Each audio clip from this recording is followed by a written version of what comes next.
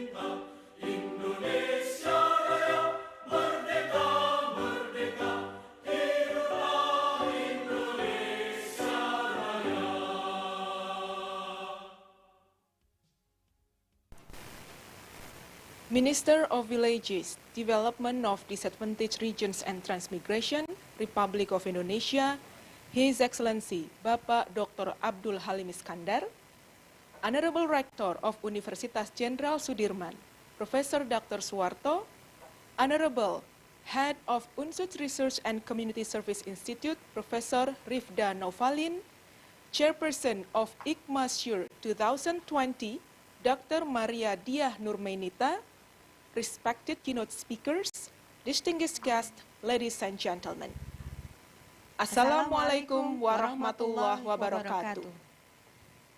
First of all, thank you very much for attending this online international conference and welcome to the opening ceremony of the third International Conference on Multidisciplinary Approaches for Sustainable Rural Development 2020. Hopefully, it will be a wonderful day to all of us. I am Indri. I am Ruri, and we feel very honored to be the master of ceremony for this conference. The third ICMA-SURE 2020 is organized by Unsud Research and Community Service Institute. This annual conference will be held for 2 days on the 18th and 19th of November 2020. There will be 9 invited speakers and 229 participants join this online conference. And hopefully, it will be valuable experience and incredible opportunity during this pandemic. And for everyone here, we are not only attending, but also sharing in-depth knowledge and even connecting and reconnecting for colleagues around Indonesia and around the globe. Hope this event become a memorable one. Without further ado, continuing our next agenda, we would like to call upon the chairperson of this third ICMA-SURE 2020. Ladies and gentlemen, let's invite to the screen Dr. Maria Diah Nurmainita.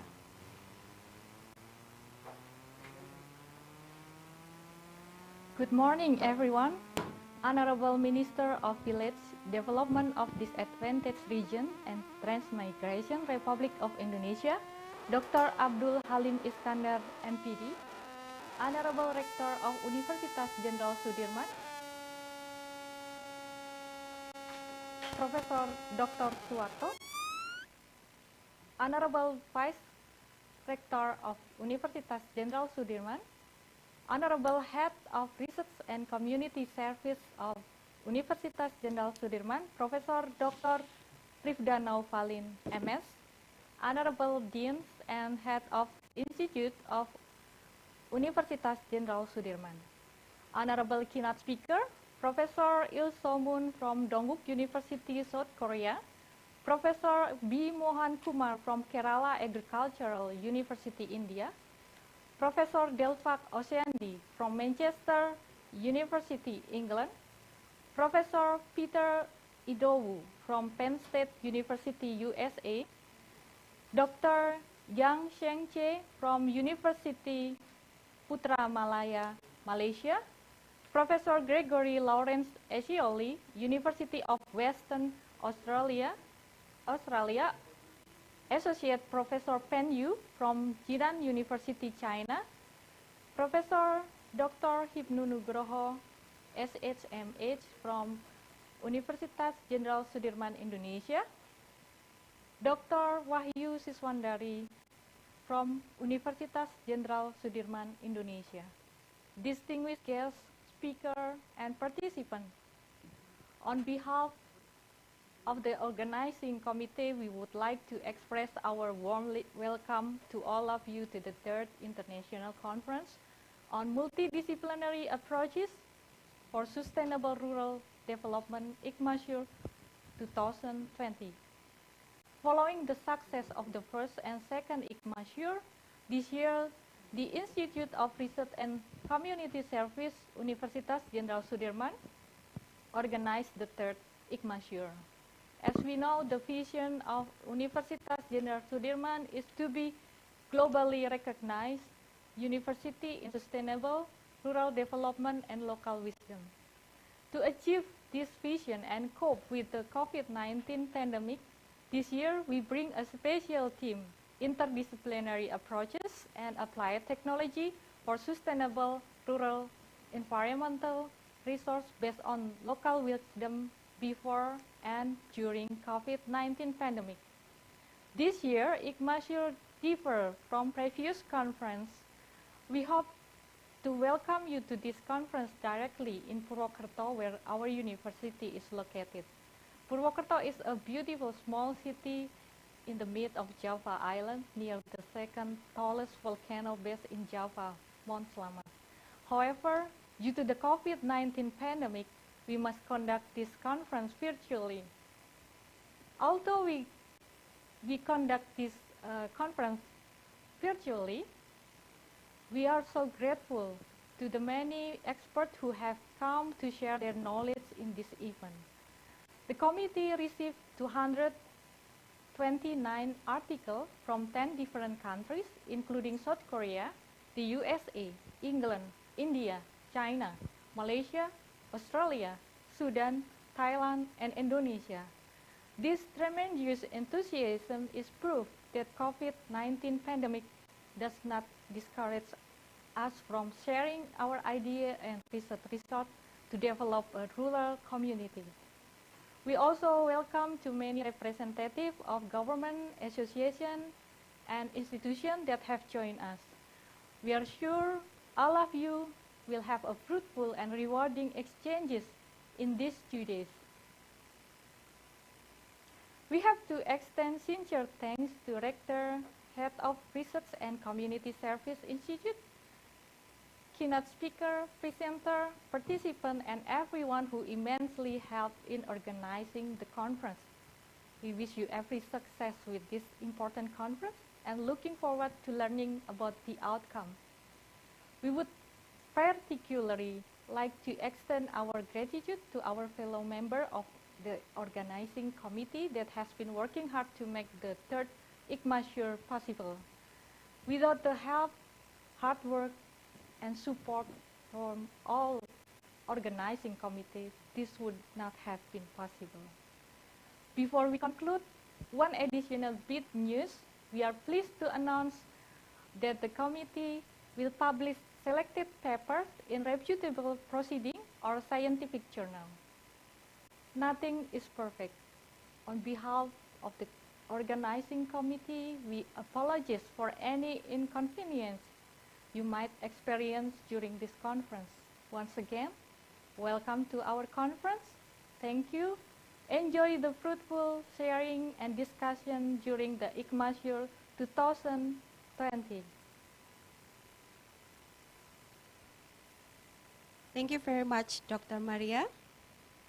The next speech, we would like to call upon the Head of Research and Community Service of Universitas Jenderal Sudirman, Professor Dr. Rifda Novalin.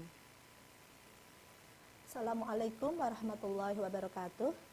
The Excellency Minister of Village Development of Disadvantaged Region and Transmigration Republic of Indonesia, Bapak Dr. Abdul Halim Iskandar, Honorable Rector of Universitas Jenderal Sudirman, Professor Dr. Suwarto MS, Honorable Vice Rector of Universitas Jenderal Sudirman, Honorable Deans and Head of Institute at Universitas Jenderal Sudirman, Honorable Professor Il Soo-moon, Donggu University, South Korea, Honorable Prof. B.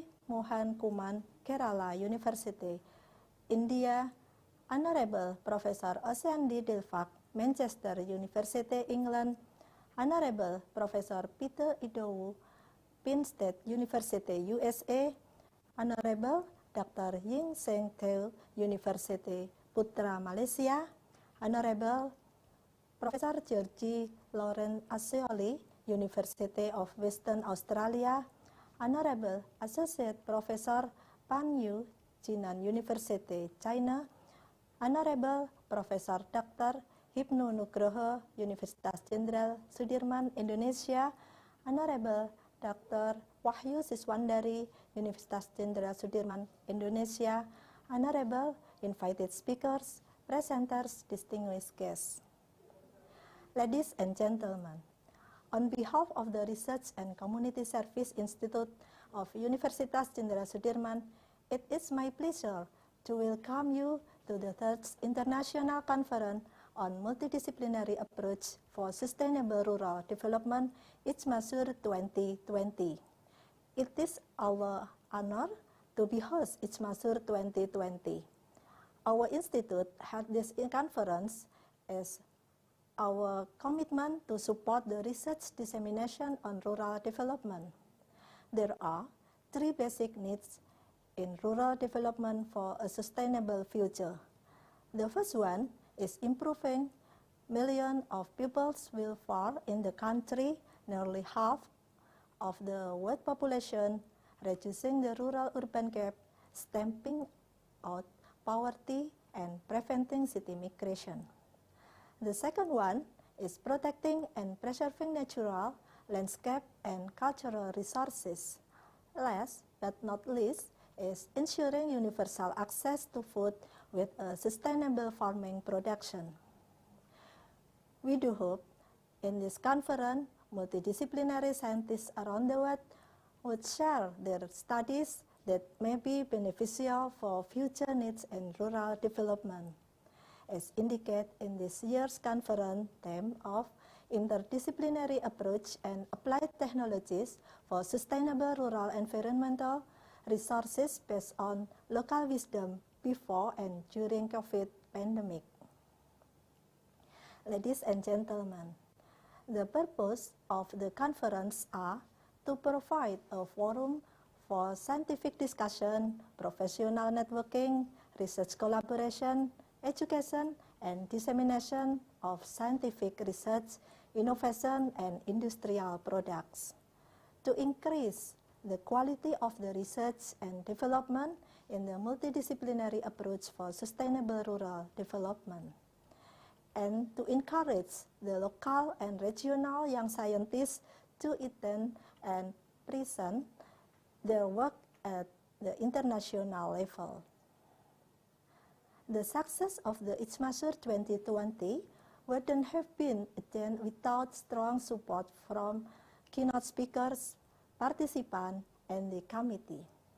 I would like to thank all of them for helping to make a very successful conference. We hope you will enjoy a pleasant and valuable virtual conference at ICMA-SURE 2020, organized by the Research and Community Service Institute, Universitas Jenderal Sudirman. Maju terus, pantang mundur, tak kenal menyerah. Wassalamualaikum warahmatullahi wabarakatuh. Thank you, Professor Rifda. Distinguished guests, ladies and gentlemen, now we would like to request the honor for the Rector of Universitas Jenderal Sudirman to kindly address his opening remarks and also to officially open this conference. Please give our warmest welcome to Professor Dr. Suwarto. Assalamualaikum warahmatullahi wabarakatuh. The Excellency Minister of Village Development of Disadvantaged Region and Transmigration, Republic of Indonesia, Bapak Dr. Abdul Hakim Iskandar, Prof. Il Sun Moon, Donguk University, South Korea, Prof. B. Mohan Kumar from Kerala Agricultural University, India, Prof. Oceandi Delvak, Manchester University, England, Prof. Peter Idowu, Penn State University, USA, Dr. Yeong Seng Tei from University Putra, Malaysia, Prof. Gregory Lawrence Asiaoli from University of Western Australia, Associate Professor Ban Yu from Jinan University, China, Prof. Dr. Hibnu Nugroho SHMH from Universitas Jenderal Sudirman, Indonesia, Dr. Wahyu Siswandari, SP PK MSI Med, University Jenderal Sudirman, Indonesia, Vice Rectors of Unsud, Head of LPPM Unsud, Honorable invited speakers, presenters, distinguished guests, ladies and gentlemen. Best wishes to all of us. Good morning. In the name of Allah Subhanahu wa Ta'ala, the Almighty and the Most Merciful, may His blessing be upon the Prophet Muhammad SAW and his descendants, and on behalf of Universitas Jenderal Sudirman, I would like to welcome all the speakers and participants at the third International Conference of Multidisciplinary Approaches for Sustainable Rural Development. This year we have a special theme, Interdisciplinary Approaches and Applied Technologies for Sustainable Rural Environmental Resources based on local wisdom before and during the COVID-19 pandemic. Ladies and gentlemen, Universitas Jenderal Sudirman has wide experience in researches on rural resources development as well as community services. We have the mandate to undertake learning process to generate sciences, technology, and art based on in-depth researches focusing on innovation and innovation applicable to sustainable rural development, which shall be disseminated and transferred to stakeholders through community services. This core competence in sustainable rural development shall hopefully initiate the university to be nationally and internationally renowned as the center of rural community empowerment. Rural area provide many valuable processes to ensure the availability of goods and services of provisioning, regulating, and supporting the culture. The era of globalization and industrial 4.0 requires us to have an inclusive and multidisciplinary understanding to the research and innovation. Through equal interaction and mutual approach in researches, it is hoped that we are able to improve the development of the rural areas. In this context, increasing the competence and capability of academic scholars becomes a strategic program to be conducted. This applies not only in the context of popularizing science and technology, but also in increasing knowledge, understanding, and experience of studying science and socio-culture that is closely related to humanity and environmental issues. Ladies and gentlemen, we hope that in this forum, ICAH plan and action will emerge to overcome problems in developing rural areas and its resources. Therefore, we really appreciate the program organized by the Institute of Research and Community Service, University Jenderal Sudirman. I do to expect that this conference produce useful outputs, particularly interdisciplinary approaches and applied technologies for sustainable rural environmental resources. Last but not least, I congratulate the committee and the delegates on participating in this online international conference for the next 2 days. By the name of Allah Subhanahu wa Ta'ala, Bismillahirrahmanirrahim, I officially open the third international conference on multidisciplinary approaches of sustainable rural development 2020. Wassalamualaikum warahmatullahi wabarakatuh. Waalaikumsalam warahmatullahi wabarakatuh. Thank you, Professor Dr. Suwarto. So, before we finally close this opening ceremony, we are going to have a group photo session. To all participants, please click on the camera until we set up. And don't forget to smile, okay? Yeah, please turn on your camera. Okay, and we're still waiting for the host to be ready. Okay, everyone. Hopefully you are all ready. Do not forget to smile, please. Yes, screen 2. Awesome. Give your best smile. Yes. Next Thank you. screen. Next screen. Right? Okay, this is the last screen. Yes. Yeah. Thank you very much. Thank you. Ladies and gentlemen, welcome to ICMA-SURE 2020.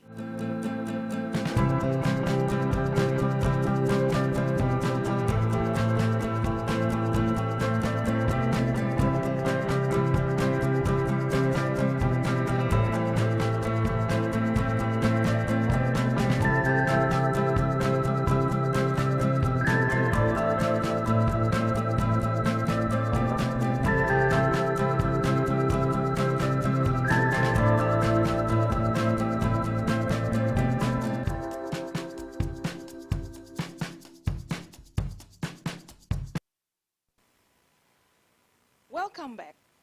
And before we continue, allow me to give you information to all participants.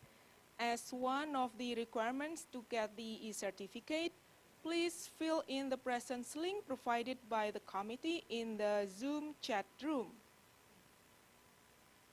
And Mbak Ruri, do you think you are ready for the next session? Of course I'm ready, and I believe that all the participants also ready. Okay, but I think we have to be more patient since we will have something for you, a video.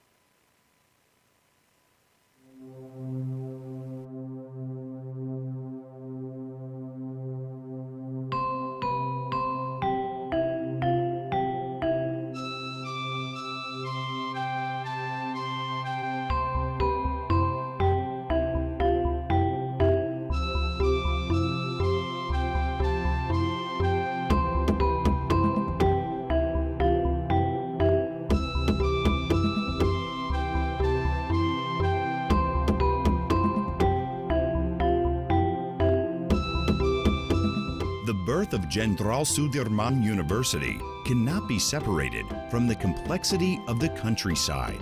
Villages have a very strategic role in national development.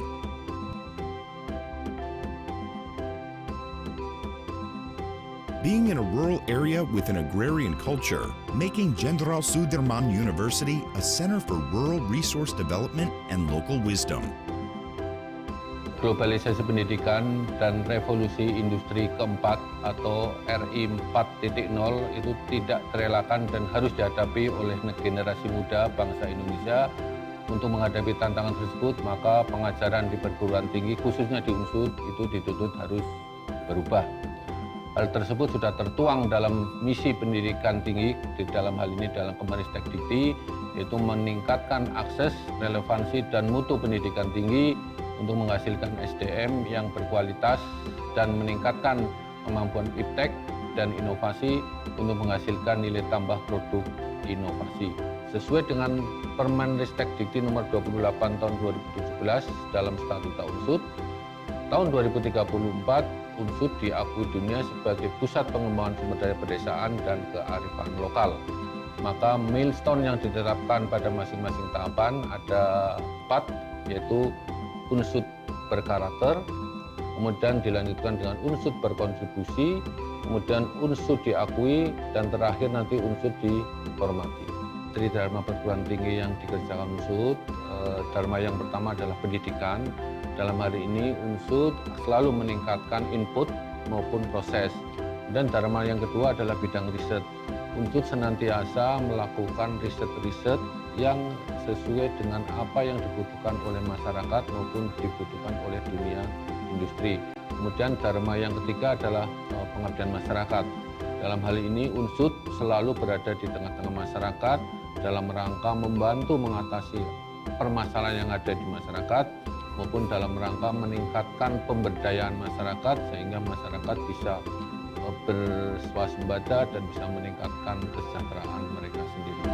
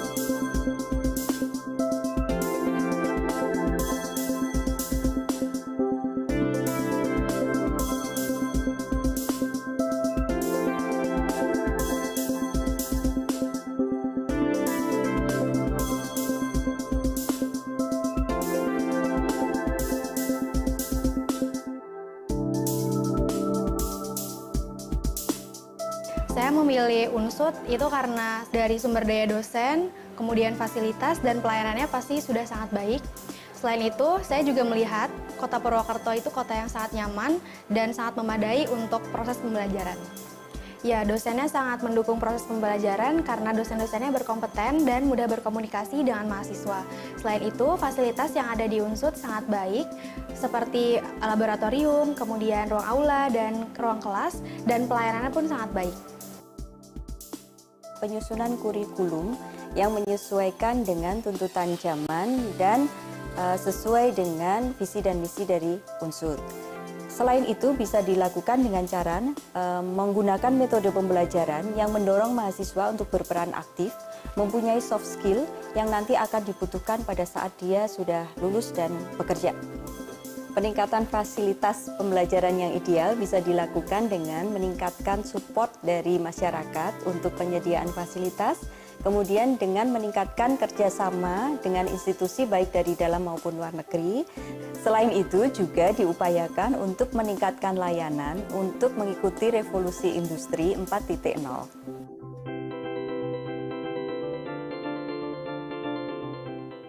The effectiveness of the agricultural sector is a very important part in supporting national food security, along with the progress of the times. Jenderal Sudirman University has a role to play in contributing to the agricultural problem. Riset itu harus menghasilkan dua, publikasi dan inovasi teknologi. Jadi teknologi yang dihasilkan oleh perguruan tinggi itu hanya akan diakui bermanfaat kalau itu sudah dimanfaatkan oleh masyarakat. Sejak tahun 2002 kami telah melakukan riset awal, mencari sumber-sumber genetik tanaman padi untuk kemudian kita kembangkan untuk merakit menjadi varietas unggul. Kalau ditanam di lahan-lahan marginal, khususnya lahan garam, kadar garam tinggi di daerah pesisir, itu tetap bisa tumbuh baik dan berproduksi baik. Karena lahan salin di Indonesia itu sangat-sangat luas, yang sampai sekarang itu belum bisa optimal sekali digunakan untuk lumbung pangan. Untuk menghasilkan teknologi publikasi itu tidak cukup karena satu tahun penelitian, itu butuh sekali berapa tahun riset. Nah, ini dosen selalu melibatkan mahasiswa, baik mahasiswa S1, mahasiswa S2 maupun mahasiswa S3 untuk terlibat dalam riset dosen sekaligus untuk menjadi bagian tugas akhir dari mahasiswa tersebut. I come from Sudan. I would like to transfer a new idea from this project, application of to practice in my country. I was joined to this project such as assistant farming or assistant research. I would like to collect the data because I have interest to know big information about rice and about rice production, such as irrigated farming, also pest control and technique of harvesting.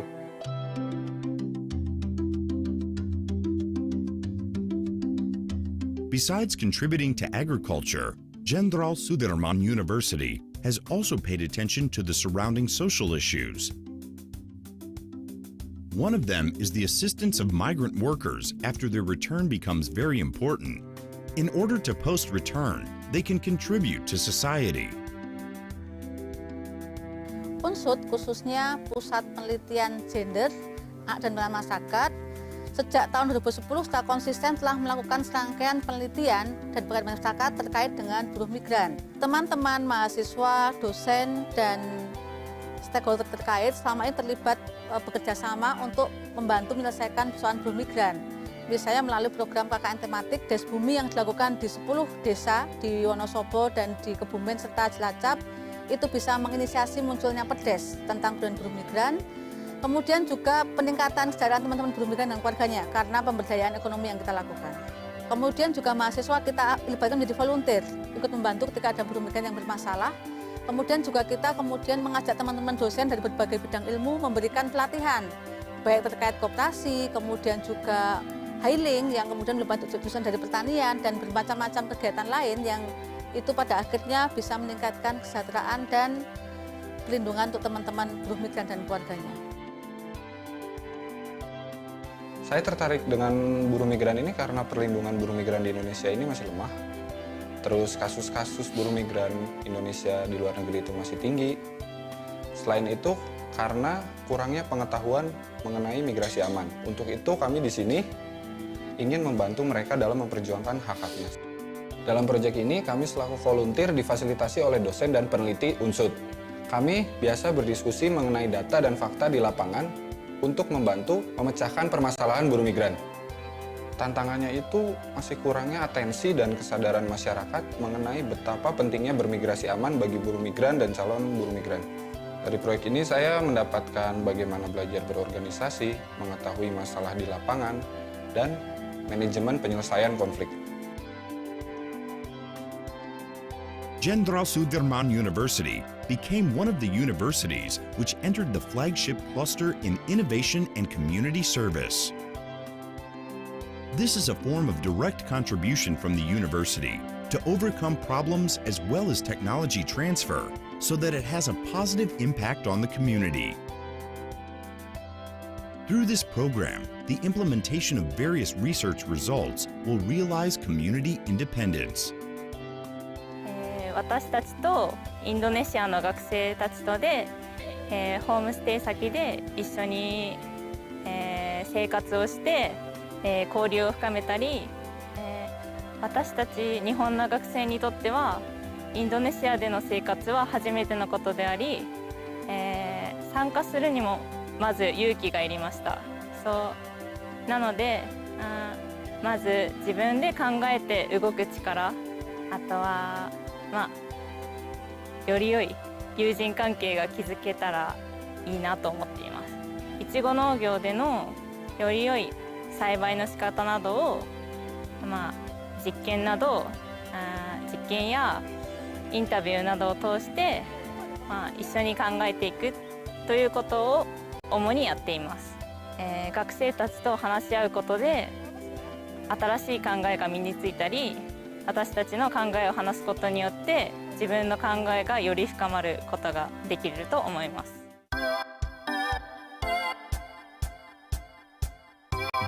At Jenderal Sudirman University, besides emphasizing the academic sector, students are given space to be creative in developing their interests, skills, and reasoning. Aktivitas yang saya lakukan selain kuliah itu mengikuti UKM. Nah, di Unsud ini kita bisa memilih UKM sesuai minat dan bakat kita. Ada UKM seni, UKM olahraga, UKM pecinta alam. Selain itu, Unsud juga memiliki himpunan mahasiswa dan badan eksekutif mahasiswa. Yang saya dapatkan dari kegiatan UKM ini, pengalaman berorganisasi, terus menambah relasi sekaligus wadah kita untuk berekspresi dan mengaktualisasikan diri kita.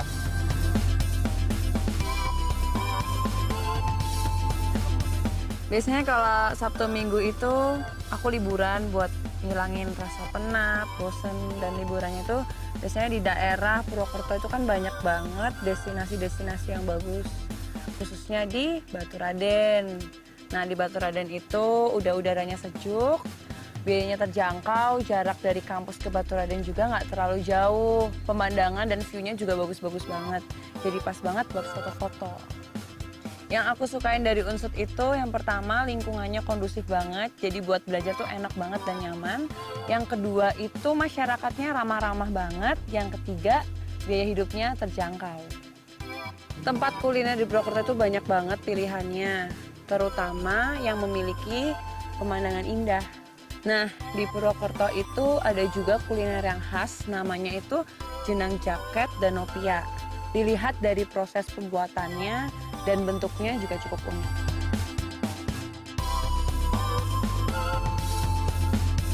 Unsud memanggil generasi muda seluruh Indonesia, dari Sabang sampai Merauke, dari Miangas sampai Pulau Rote, dari daerah terdepan, terluar, dan tertinggal.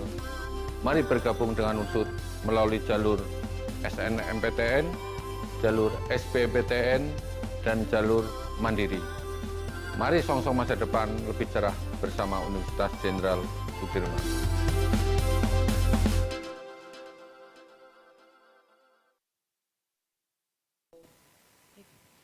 Yeah, ladies and gentlemen, that was the profile of our university.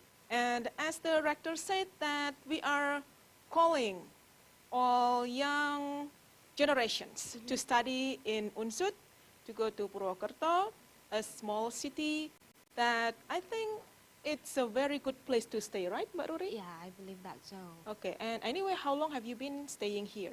Let me remember. I think I've been here since 2001. Oh, so it's quite that's long. Yeah. And what do you like most about this small city? I love the weather and I love the people. The people are very friendly, and especially the food. The food is so delicious. Any favorite food? Soto Sokaraja maybe. Soto Sokaraja. Yeah. Only soto? Soto mendoan.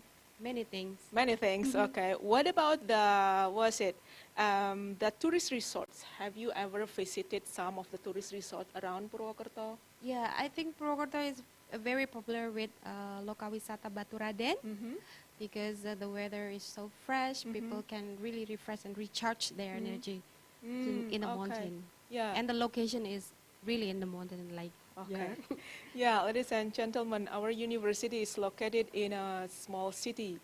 Even though it is small, that I think, as a resident, I think it's a good place to stay because the weather, as you said, it's cool, fresh, and also we have also one of the biggest mountains in Java Island, right? Yeah. It's Mount Slamet. Actually, Yeah. the second tallest highest mountain in Java Island. Highest. Cool. And we have also Curug, yeah. Have you been to any of what? I've been to some Curugs, and the highest one is near the mountain. It's called Curug Pengantin. Oh, I never been there. It's a very good place, but if you want to go there, you have to be very fit because the root is hard, and we sometimes see eagles, and also monkeys, and some wild animals like snakes, and around. So it's still, what is it? Sanctuary for sanctuary. Yes, and but also the view is very good. Yes. Yeah. So Alright, we also have. This one. What we call this? Have you ever visited this place? No, I don't think so. Where is this? Museum Wayang, right? Yeah, this is Museum Wayang, and it's located in Kecamatan Banyumas. Yeah, so it's not in Purwokerto, but it's in Kecamatan Banyumas. It's around probably 20 kilometers from Purwokerto, but it's a nice place to learn traditional puppet. Especially puppet, and wayang kulit. And Banyumas is the old city. Now we have the culinary. This one. This is what you like? Mendoan. Yeah. Is it mendoan? And usually we eat mendoan with chili, and this one ketchup. The soybean ketchup, soy sauce, yes. Yeah, the soy sauce. Okay, and this is one of the favorite food. Even I really love this cemilan. Yeah, we can call that as a snack. Yeah. Yes. Okay, and also we have this. What is this? Getuk goreng, I guess. Goreng, yeah, getuk goreng. Do you know what it's made from? Cassava. Yeah. Cassava and the taste is sweet. Okay, it's sugar. usually and usually we go around Sokaraja, yeah. So the name of the getuk is named after the place, Getuk Goreng Sokaraja. Yes, true. Yeah, and if I go to Sokaraja, sometimes I ask the seller if they have the getuk that is not fried already, it will be more delicious. Okay. And what else? What about our university? How long have you been teaching here? I've been teaching since 2006. And this university established since 1963, so it's quite long. And you know, the composition of the student is from all over Indonesia. And I heard also from over the world, right? Yeah, some of them is from other country too. And you know, it's about 5,000 people enrolled to our university. Oh, cool. So yeah, if you have the chance to visit our city, also we will invite you to visit our university. And for your information, the location of our university is not in one place because we have several locations in the city center, and one in the city center, like the Faculty of Dentistry, if I'm not mistaken, and then the other one is in the north? In the north. Okay, and then we have also a campus in Dibran Regency for the Faculty of Engineering. And what about the researches? The researchers. We have a very incredible, I think, human resource in our university. One of the examples is our rector, Professor Suwarto. Oh, okay. Yeah, he has a specialty in genetic, especially for paddy species. Yeah. That's interesting. Who can, so he built like a species which can grow in a marginal area, such as probably with high salinity. Yeah, maybe. And also our chairperson. Yeah. Okay, she is also one of our outstanding researchers in Universitas Jenderal Sudirman. And do you know her expertise? She works mostly in biotechnology. Yes, especially in seaweed. Oh, yeah, and I know she collaborates more with other researchers from several Korea. countries. Yes, Yeah, from Korea, from China. And also the head of the Research and Community Service Institute, Ibu Professor Rifda. Dr. Professor Rifda. Okay. Do you know what she is majoring? Agriculture. Agriculture. Yes, Okay. and her specialty is in kecombrang. Do you love kecombrang? I like it. Okay. Yeah. Even the taste is a bit, well, weird, but I love it. Yeah, you know, there are so many benefits behind kecombrang. It's high content of antioxidants, so it's very good for our health. Yes. Okay, cool. And what about you yourself? Me, myself. I heard you just finished your study from University of Auckland.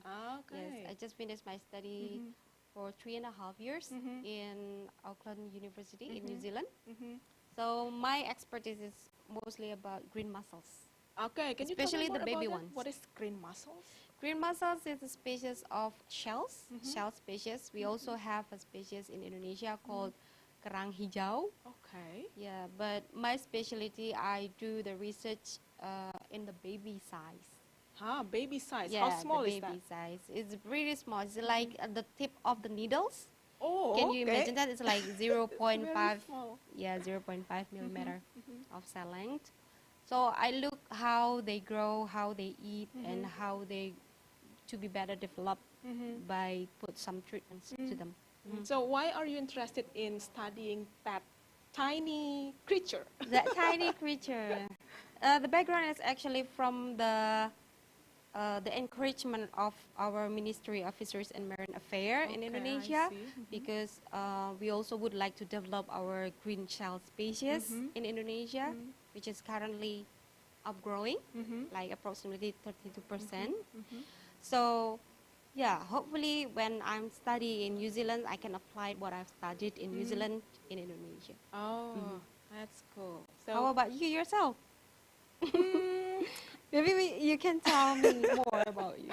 Well, yeah, mostly I'm teaching foreign language, especially English, but I also teach Bahasa Indonesia for foreign students who are studying in this university. So before they go to their study program, before they join their classes, they have to be able to speak Bahasa Indonesia. At least they can survive living here in this city. Yeah, so I have teams teaching Bahasa Indonesia, and it is very interesting because we can also exchange our cultures. When we met students, let's say from Japan, from Germany, from China, and some other countries. They also did Bahasa. Yeah, I'm studying and still learning Bahasa. Okay. Well, it is like a kind of a challenge since, teaching our own language consumes, to them. Yeah. Okay. Now, I think we have something here, right? Oh, really? They would like to show. Okay. Yeah. All right. We will show you another video. Please enjoy.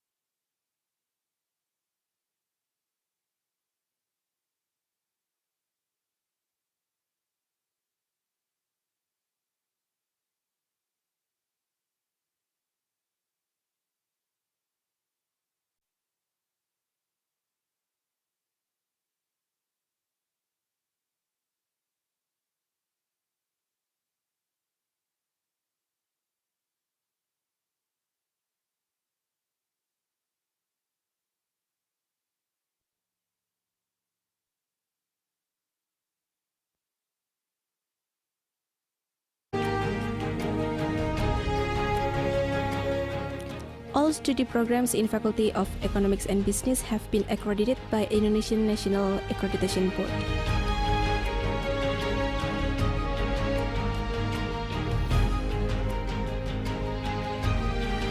Located in 37,000 m² campus area, Faculty of Economics and Business Jenderal Sudirman University provides you convenient environment to study.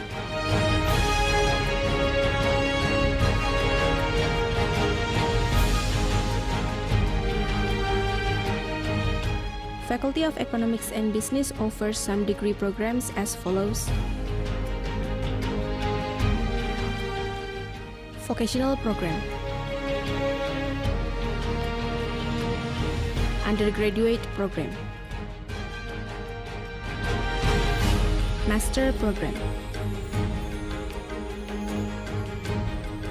Doctorates Program, Professional Program, Certificate Program.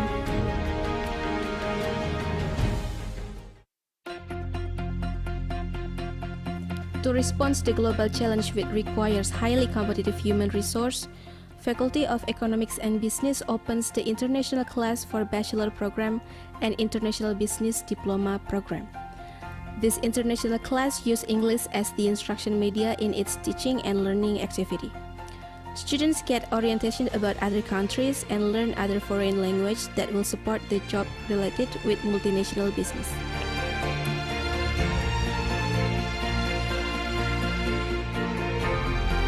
In order to develop students' competence and quality for the global market, Faculty of Economics and Business establishes several collaborations with some overseas universities in Korea, Malaysia, China, Japan, and Thailand. We open joint degree and exchange program for both inbound and outbound students. We have 140 lecturers with master and doctorate qualifications. They graduated from various leading universities around the world, such as America, United Kingdom, Germany, Australia, New Zealand, Philippines, Malaysia, etc. To support the teaching and learning process in vocational programs, we have established some cooperation with various private and state-owned enterprises.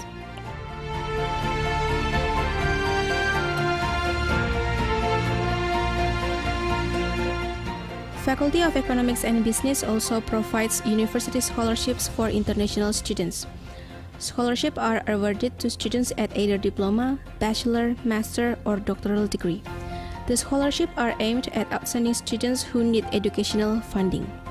In addition, many scholarships coming from abroad are aimed at students and lecturers to get a higher level of education in foreign universities.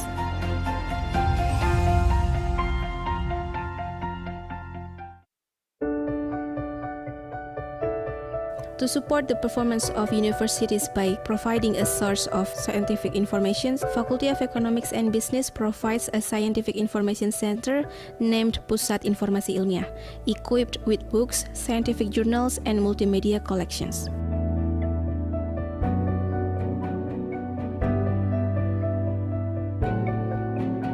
Currently, Faculty of Economics and Business own integrated laboratory facility.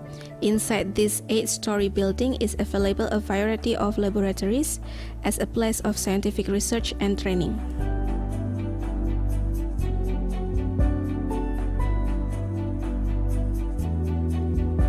Self-development does not have to go through academic channels. Faculty of Economics and Business Universitas Jenderal Sudirman also provides various student activity units so students can develop their interests and talents on campus.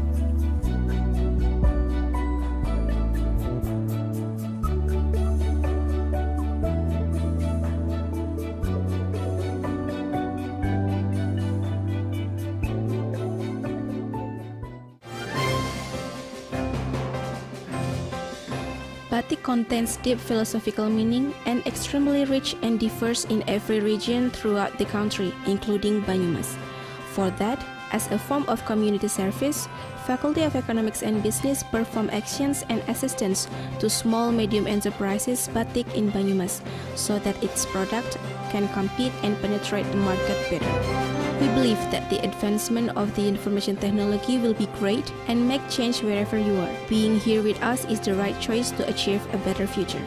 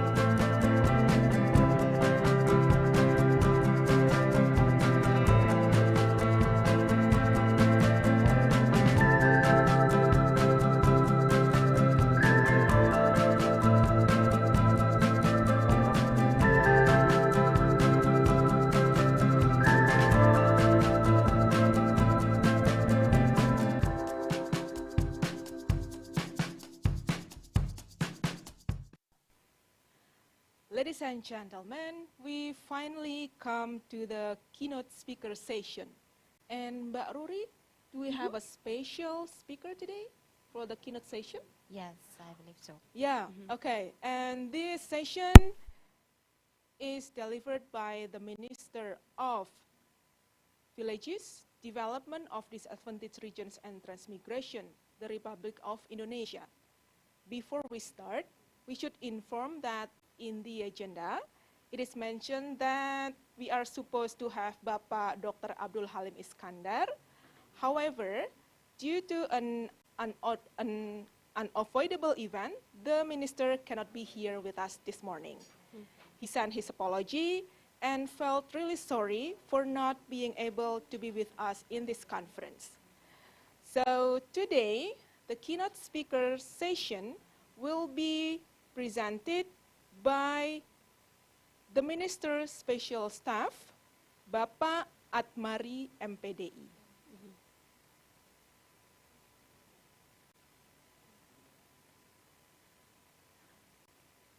This is the curriculum vitae. Yeah, and hopefully Pak Atmari is already with us here on the screen. Can I greet him, Bapak Atmari? Ya, hello, good morning Bapak. Assalamualaikum warahmatullahi wabarakatuh. Waalaikumsalam warahmatullahi wabarakatuh. Yeah, hopefully you are all in good condition. Amin. And thank you so much for being here. Thank you. Okay, and now Bapak, we will give the floor to you to deliver the material. Thank you very much. I say thanks for the opportunity. Before of all, I'd like to greet Assalamualaikum warahmatullahi taala wabarakatuh.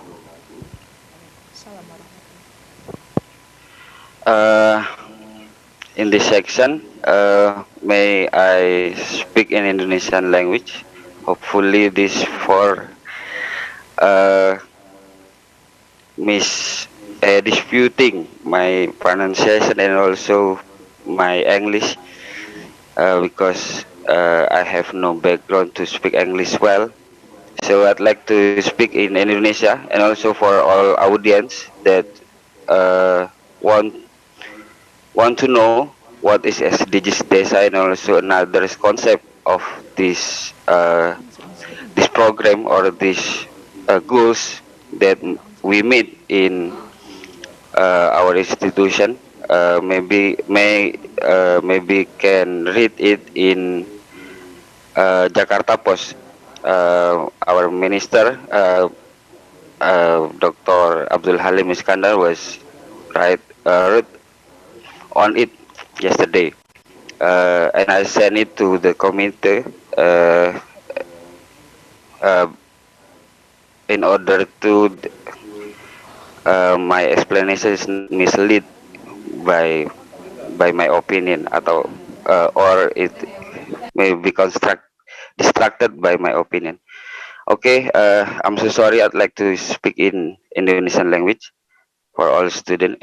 For all audience.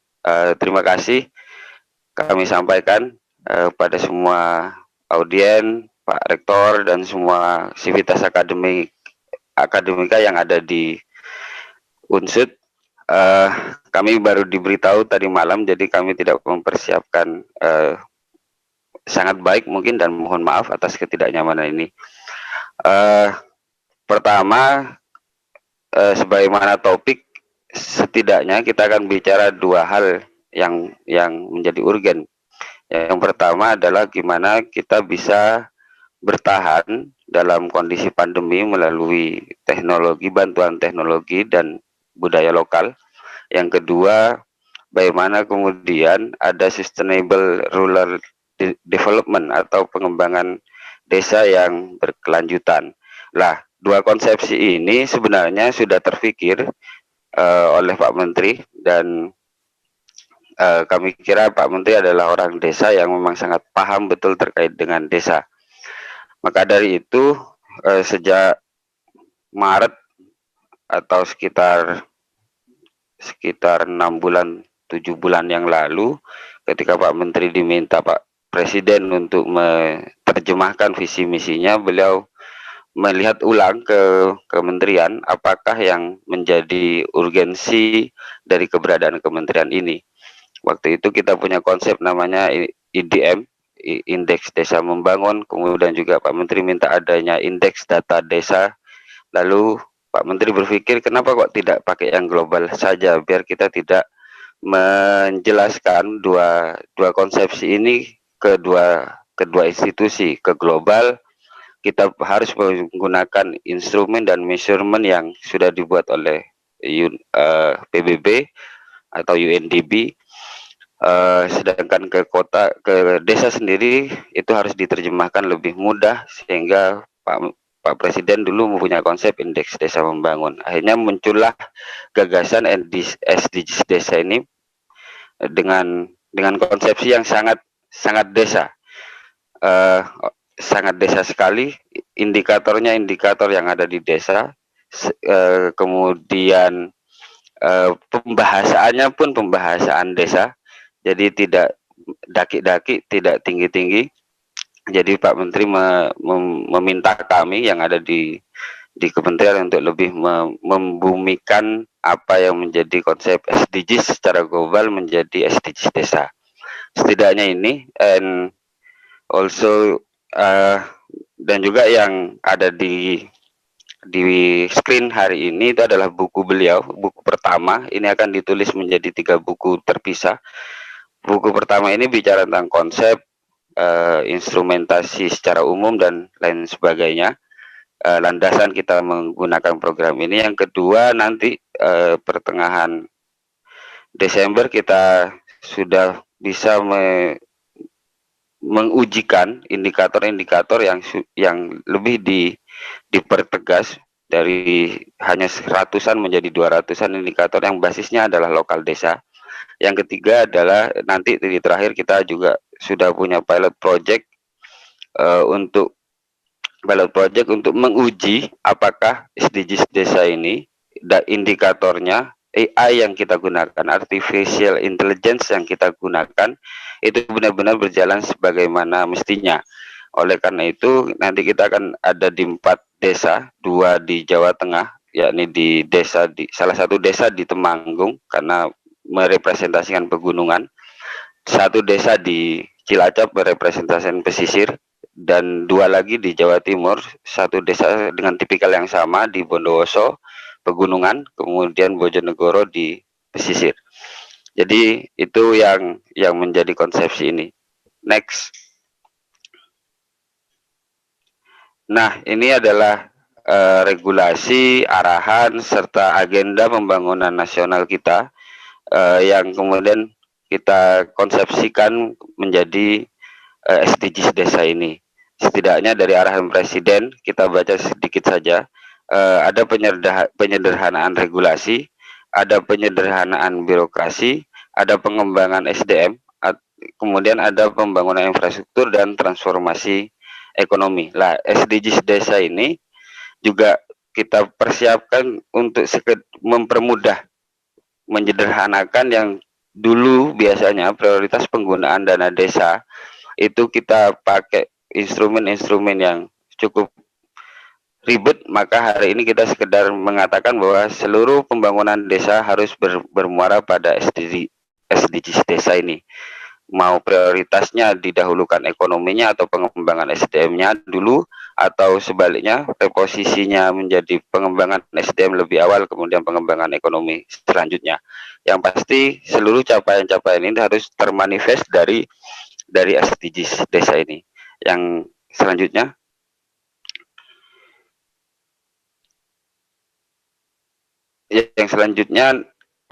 ada arahan Presiden juga pada tanggal 22 Oktober 2019, di mana dana desa harus dirasakan seluruh warga, terutama golongan terbawah. Yang kedua arahannya adalah dana desa harus berdampak pada peningkatan ekonomi dan SDM. Nah, ini yang kemudian kita sebut di SDGs desa ini sebagai no one left behind. Jadi sudah tidak ada lagi dana desa yang diperuntukkan diperuntukkan dan hanya dirasakan oleh kelompok elit semata. Next ke gambar SDGs desanya saja. Ke gambar SDGs desa. Terus.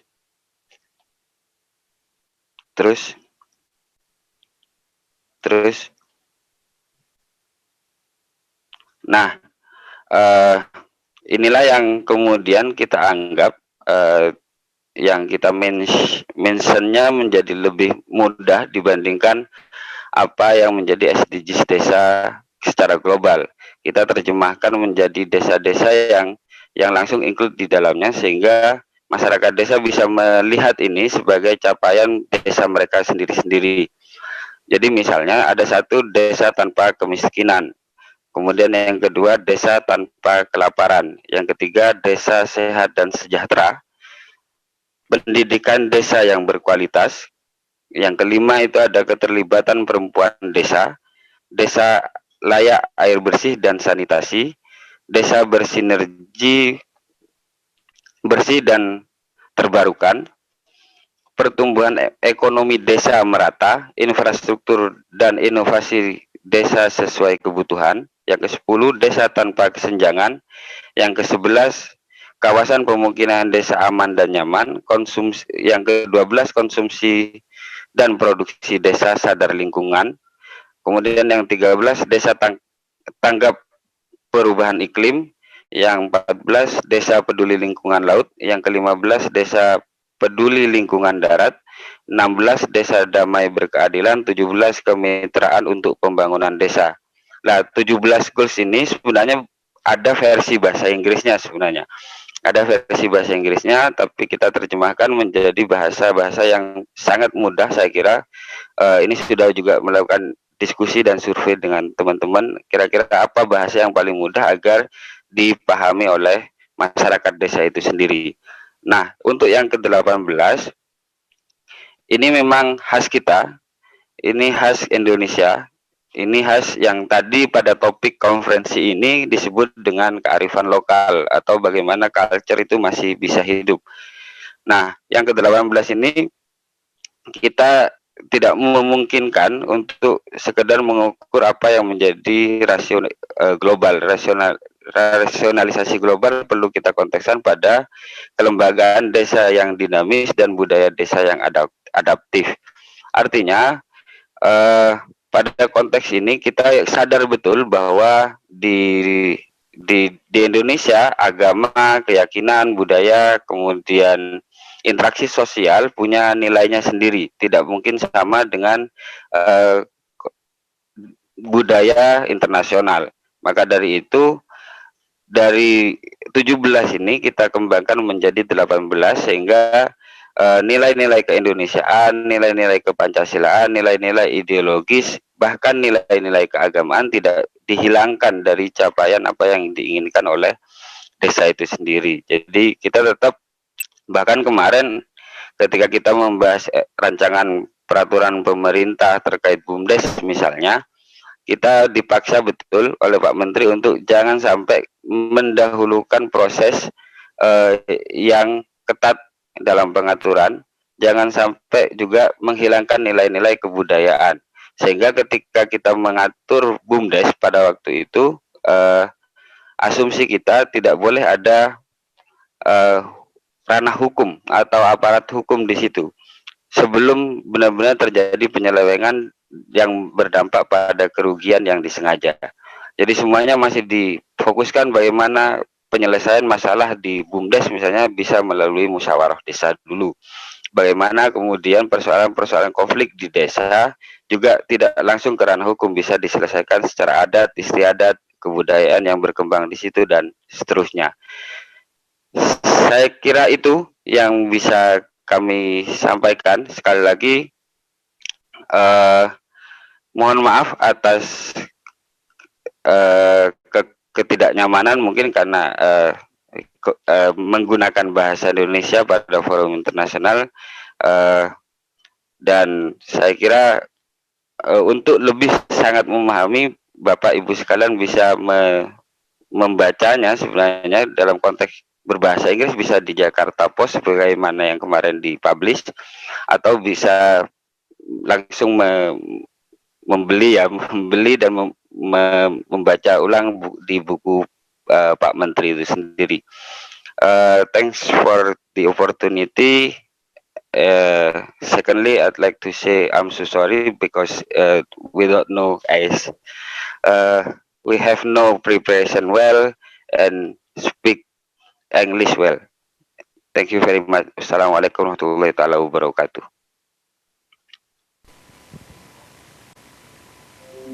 Waalaikumsalam warahmatullahi wabarakatuh. Thank you very much, Mr. Atmari, Magister Pendidikan, who have joined us and to be here with us representing the minister. This is very interesting topic actually, Mbak Indri. Yeah. And I'm interested about SDGs. It's like what's that? Sustainable Development Goals. Oh, okay. Yeah. Do you have probably any idea about that? I'm not sure, but How about if we ask Okay, Mr. Atmari Pak about that? Atmari, are you still with us? Yes. Yeah. Sure. If you don't mind, I would like to know more some of the goals. Tadi sepertinya ada desa tanpa kelaparan, desa tanpa kemiskinan. Itu langkah konkretnya itu bagaimana ya, Pak? Oke. Jadi begini, desa tanpa kemiskinan itu tentunya sangat bergantung pada, jadi gini, saya jelaskan lebih awal dulu. Jadi seluruh konsepsi yang ada dalam SDGs ini, indikatornya akan kita ujikan. Yang pasti desa akan kita kasih rekomendasi. Jadi kalau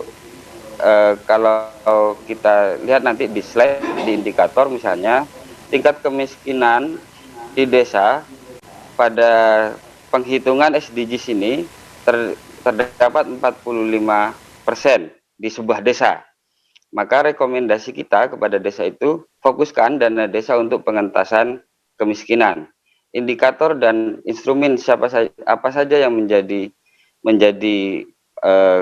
catatan dari kemiskinan, misalnya berapa banyak keluarga yang tidak bekerja, misalnya saja berapa yang terakhir dibelanjakan, berapa penghasilan setiap bulan dan lain sebagainya. Nah, data-data inilah yang kemudian kita rekomendasikan untuk penggunaan dana desa itu tadi. Jadi selain kita punya SDGs desa, kita juga punya sistem informasi desa yang di-embed, yang kita tanam di dalamnya dengan AI, Artificial Intelligence. Lah, melalui artificial intelligence inilah kemudian kita akan merekomendasikan kepada gubernur, kepada kementerian lain, kepada bupati, bahkan ke kepala desa. Jadi satu desa bisa punya usernya sendiri terkait desanya sendiri di DSID ini, di sistem informasi desa ini. Nah, dengan demikian mereka tahu dari 18 yang mereka buat ini, yang mau kita capai ini, berapa persen capaian mereka. Misalnya di desa tanpa kelaparan, tentunya kita punya indikator tersendiri yang mungkin bisa menduplikasi juga punya BPS nantinya, atau kita perspektifnya kita perluas karena ini desa yang cakupannya kewargaan dan juga kewilayahan, sehingga dengan demikian kita punya itu tadi, punya rekomendasi yang khusus. Misalnya sekali lagi saya kasih contoh di desa saya, di desa Pojajar misalnya, hari ini dianggapnya karena di situ di dataran Jawa, karena Jawa juga tergolong kecil kemiskinannya atau ketertinggalan pendidikannya, mungkin nilainya tinggi. Tapi apa yang misalnya menjadi karena pandemi misalnya tiba-tiba pengangguran naik. Nah, rekomendasi dana desa di 2021-2022 nantinya harus mengcover itu untuk menyelesaikan problem-problem yang ada di desa. Saya kira itu yang bisa kita sampaikan. Terkait indikator dan lain sebagainya, sebagaimana saya sebutkan tadi, kita masih akan mengujinya lebih komprehensif sehingga kita bisa menampilkan lebih menarik ke depannya. Terima kasih. Ladies and gentlemen, the ministry is still preparing the indicators, so the villages around Indonesia can be free from, for example, from hunger, from poverty, and also they're also trying to build the awareness of the environment. And also probably, Pak Atmari, there is also another homework to all of us here, yeah? Okay, and do you have questions? Yeah, I think the participant would like to ask from Gregory Asiaudi. Yes, okay. Apa dampak dari RUU Cipta Kerja atas usaha mencapai SDG Desa Indonesia? Ya, Pak Atmari. Oke, terima kasih. Apakah ada dampak spesifik dari RUU Cipta Kerja ini terhadap SDGs? Ya, sangat berdampak, khususnya bagi kita. Jadi gini, untuk secara keseluruhan, mungkin dari seluruh rancangan Undang-Undang Cipta Kerja ini yang paling problematik ada di ketenaga kerjaan. Jadi mungkin nilai advantage and disadvantage-nya itu ada di situ. Ada di ketenaga kerjaan dan lain sebagainya. Tapi bagi kami di desa, saya mau mengulang statement Pak Menteri. Pak Menteri selalu bilang, dengan Undang-Undang Cipta Kerja ini, kita harus bersyukur. Karena dengan demikian, Undang-Undang Cipta Kerja menjawab kegelisahan 5 tahun terakhir terkait dengan Badan Hukum BUMDes, Badan Usaha Milik Desa.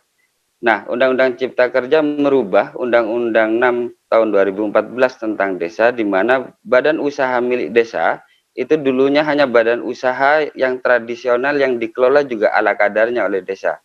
Tahun ini dengan Undang-Undang Cipta Kerja, BUMDes sudah menjadi badan hukum. Dengan demikian, konsekuensinya karena dia berbadan hukum, BUMDes bisa menjadi operating company yang pertama, yang kedua bisa menjadi investment company. BUMDes bisa menjadi konsolidator produk masyarakat secara langsung.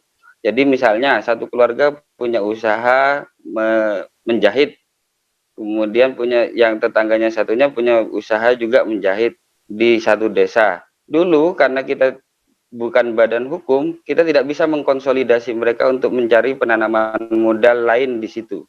Tapi karena sudah berbadan hukum, mereka kita bisa ajak, kita konsolidir seluruh usaha-usaha mereka, kita payungi dengan badan hukum namanya BUMDes.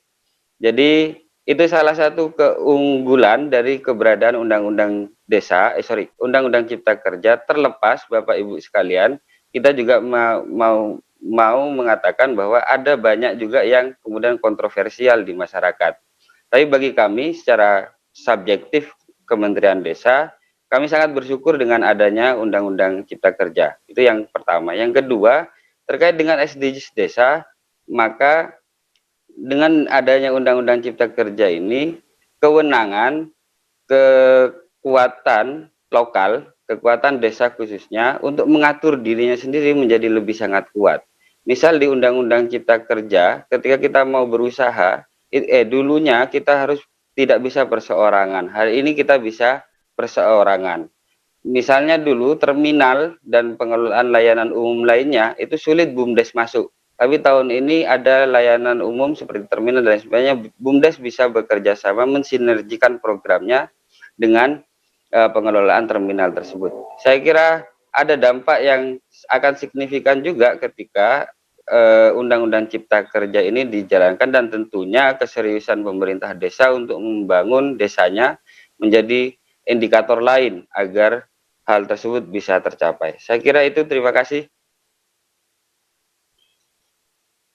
Pak Atmari, saya juga jadi tertarik ini Bapak tentang tadi yang sudah disampaikan, bagaimana dengan peran anak-anak muda dengan adanya SDGs ini, karena di satu kecamatan di wilayah kami di Kabupaten Banyumas, Bapak, ada sekumpulan anak muda yang mereka punya kesepakatan ketika mereka kuliah, selesai kuliah, mereka harus kembali ke desa. Jadi mereka membangun desanya masing-masing, membangun desanya waktu itu. Ada satu kecamatan di sini Bapak yang seperti itu. Jadi ketika kuliah mereka punya jaringan, dan ketika mereka selesai, mereka saling mengingatkan, ayo kembali ke desa. Kalau bahasa Banyumas, yuk balik desa maning, bangun desane dewek, begitu Pak. Jadi kalau seperti ini bagaimana kementerian ini akan memberdayakan anak-anak muda itu Pak? Iya, kalau tidak salah itu di slide 5.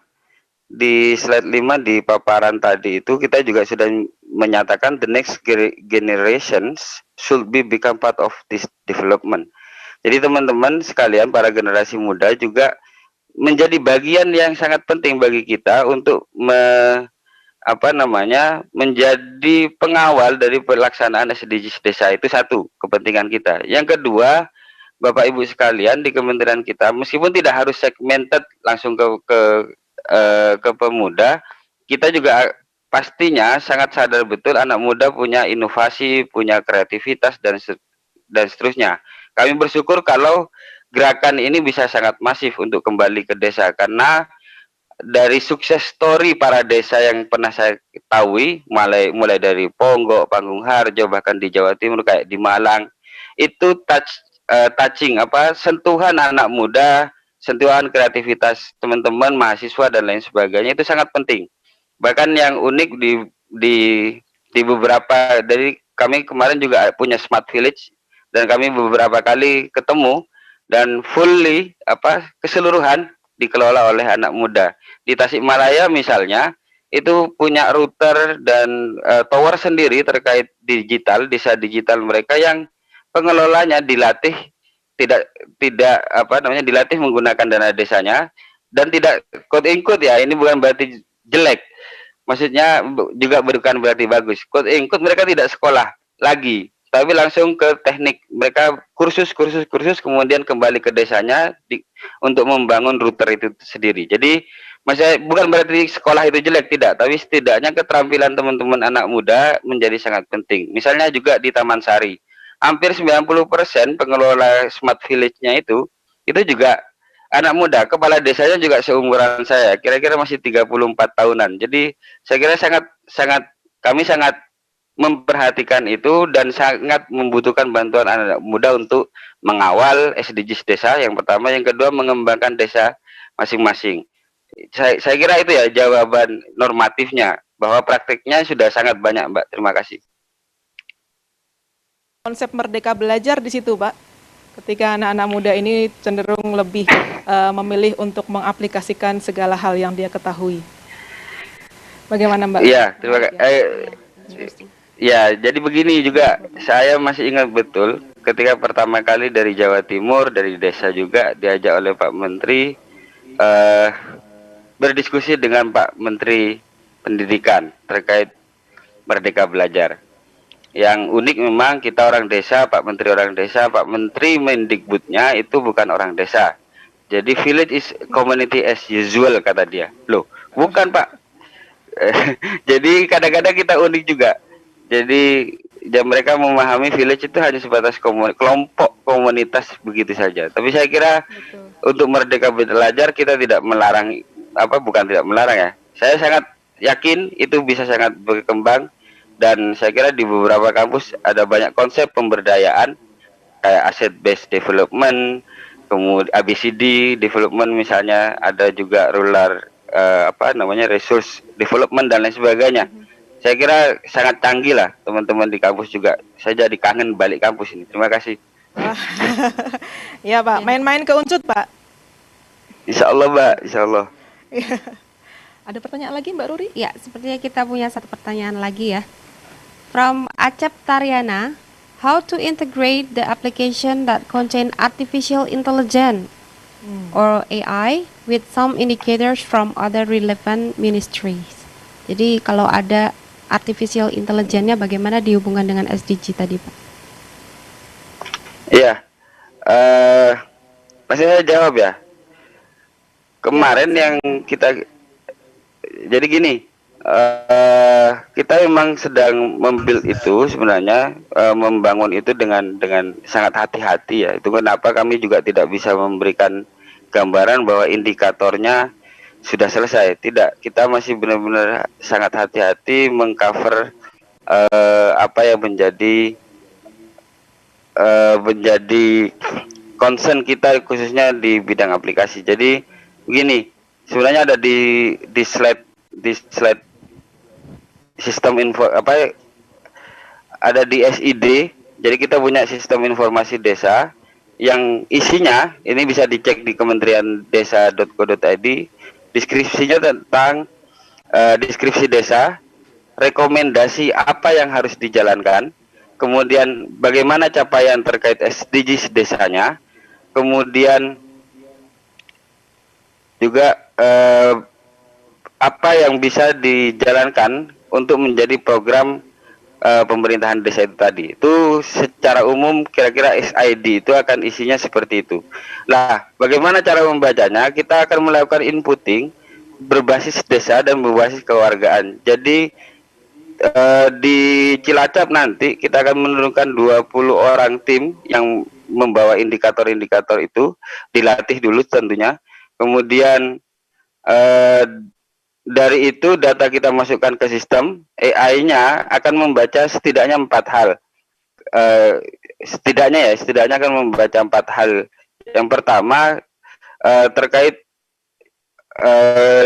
data kemiskinannya, misalnya data tentang kelaparannya, khususnya yang di Permendes 13. Kemudian terkait dengan pengembangan ekonominya dan pengentasan penganggurannya. Itu salah satu contoh AI-nya akan membaca tentang apa. Tapi secara holistik 18 itu akan dibaca nantinya ketika sudah kita benar-benar trial and error ini bisa dilaksanakan dengan baik. Terima kasih. Yeah, thank you. And ladies and gentlemen, Pak Atmari has just delivered one about the roles of young people in this, what is it, SDGs, yes, Sustainable Development Goals. And the ministry really expected that young people around Indonesia can involve in this development of their villages. And also he informed us that some villages around Indonesia have been managed by young people, and they built a kind of smart villages. Smart village. They educate, they educate the people, the local people, to integrate to the technology, and, to make use of the technology, to develop their area. Yeah, to develop their area, so they will not depend much on the government. And do we have anything else, Mbak Ruri, after this? Yes, I believe that we have to give a token of appreciation. Oh, a token of appreciation. Yeah, Pak Atmari, yeah. We will give you a token of appreciation. Through online. Certificate, okay. We will hand the certificate on screen. Okay, participants, can you click on the clap hands icon in Zoom as a big applause to our keynote speakers. Yeah. All right.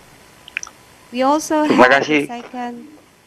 Terima kasih Bapak Atmari sudah berbagi, dan semoga kita bisa bersinergi.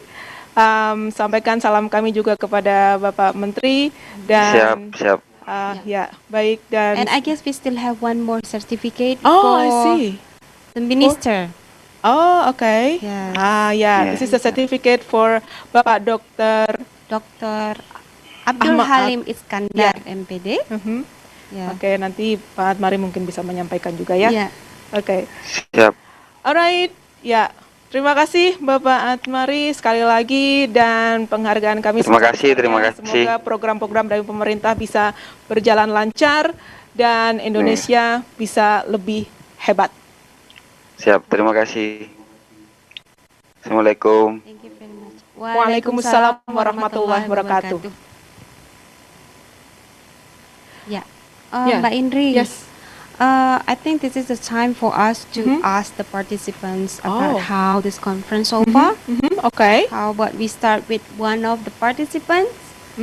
So, who is it?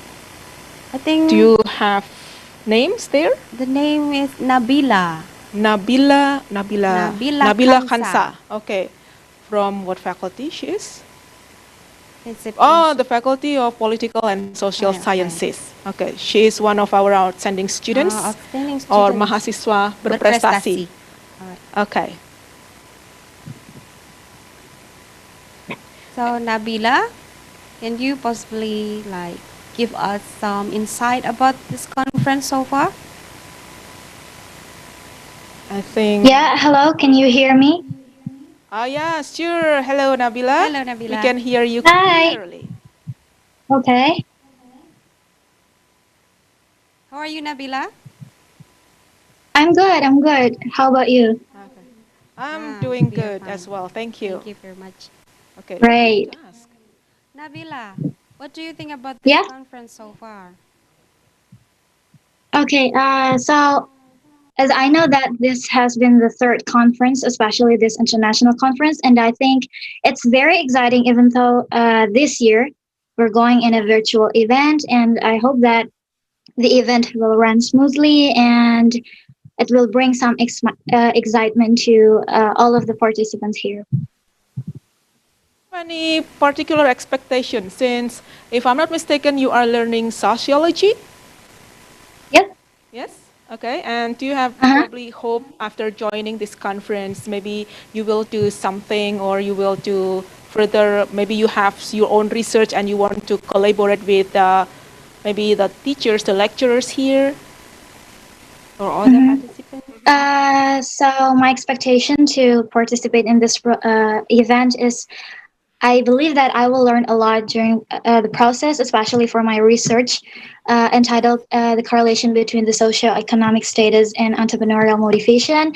And for further studies in the near future, I hope that I can expand my knowledge and contribute to the society, especially for the rural area. Okay. And what do you think about the dynamic phenomenon around Purwokerto or around Indonesia during this pandemic? Okay, so I thought at the beginning we encountered some difficulties, especially during this pandemic, but somehow I see that a lot of potentials are growing in this area. So I think actually it doesn't matter a lot to the economic or even the political sectors. And I hope that this pandemic is becoming the factor that we want to grow more, especially for the development of this region or area. And as a young person, how do you try to involve yourself? And maybe you can ask your fellow friends to involve to build the community. What will be your roles now or next? Okay. So now, based on my experience, I have built my own community. It is actually a non-formal education for street children, and for further contribution in the near future, I hope that I can expand partnership or even the program with other local government or even the social communities to bring more impact to the society. Okay. Okay. Thank you so much. So that's Thank you very interesting. much. She is also a teacher, right? Teaching street children. So it's a challenging, challenging activity. Such good for the young. Okay, Yes. so we can respect more about life. Yes, true. Okay, thank you so much, Mbak Nabila Khansa. Hopefully you can enjoy Thank you our so much for having me. Okay, thank you. Yeah, thank you. Mbak Indri, I think we have another one student. Oh, really? Who would like to share their comments about the conference. Okay, who is this person, if I may know? Gisela. Gisela. Yes. She's not an artist, right? No. No, she's not. Okay. She's one of our students in Fisheries and Marine Science faculty. Yeah. Okay, hello everyone. Hello. Hello, Mbak Gisela. Hello, Giselle. Hello. How is life with you there? I'm good, I'm fine. Okay, and is it possible for you to turn on the camera? Wait a minute. Right. Ah, there she is. Okay. Okay, so she is one of your students. Yes. She's one of my students. Okay, and why does she want to join this conference? Okay, let's ask her. Okay. Gisela, why do you want to join this conference? So to be honest, this is my first experience to join such a big event as ICMA-SURE in 2020.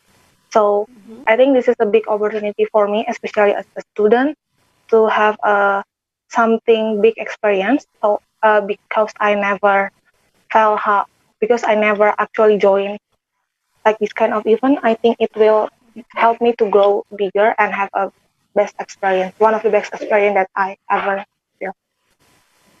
Yeah, hopefully it's not only experience, but we try to build our networking, Yes. because you will meet participants not Other only from colleagues, Indonesia, yeah, but true. also from around the globe. Okay. And what she's mastering? Marine study? Studies? Marine science. Marine yes. sciences. Fisheries and marine science. Oh, so she can swim and dive? I believe so because yeah, I think it is a must for our student that they can swim. Okay, that's interesting. Okay. All right. Gisela, what do you expect after you after you joining this conference? You say you will develop the network from Buinri and probably will gain your experience. And what else the benefit do you think we will have from this conference? I think one of the most important thing that I will get from this event is, as the host said before, is the networking, because I believe that everyone here have a different background. So I think it will help me to think a lot of better and having another new experience from how is the other people perspective from something that they like to do. So I think it's more like to help me to understand what kind of new things that happen all over the world, so I can know what kind of things that happen, and maybe if I have something, too, I believe that maybe I can share it to the world. So maybe all of us can do something together. Okay. So as a student of marine studies, the question is the same as the previous one. Yeah. What have you done with your community, with your background knowledge? Yeah. Let's say, for example, I have a Do you colleague. mean that the contribution? Yeah, that the she contribution. I possibly have a do, colleague from marine studies, but I do not really know about the knowledge. So sometimes I ask her to, as a consultant, how to pick a good fish. That's pretty tactic. All right. And what about you, Mbak Gisela? What have you I'm contributed sorry, to the community so far? So maybe I will talk a little about my research. From what I just did, I believe that I am helping one of the wildlife conservation that need to be that for us need to be seen more. So I am doing my research in one of the place named Kawasan Suaka Marga Sindangkerta, or Wildlife Resource Conservation in Sindangkerta area in Tasikmalaya. And I believe we as people, we need to do more help. We need to help them grow bigger, so we can help our environment grow in a healthy way. Yes. So Gisela actually did a research on the conservation of green turtles. Oh, yeah. green So turtles. hopefully, what she did for the conservation institution can help the green turtle long last. Yes. Yes, and contribute to the conservation, of course. What about the population so far about green turtles? Can you tell us about the population, Gisela, of the green turtle? Okay, so What do you mean while by I'm kind doing, of study? okay, so while I'm doing my research, I have some data that show me that from 2016 to today, which is 2020, the green turtle is the number of green turtle is decreased. So based on that, I think it is necessary to do the study so we can have the green turtle to still exist, and for our next generation to will be seeing green turtle more. Right. Oh, so, Yeah, so now what I know is turtle usually sold around, and the kids usually have them for fun. So that's a freshwater turtle. Oh, that's different turtle. That's Oh. different turtle. Okay. The green turtle is from the ocean. Yeah, and okay. It's almost extinct. Yeah. So that's why the conservation is pretty put a lot of attention to conserve them. So this is how we exchange information and knowledge then. Yes, so that's why we need a collaborative work to develop the rural areas. Yeah, This is important. Sure. Yeah. All right. Okay, Bu Indri. Anyway, where is Gisela from? Where are you from, Gisela? I think she's from Bekasi. Oh, okay. And then I am from Bekasi. Yeah. Okay, and then where did you do the research? I am doing my research in Sindangkerta. It's a city in Tasikmalaya in West Java. Oh, okay. That's interesting. So, yeah, I just know that there are a population of green turtle there. Yes. Okay. Well, Cool. thank you very much, Gisela, for Thank you, joining Gisela. us today. And I hope we hope that you will have a very fruitful and very pleasant conference during the ICMA-SURE 2020.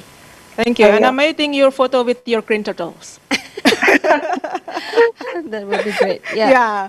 So it's not oleh-oleh, yeah. I usually ask people who have that unique things. Show me the photo. Show me the photo. Kalau bahasa anak sekarang, no picture hoax. Okay. Oh, that's hoax. All right. Yeah. Okay. Okay then. All right, ladies and gentlemen, it's been great to have young people contributed to the community, and hopefully we can also always support them so they can develop more and more. Okay, and then what do we have next? I think this is a time for us to show some video to the participants. Okay, please enjoy.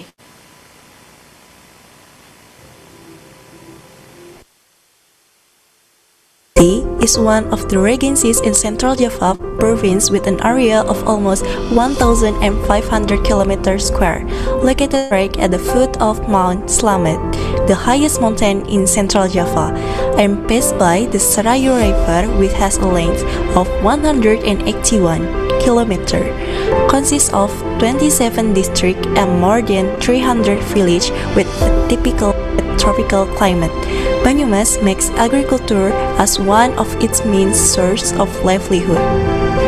Banyumas, which is famous for its thick Ngapak accent. Banyumas has an authentic culture such as Gragak Banyumasan, Calung, Kentongan, Lengger, Ebek, and Kuda Lumping. Apart from the culture, Banyumas attracts tourists with its natural destination charm. Cave, waterfalls, lakes, botanical gardens that not only a feast for the eyes but also soothing the heart and mind of the people. Known as a city of education, numbers of public and private universities are present to give a strong educational atmosphere, and Jenderal Sudirman University has become one of the public universities that have contributed greatly to the Banyumas people in particular. Initiated by Banyumas residents as a form of contributing to Banyumas, which is, at that time, only had high school as the highest education institution, even so in 1960s. Banyumas has become the single advancement of Central Java province. One of the oldest faculties and become the embryo of the establishment of Jenderal Sudirman University is the Faculty of Agriculture. Established as September 20, 1962, the Faculty of Agriculture was established but still beneath the Diponegoro University. Jenderal Sudirman University was officially established on September 23, 1963. And today, the Faculty of Agriculture are still growing and developing rapidly. Now, Faculty of Agriculture has 4 undergraduate study programs: Agrotechnology, Agribusiness, Food Science and Technology, and Agricultural Engineering, 2 diploma study programs, Land Resource Planning and Agribusiness, 2 master study program, Agronomy and Food Science, and 1 doctoral study program, Agricultural Science. Faculty of Agriculture has a vision that in 2034 become a faculty that excels in science, technology, and or arts with international standards that in line with the sustainable development of agriculture and local wisdom. Therefore, Faculty of Agriculture will always try to improve its competence so we can continue to contribute to the country.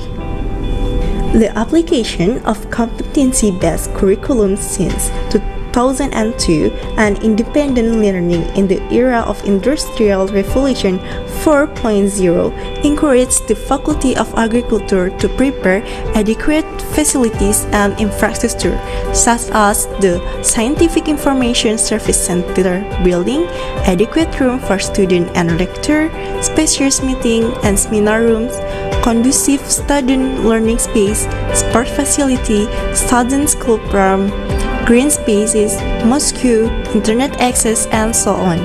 The Faculty of Agriculture also has an experimental farm covering an area of 2.5 hectares consisting of field for agricultural cultivation activities and 29 greenhouse or screenhouse with a variety of size.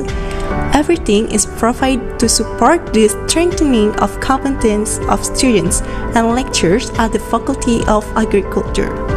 Apart from facilities, the Faculty of Agriculture of Jenderal Sudirman University also has many innovation and superior product invention, such as superior rice variety on uplands. There is Impago Unsut 1 with fluffier texture and fragrant aroma, and Unsut Parima contain high iron element.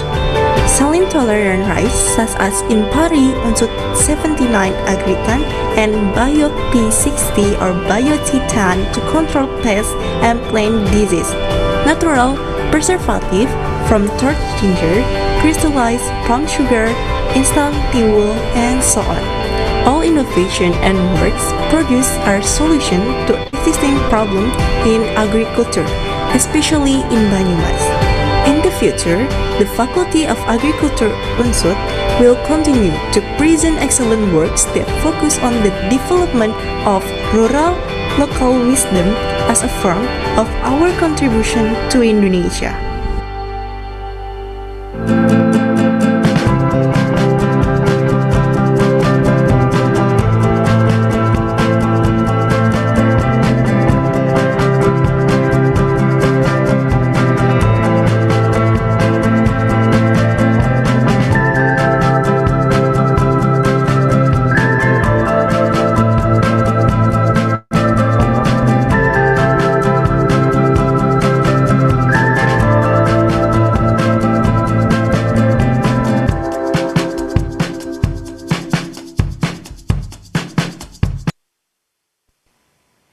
Welcome back, dear all participants, distinguished guests, ladies and gentlemen.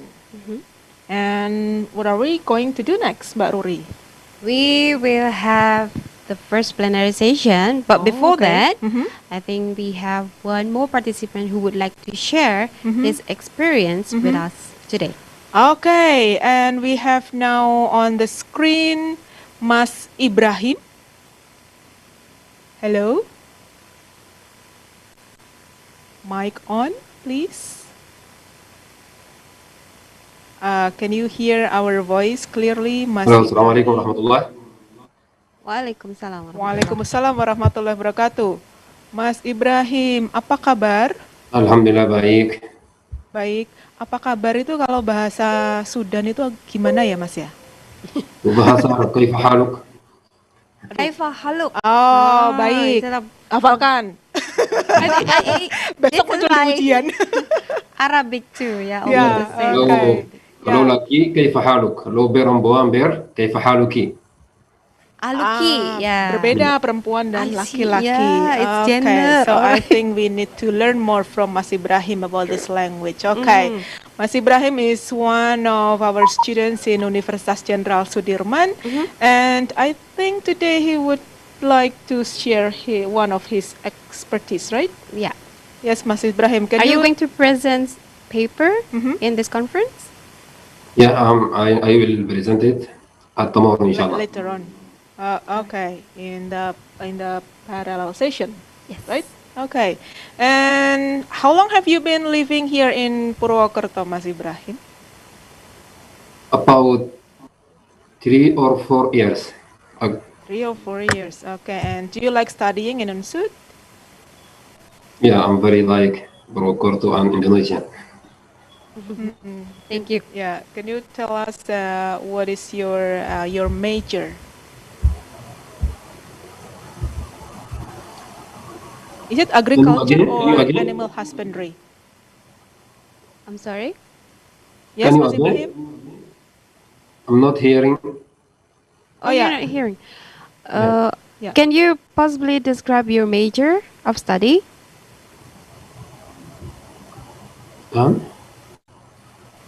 Okay. Your study major? Okay. Agricultural, food Agricultural. science, and technology. Hmm. Okay, can you tell us more about it? If it's not your presentation material, of course. Okay. My presentation about comparison study between yogurt Okay, so that's for the producing material for from your between presentation. cow milk and goat milk. Okay, thank you. And how do you see agriculture here in Indonesia and Compared to Sudan. compared to your area there in Sudan? Okay. In Indonesia, the farm are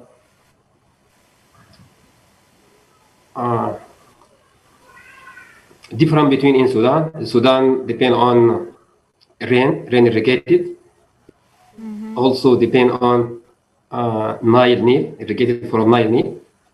Also the different in crops production in Sudan, Oh, sorghum, wheat, and vegetables, fruits. In Indonesia, rice. In Sudan, the rice not Not good to grow. production large, but the production large sorghum and peanut, sesame, and vegetables such kedelai. Soybean? Yeah, soybean. Yes. Yeah, and Also the climate is different. In Indonesia and Equatoria, in Sudan have a three climate, desert, semi-desert, and Equatoria. All right. Yeah. Anyway, can you eat Indonesian rice? Yeah. Yeah. Okay. Since I know I'm some very like students. Indonesian food. Okay. That's Yeah. good. Yeah, that's good. Also, especially the rice. We have a kind of was it jargon? Lu makan kalau belum makan nasi ya. Okay. Do you want to know more about his study? Ibrahim, what do you expect after you joining this conference?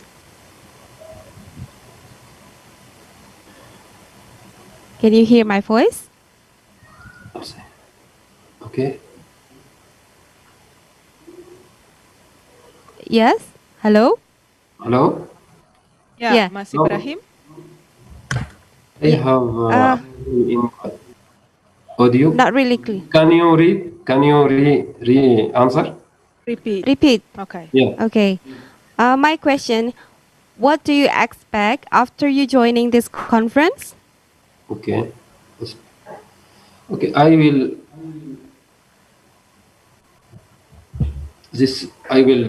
participate in this conference to adding to my knowledge.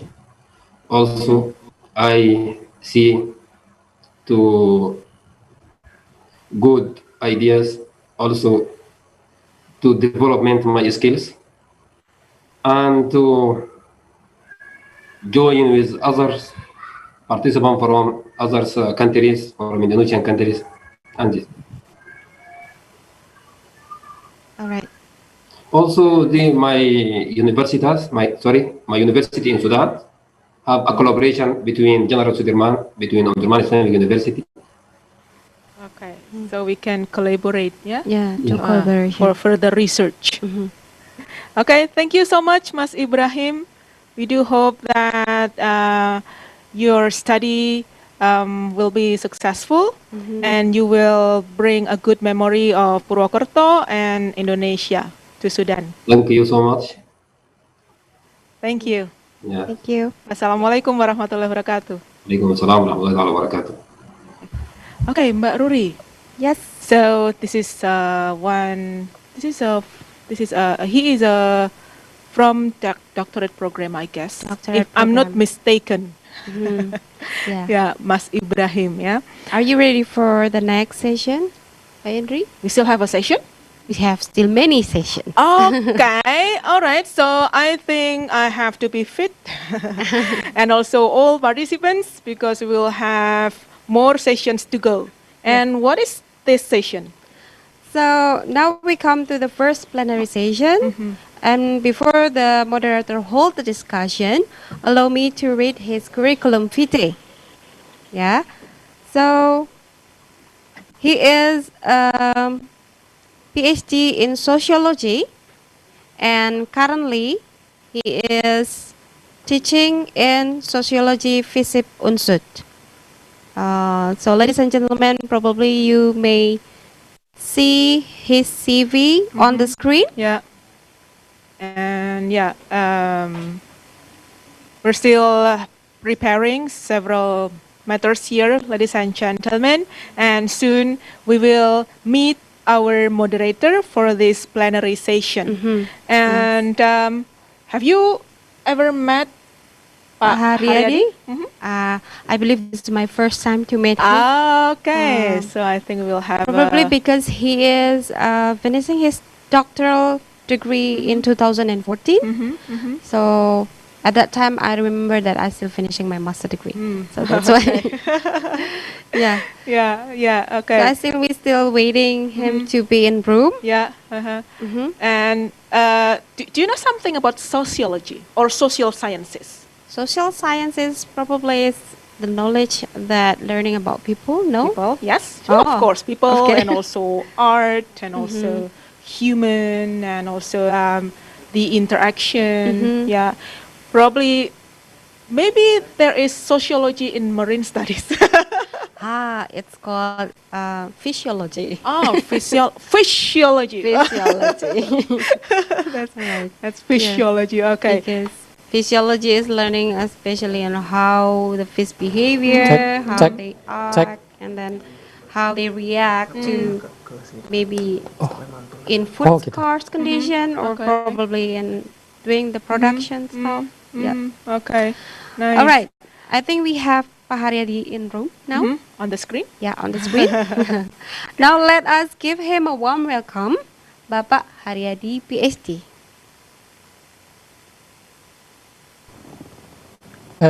Thank you for introducing me. Welcome to the plenary session 1 of International Conference of Multidisciplinary Approach on Sustainable Rural Development. As has been mentioned in the opening session, the aim of the conference is to bring many expertise on the issue of sustainable rural development. It is why in this session we have three great speakers that I believe will contribute to the discussion of rural development. The concern of the conference on the rural development is due to the concern of UNSUD itself in this area. The three great speakers that will bring us insight on this issue are Professor Gregory Lawrence Asioli from University of Western Australia, Professor Hipnu Nugroho from Universitas Jenderal Sudirman, and Dr. Yeong Seng Tai from Institute of Tropical Agriculture and Food Security, University Putra, Malaysia. We have 2 hours in the session, so it is best to let the speaker speak for 30 minutes, continue by session and answer, and then we move on to another speaker. The first speaker today is Professor Gregory Lawrence Asioli, or what I'm used to call as Pak Greg. Pak Greg has many languages ability. He is able to speak bahasa Indonesia, Melayu, Bugis, Tado, as well as German, Italy, Dutch, and maybe still more. I don't know how many he can speak. He is a professional anthropologist from his undergrad degree from University of Chicago, and then in 1979 he had his MA in anthropology from Stanford University, and in 1990 he had his PhD from in anthropology from Australian National University. He has so many academic achievements and has supervised so many Indonesian and postgraduate students, including myself, between 2000 and 2014. I think it's best for us to listen what Pak Greg will deliver to us. Time is yours, Pak Greg. Monggo, silakan. Okay, thank you very much. Assalamualaikum warahmatullahi wabarakatuh. Salam sejahtera. Dan paling penting dalam konteks penularan COVID-19, salam sehat kepada semua. So many thanks to the rector of Universitas Jenderal Sudirman and all the members of the organizing committee and everybody who's contributed to the fruition of this conference. So I have quite a few PowerPoint slides, and I'm going to move through them quite quickly. My aim is to be provocative rather than definitive. Hopefully you can all see the PowerPoint now. And this is very much a perspective from my experiences in outer Indonesia, so I'm sure there'll be a lot of contention from people in the audience from inner Indonesia, especially Central Java. I want to talk about some visions for a post-capitalist future, and I will do so by beginning to talk about how many see the mobilization against COVID-19 as an opportunity to continue that mobilization to fight climate change, and in doing so have invoked a lot of past theorists of a past post-capitalist future. People such as Stuart Udall, David Korten. So I'll go through their basic paradigms for moving towards a post-capitalist future, and also from my own field of anthropology, the vision of soul tax. That argued that the Adat community movement, Gerakan Masyarakat Adat in Indonesia, aims to precisely attain the ideals that are articulated in those visions, and I'll exemplify that by some aspects of the progress of Adat revival at Lindu in Central Sulawesi, and end with just a few remarks on the conflict between the Adat movement and the new developmentalism of contemporary Indonesia. So, the fight against COVID-19 has been seen as a critical juncture that gives one the opportunity to mobilize efforts, not just against the virus, but against the longer-term catastrophe of climate change. We've had academicians, activists, celebrity environmentalists talking about how such mobilization gives this possibility of committing the global populace to achieving the goals that will prevent catastrophe at the end of this century. And we see that, for example, in the articles in the special issue of Time on our One Last Chance. But many fear, too, that mobilizing against COVID-19 may be an opportunity for some to try and promote the extension of neoliberal solutions of those that have structured our current regime of globalization, particularly by organizations such as the World Economic Forum. And there's some warrant for that fear in the assertions of, for example, its founder, Klaus Schwab, talking about how the pandemic presents a narrow window of opportunity to imagine and reset our world. That reset our world is an allusion to his notion of the Great Reset in the Fourth Industrial Revolution.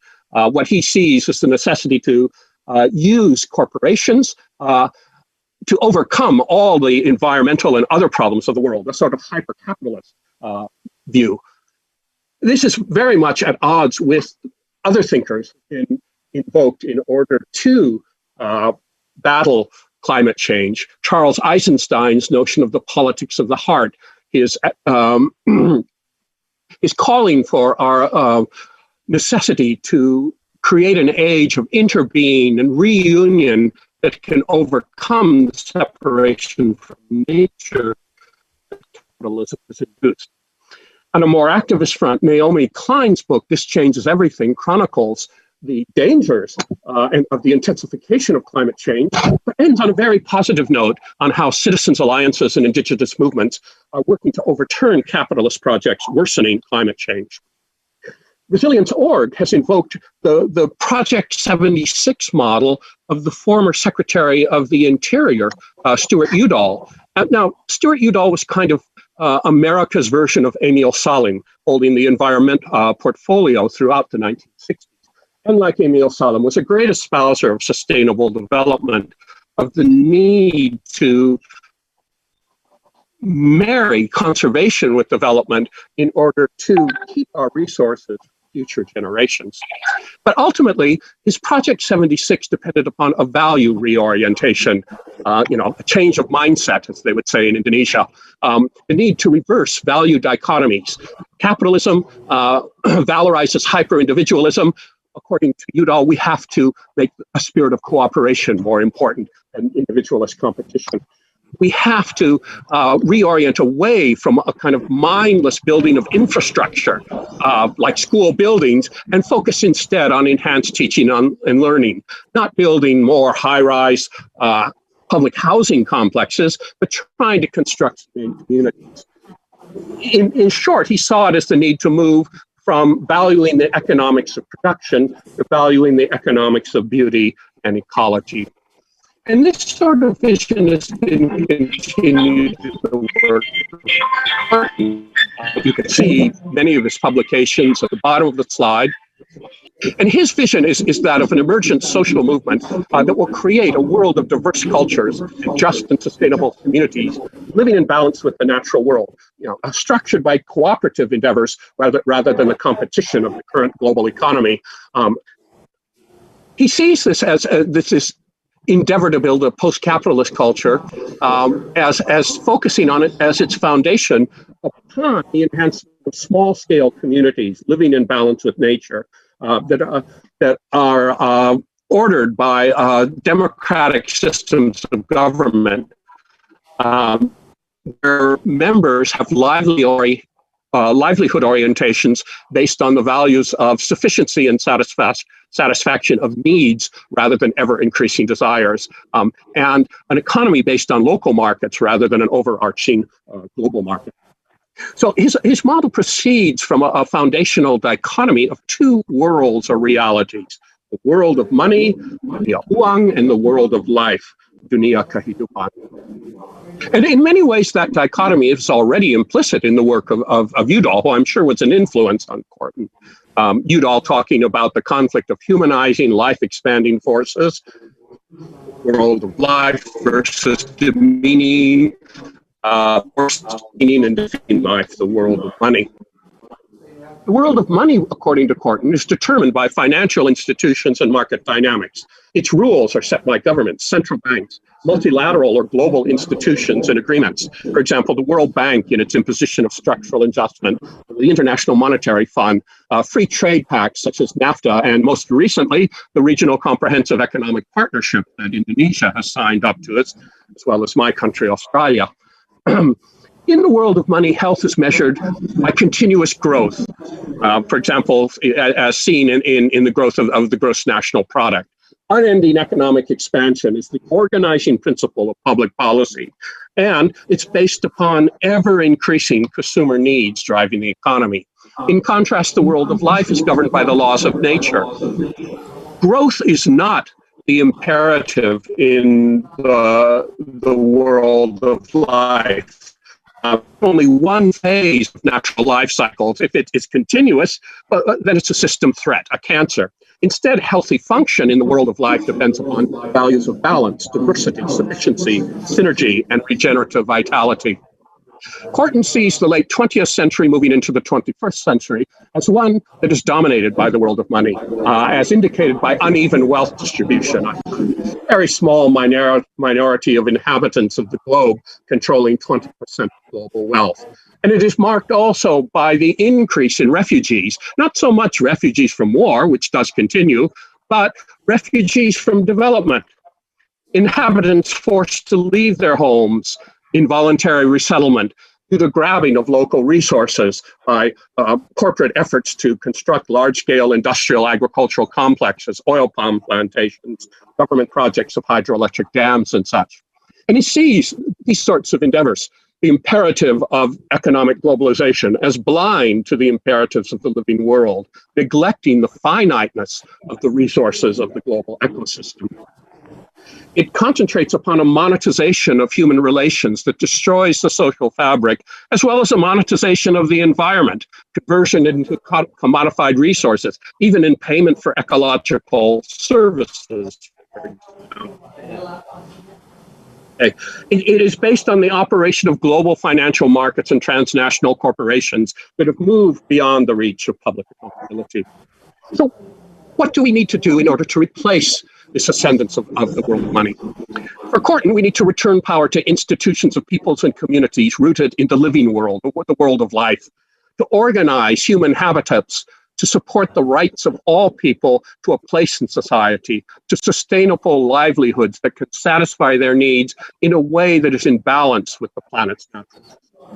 This must depend upon building strong, gender-balanced, non-monetized households and communities that can replenish social capital through voluntary organizations and such.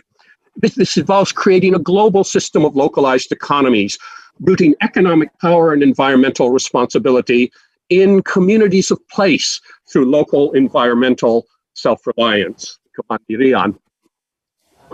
So, he sees this as being based upon applying three basic principles: that of sustainability, constraining rates of use, consumption, and pollution so as not to exceed the capacity of environments; the principle of equity, members possessing property and resources sufficient to meet their own needs, not their desires, without detracting from other people's rights; and the principle of civic engagement. Local democratic governments use to determine how and by whom a community's resources should be allocated. He looks to the self-organization of, in social evolution, tribes and villages as suiting to meet these needs locally, but sees instead the adaptation of such organization as a postmodern effort to construct a sustainable global future. Now, in many ways, this model converges with some of the visions of a just and equitable future that have come from anthropologists, people of my own discipline. And I'll concentrate just as one example of the vision of Sol Tax in his oration when he received the Malinowski Medal for Applied Anthropology. It's a vision of the world that requires everybody essentially to have anthropological sensibilities, to be relativist and pluralist, to value cooperation and harmony as seen in, for example, hunter-gatherer societies, as a way of countering the rise of hierarchical societies that are based on individual competition. His two-tiered model has as at its foundation what he calls localities, and these are the highest governing units. Localities that are self-sufficient largely in their economic base, that consist of 100,000 to 800,000 people each. This assumes a world population cap of 5 billion. At the higher level is what he calls a system, and this is not a system of global governance. It is simply a system of public electronic communications that can keep track of relations of community. Governance is at the local level. It's a very egalitarian and libertarian model. It depends on a notion of no growth, but it's not so much no growth of economies that he sees, but a limiting of the growth of power of individual localities, preventing power alliances among these localities. that can destroy their autonomy. Sacred constitutional rule is that every person can have a voice, can have input into this electronic system. And through that, there can be constant negotiation of how interests can be best represented. Each locality is largely self-sufficient, mandiri, in producing what it uses in services and products, although there will be certainly surplus and a need for exchange among localities, but this should be at the level of interlocality trade in markets, oriented to satisfy needs, echo of Corton there, but not a global market. It depends upon an ecological spacing of households and communities and individuals within them that allow for the maintenance, the continuity of local control, and for continuous experimentation, negotiation in fine-tuning the forms of decision-making for locality governance. As an American, he sees promotion of individual liberty as an imperative, but that has to be constrained, subject to limitations that promote the health of kindreds and extended family groups, of voluntary organizations creating social capital, of the plurality of ethnic and language groups within each locality, and promoting educational or recreational programs. Now, what I would argue is that if you look, for example, at the website of AMAN, the Aliansi Masyarakat Adat Nusantara, the Alliance of Archipelagic Indigenous Peoples, the umbrella organization for the indigenous peoples movement in Indonesia, what you find is very much a program that sets out attempts to achieve precisely those sorts of ideals that we've seen in the post-capitalist visions of Corton, Pax, and others. Aman characterizes indigenous peoples as possessing sovereignty over their local land and natural riches, kaudalatan.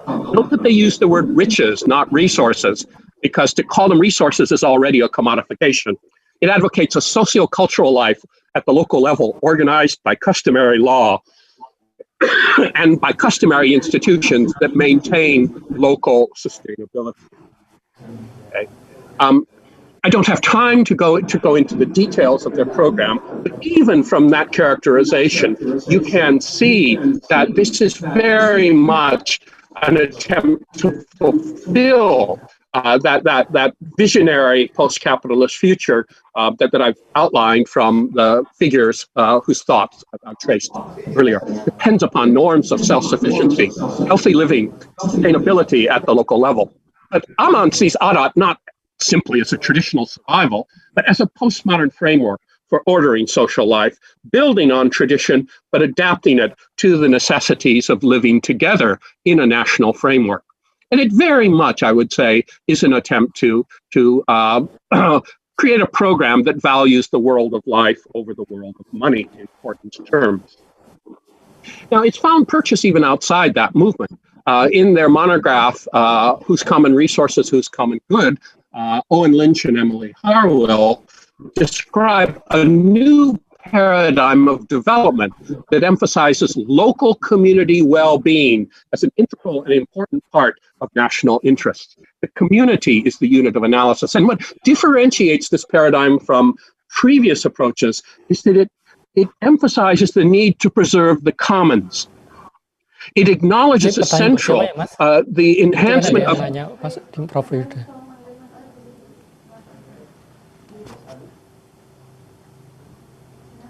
Sorry, I can't see the questions now that I'm in screen sharing. So let me just continue, and we're getting towards the end. So, community-based property rights as the basis of development, and that would include, for example, in the Indonesian context, hak wilayah. Yang di atasnya itu.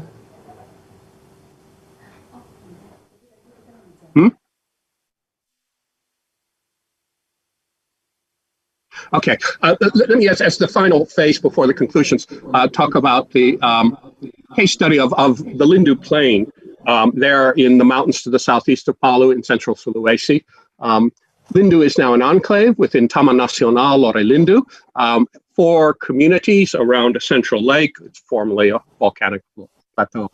Adat revival begins in Lindu in 1988 when the governor of Central Sulawesi announced the construction of a hydroelectric dam at the outlet of Lake Lindu. He's already got Asian Development Bank funding.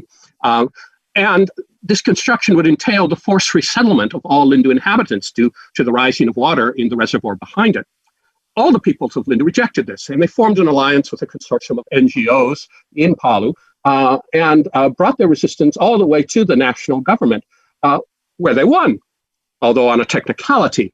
The national government said that the governor's plan did not fit in the had not been mentioned in the framework of the 5-year development plan, the Repelita, and thus could not go forward. And at the local level, what was important was that the Lindu people realized the value of conservation as a vehicle to advance their interests. Conservation began to be allied with Adat. This was the beginning of a re-empowerment of Adat institutions. And of course, you'll have to look at the wider context. The regional autonomy laws at the beginning of Reformasi that abolished the desa as a uniform village governance structure that allowed for the incorporation once more of Adat institutions into desa-level governance. And this became very much the case for the Lembaga Adat at Lindu. They took over regulation of harvesting resources in the locality. When the Central Sulawesi Integrated Area Development and Conservation Program receded the tilapia fish, the Lembaga Adat said, we will regulate fish harvesting. When fish stocks got low again, they declared Ombo. Ombo is very much like Sasi in Maluku, a period prescription of non-harvesting of resources. And previously, it was only something declared and only for the indigenous Tolindu when a high noble, a Maradika, died. But now it was refunctionalized as a conservation measure. Adat begins to function as a community resource management system. And this was even furthered by the community conservation agreements in Taman Nasional Lore Lindu that were brokered by a number of transnational organizations, particularly the Nature Conservancy, which is the co-manager of the national park with the government park authority. And the Nature Conservancy recognized that they were brokering a trade-off, that they would get observance of park regulations in return for their recognition of customary rights, including accessing products from customary land that was outside the enclave within park areas.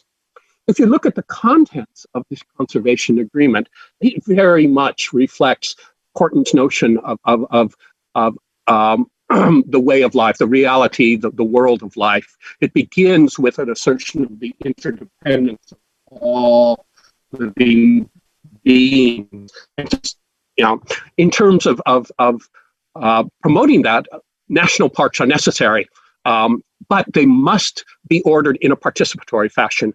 Zones, boundaries must be participatorily determined. It's a matter of balancing conservation regulations with the rights of local communities to sustainable livelihoods and such.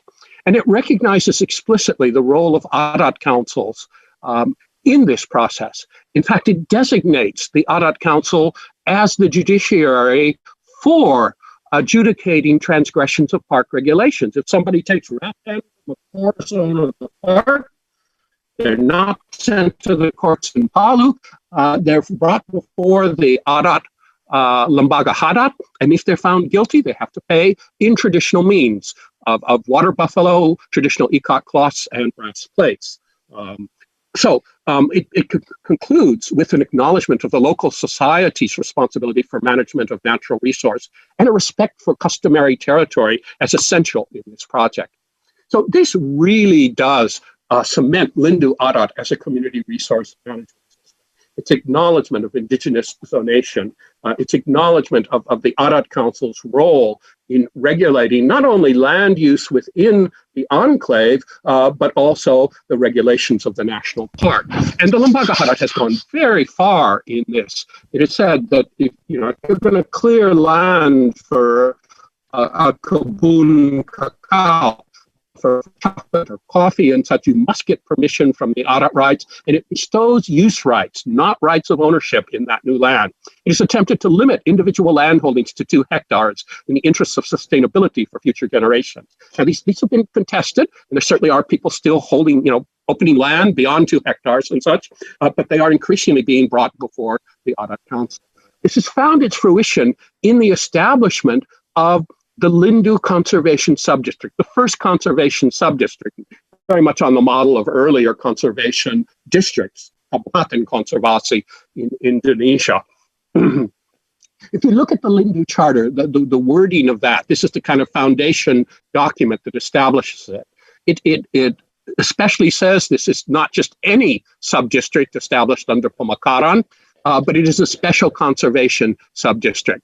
And it emphasizes the role of the customary councils of the single villages and of the entire Lindu Plain to work together with village leaders, the police, and the army in not only managing natural resources, in which the Lembaga Hadat has the central role, but in all of the governance of the area. And it's crucial that one of the documents that allowed the ratification of its status as a conservation subdistrict was the written codification of Lindu Adat. And if you read the 60-plus pages of this codification of Adat, it's no longer focused on, for example, regulating marriage negotiations and such. That's not the role in the new order. But it very much is about the role of Adat in environmental conservation and using its regulation, its system of local fines, waya, sompo, givu, in order to protect, conserve the resources and ecosystem of customary land around Lindu. So just a brief conclusion now. Korten summarizes his vision of world of life in terms of a number of propositions. And I've already talked about some of the values that are central to that are evident in these propositions you see on the slide, the emphasis upon cooperation, upon sufficiency, frugality and sharing, on diversity and such. And it also depends crucially on inclusive place-based communities as the fundamental units. And in many ways, that is also the focus of the indigenous peoples movement, of the Komunitas Adat being the units which will bring the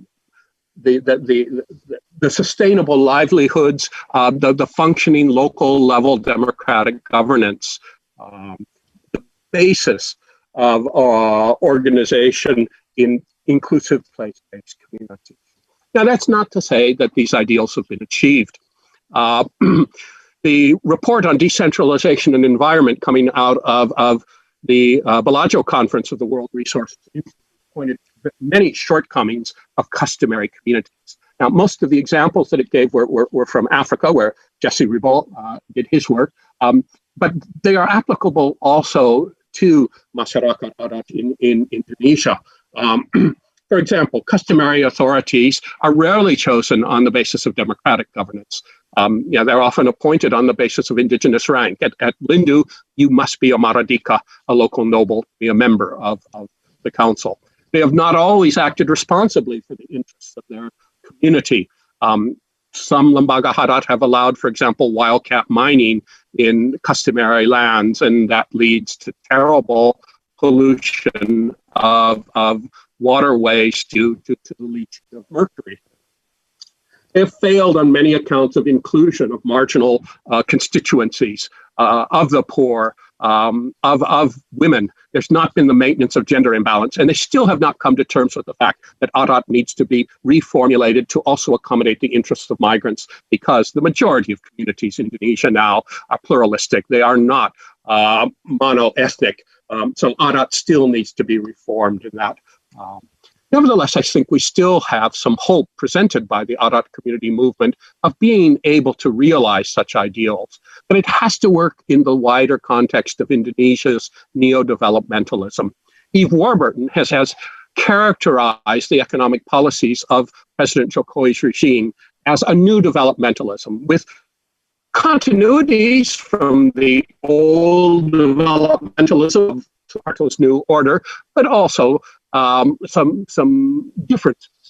It still uses state enterprises for a lot of its projects, and it has focused on continual infrastructure as the basis, continual infrastructure building as the basis of development, something that's carried over from the new order, but it's been intensified under Chloe. But despite its emphasis upon state enterprises, a stronger emphasis upon national sovereignty, it has continued to rely on foreign investment and has produced legislation to facilitate that.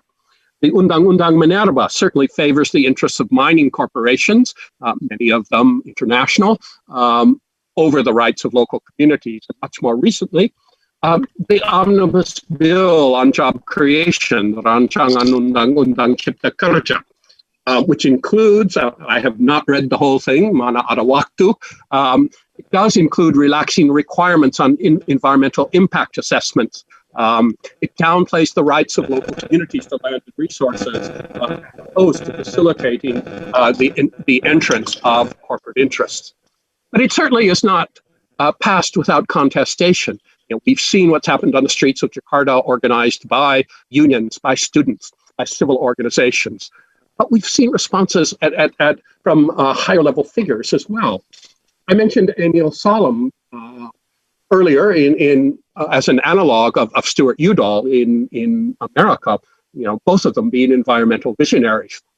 In his autobiographical Recollections of My Career, he talks about the value of the egalitarian adat of his Minangkabau origins, of Minangkabau villages in Sumatra Barat, as a model that he tried to use in reforming hierarchical bureaucracy, although not with great success in many contexts.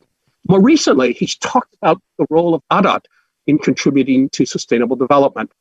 Now, he's written a lot in the past on the role of corporations, the importance of corporate social responsibility.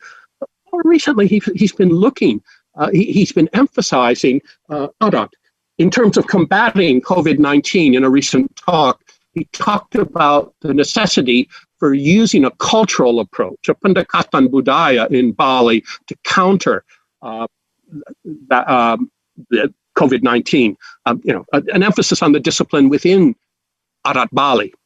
He's also criticized the Omnibus Job Creation Bill and said that this could pose, for example, a real threat to the preservation of natural resources, especially in and around national parks, which will not be so protected anymore.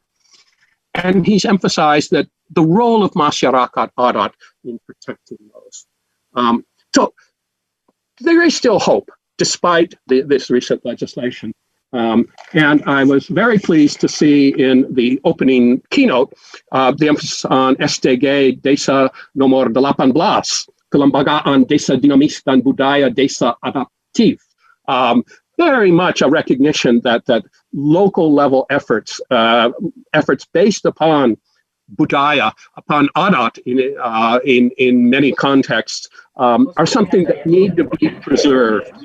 So I think there still is hope that there can be the creation of an economy that does assure the right of every person to a means of livelihood adequate to support full and healthy living in Indonesia and throughout the rest of the world. So, terima kasih banyak. Assalamualaikum warahmatullahi wabarakatuh.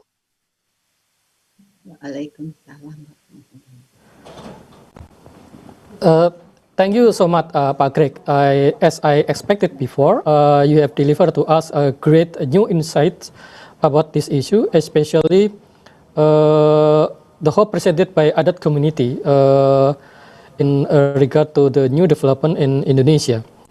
Now it is a question and answer session for Pak Greg presentation.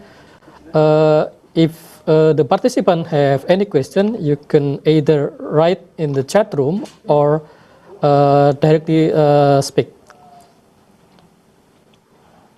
No question? Maybe we can, at the end, have a half hour or so for all the presenters to answer questions that'll give people more time to write down their questions. Okay. Thank you for your suggestion, Pak Greg. Now we move on to the next presenter, Professor Hipnu Nugroho. Professor Hipnu Nugroho currently is Vice Rector for General Affairs and Finance UNSUD. He is an expert in criminal law and has been consulted by KPK, Indonesian Corruption Education Commission. He had his undergraduate degree from Universitas Jenderal Sudirman, master degree from University of Indonesia, and doctoral degree from Diponegoro University. He's been vice rector since 2018, and he's been a professor since 2015 in a relatively young age for UNSUD lecturer. Due to his schedule, Professor Hipnu will deliver his presentation through video recording, but he will be able to take on a question after his presentation. I will talk about law enforcement of the protocol violation. The foreign military outbreak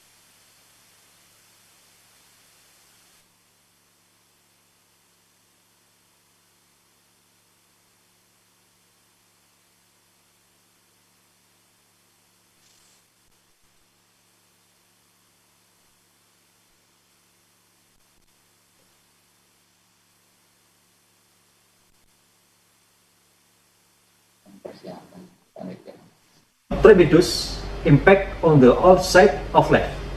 One of which is to include a culture of personal and environmental hygiene. Implementing of the new culture or changing people behavior is not as easy as feeling of a loss. Yet, this epidemic forces people to start believing where there is way. The behavior in this case is social measures, including washing hands, wearing masks, maintaining social distance, and other regulations and the protocol to fight for the ongoing worldwide pandemic. A step change of people behavior to be more overall blameless. The Article 1 of Law Number 4 of 1984 on infectious disease outbreaks stipulate that epidemic as defined of the outbreak of an infectious disease and population where the number of sufferings has significantly increased more than the usual condition of particular times and areas which potentially bring about calamity. Meanwhile, the authority who determine better an area affected by the place or not as the Minister of Health, recording the sanction regulated in the Article 14 and the Article 15. The following are prohibited by this law. Number 1, deliberate obstruction of the implementation of the epidemic control shall be sentenced to a maximum of 1 year and or maximum of 1 million rupiah. 2, the negligence which result is obstruction of the preventive implementation of the place shall be sentences of maximum 6 months imprisonment and or maximum fine 500,000 rupiah. 3,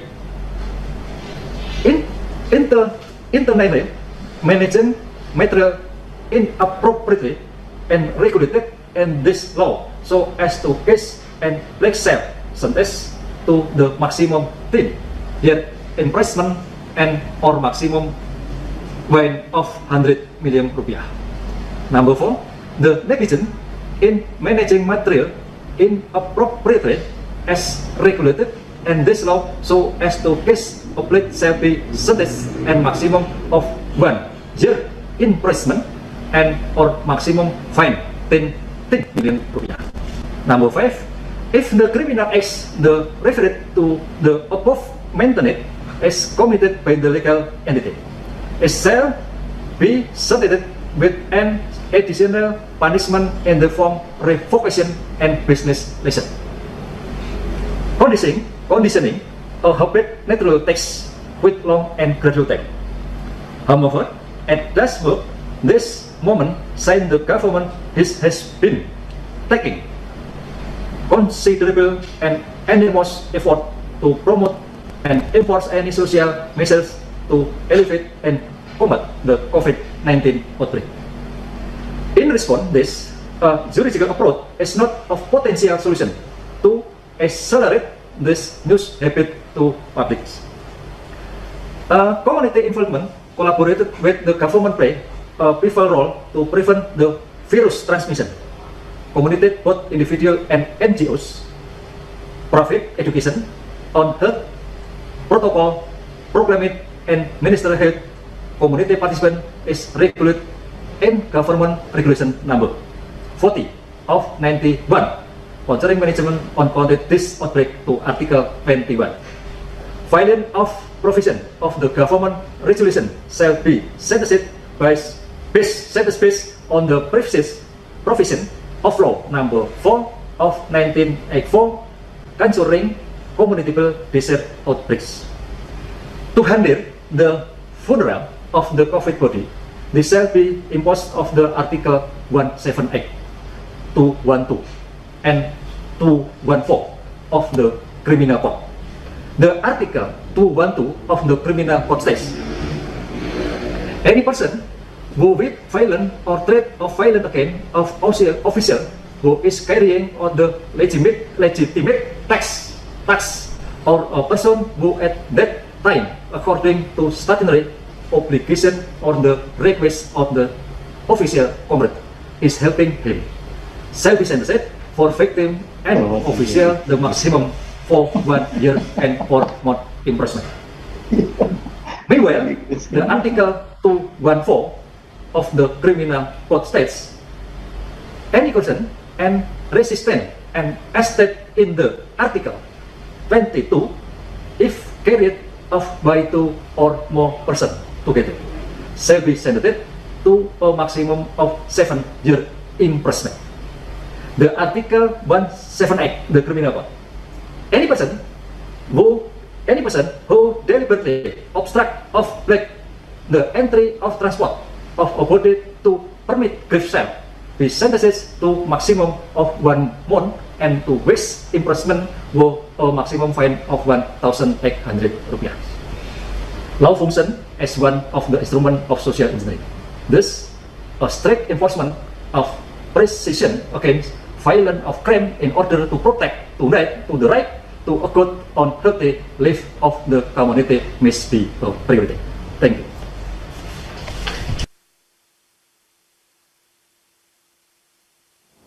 Thank you for your recording presentation, Prof. Hivnu. Your presentation, I think, is very timely because we have now faced so many violations on COVID-19 protocol, and your suggestion is very valuable to this issue. I think we have one question. I believe the participant would like to speak. Please open your microphone and maybe your camera.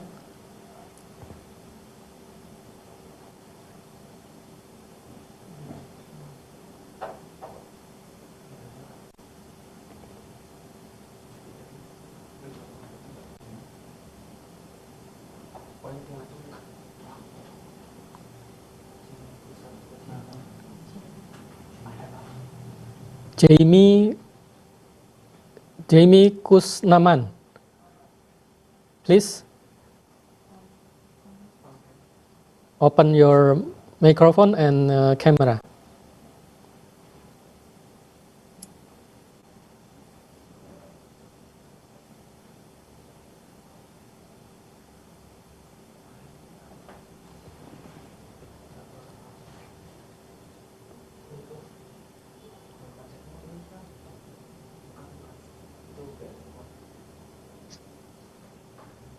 Ayo.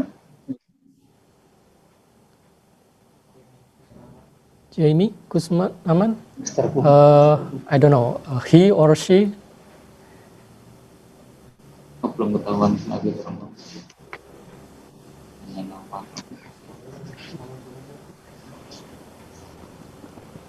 Okay, maybe we can listen to Jamie question later.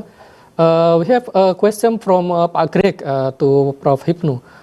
What would be the form of educative social sanction? Have any program of education about COVID-19 been set up that could be used in this context? That is the question from Pak Greg to Prof. Hipnu. Prof. Hipnu, maybe you can open your microphone and camera. Program pendidikan untuk ini tentang COVID itu. Ya. Terima kasih, thank you. Ini memang suatu kondisi saran suatu pendidikan yang sangat bagus ya. Karena Indonesia 2 hari kemarin protokol kesehatan yang sudah kita bangun selama 8 bulan hancur dengan kasus yang ada di Petamburan. Ada 2 ketentuan yang dilanggar. Pertama kali protokol itu adalah KUHP dan Undang-Undang Wabah. KUHP budaya, Mr. Gregory, budaya patembayan yang bagian keluarga sakit sehingga ada suatu kekuatan untuk menghalang-halang. Ada di Purwokerto, ada di Semarang, semua bisa ditanggulangi dengan undang-undang bahwa itu adalah bagian dari kepentingan bersama untuk digugurkan. Pertama kali COVID. Kemudian protokol. Dalam regulasi kita ada Kitab Undang-Undang Hukum Pidana, ada Undang-Undang tentang wabah penyakit menular, yang ketiga adalah Undang-Undang Karantina Kesehatan. Begitu 8 bulan ke sini, Undang-Undang Karantina Kesehatan yang sudah ditetapkan oleh pemerintah dengan protokol, rupanya tidak efektif. Tidak efektif karena memang tidak sustainable. Mungkin saran terkait dengan pendidikan yang kita bangun anak-anak SD, SMA sekarang bisa masuk. Ini yang saya kira untuk ke depan kalau memang suatu kondisi itu memang pengen Indonesia lebih baik, wabah lebih baik, di samping pendidikan, pembudayaan adalah penentuan sanksi yang ketat. Alhamdulillah, Mabes Polri, berapa jenderal yang sudah dicopot, tinggal pemerintah daerah berani atau tidak, nanti gubernur DKI, Tegal, Ketua DPRD sudah mau disidangkan, pidana bisa 1 tahun. Ini saya kira yang harus dilakukan. Karena rupanya di era COVID yang demikian ketat, salah satu yang kuat adalah di samping pendidikan yang cukup strict, juga penegakan hukum yang kontinu dan tanpa tebang pilih. Ini salah satu cara untuk penekanan wabah COVID. Gitu, Pak Moderator. Mungkin ini ya pertanyaan yang diajukan oleh Pak Greg itu sanksi sosialnya semacam apa? Kalau tadi kan dikatakan oleh Prof. Hipnu kan sanksi hukum. Nah, kalau sanksi sosialnya bagaimana, Pak? Betul. Sanksi sosialnya ada nggak, Pak? Pak Greg, sanksi sosial memang betul. Sanksi sosial terhadap yang dilakukan oleh sekarang ini bahwa ada suatu penilaian yang menjadikan bahwa kita menjauh. Di contoh Cilacap, begitu kita masuk sanksi zona merah, tidak ada orang yang datang. Ada keluarga yang wilayahnya kena COVID, tidak ada satupun yang bisa mendekat. Ini suatu kondisi memang betul Pak Greg bahwa ada sanksi sosial yang cukup berat bagi yang terindikasi COVID. Ya, mau dekat juga nggak bisa, mau mendekatkan diri juga jauh. Ya, belum lagi yang disampaikan Pak Greg sanksi ekonomi. Nah, inilah yang sekarang sedang dibangun juga oleh pemerintah, bahwa permasalahan COVID adalah suatu permasalahan yang mungkin ada pendekatan-pendekatan di luar sanksi sosial. Sehingga bagaimanapun juga itu yang akan dilakukan. Jadi sanksi sosial kurang efektif karena kita masyarakatnya adalah masyarakat yang serba nggak enak, serba kekeluargaan. Tapi sanksi hukum yang ketat rupanya ini yang sekarang harus ditunggu oleh negara. Sanksi sosial tidak efektif menurut saya, karena kebersamaan sebagai keluarga menjadikan kita tidak bisa terpisahkan. Tapi kalau sanksi hukum yang sekarang sedang dicoba, tapi itu pun juga tidak efektif karena denda, Pak Greg. Gubernur Jakarta hanya 50 juta. Memang undang-undang hanya menentukan 50 juta. Kedepannya 100 juta. Pertanyaan bagi teman-teman medis, apakah itu tidak seimbang? Nah, ini juga menjadikan pertanyaan-pertanyaan kita, bagaimana untuk menjadikan bahwa COVID itu cepat selesai dan kita bisa memahami. Ada beberapa teori keefektifan suatu hukum. Friedman, orang Amerika, teori Friedman kita pakai. Suatu hukum akan efektif apabila satu menyangkut struktur hukum, saya kira sudah bagus, struktur hukum, substansi hukum, dan kultur. Rupanya kultur inilah yang menjadikan PR kita untuk ke depan bahwa COVID bisa selesai atau tidak selesai. Sehingga sanksi sosial ini kelihatannya harus menjadikan lebih ketat. Tapi rupanya kultur Indonesia tidak bisa seperti itu, Pak Haryadi. Masih kekeluargaannya tinggi, rasio tinggi. Ini yang saya kira menjadikan PR bangsa Indonesia, ya, yang konon grup patembayanya keluarga yang ketat itu mungkin perlu harus dipertajam lagi. Itu Pak Adeti saya kira. Thank you, Prof. Hipnu. There's another question from Pak Wahyu. Apakah ada sanksi hukum yang bisa dikenakan pada masyarakat yang melakukan persekusi kepada petugas kesehatan sehubungan dengan penanganan pasien COVID-19? Ya. Terima kasih Pak Wahyu. Di dalam hukum kita itu menyangkut siapa saja. Siapa saja. Siapa itu bisa seorang, bisa beberapa orang. Aneh gitu kan. Bisa beberapa orang, bisa korporasi, lembaga. Saya kira tidak ada suatu yang masalah apabila itu melakukan suatu persekusi. Persekusi dalam suatu COVID pelaksanaan seperti itu terpisah di dalam penanganan COVID.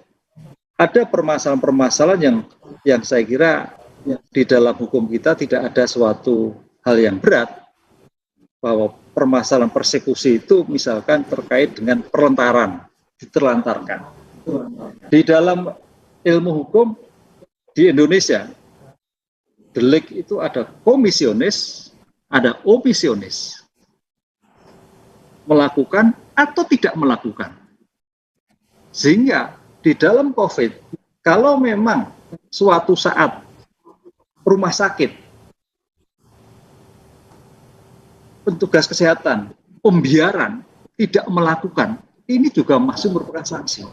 Ini yang saya kira ke depan hati-hati bahwa dalam pelanggaran-pelanggaran itu ada omisionis dan komisionis. Jadi pembiaran kita tidak melakukan, itu suatu sanksi. Ya alhamdulillah kecepatan sekarang itu teman-teman medis begitu sikap. Ada beberapa rumah sakit yang memperlantarkan COVID yang tidak pernah, itu suatu kejahatan. Apalagi yang persekusi ada niatan. Itu Pak Adeti. Terima kasih. Ini juga ada lanjutan dari Bu Lydia. Penerapan sanksi hukum masih sulit diterapkan di Indonesia karena masih ada rasa tidak tega. Betul nggak ini Pak? Ada tidak tega? Betul, betul. Inilah makanya kita mau tegas atau tidak. Contoh yang sekarang ini, kendornya protokol kesehatan di DKI. Sekarang kita tunggu law enforcement dari pemerintah. Berani nggak menindak gugus tugas yang mungkin lalai? Kita lihat gubernur yang mungkin tanda petik sejauh mana dia melakukan upaya lakukan. Ini yang dilakukan. Kalau pejabat-pejabat penegak hukum sudah dicopotin semua, itu bagian pertanggungjawaban.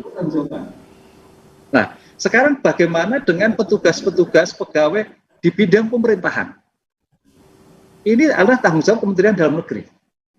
Nah, oleh karena itu sekarang penegak hukum polisi lagi memanggil di mana yang paling bertanggung jawab.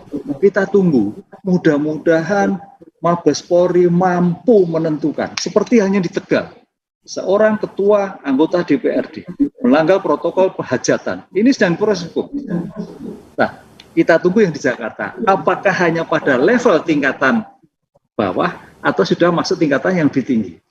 Inilah penegakan hukum yang betul-betul kita nantikan di dalam protokol kesehatan ini.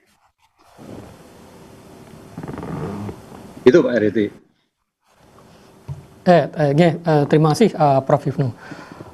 We actually have one question to Pak Greg from Lydia from Bapeda Cilacap. If it is difficult to apply law sanction in order to reduce COVID-19, how about social sanction through masyarakat adat? That's a very interesting question. Thank you for that. I've been out of touch. I haven't been able to go to Indonesia. We're not allowed to travel internationally from Australia. So I don't know what has been happening in terms of the Lembaga Hadat at Lindu. I do know that, for example, the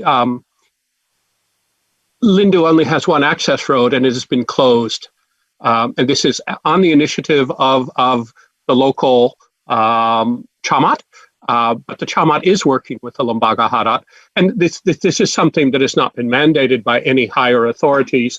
They have just done it on their own initiative, and in fact, that's been the case in Indonesia. Some of the great successes in fighting it have been from local initiatives.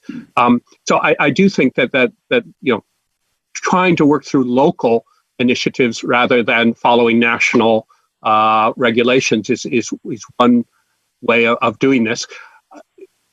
For a while, people were all living in their field huts in their sawa, which is somewhat distant from the villages. It's on the other side of the lake.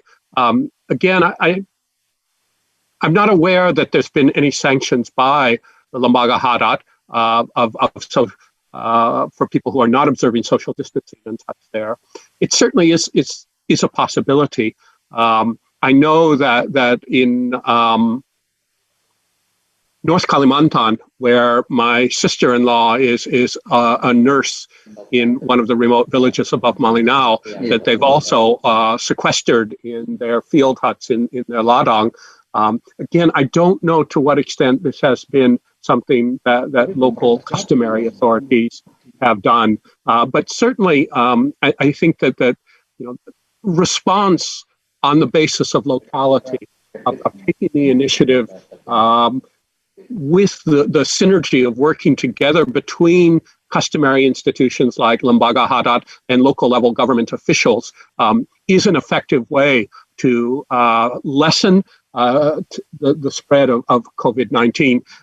But I will certainly investigate in my correspondence on WhatsApp with my in-laws at Lindu, whether there has been a role of the Lembaga Hadat in any cases of sanctioning transgressions of local regulations to combat COVID-19.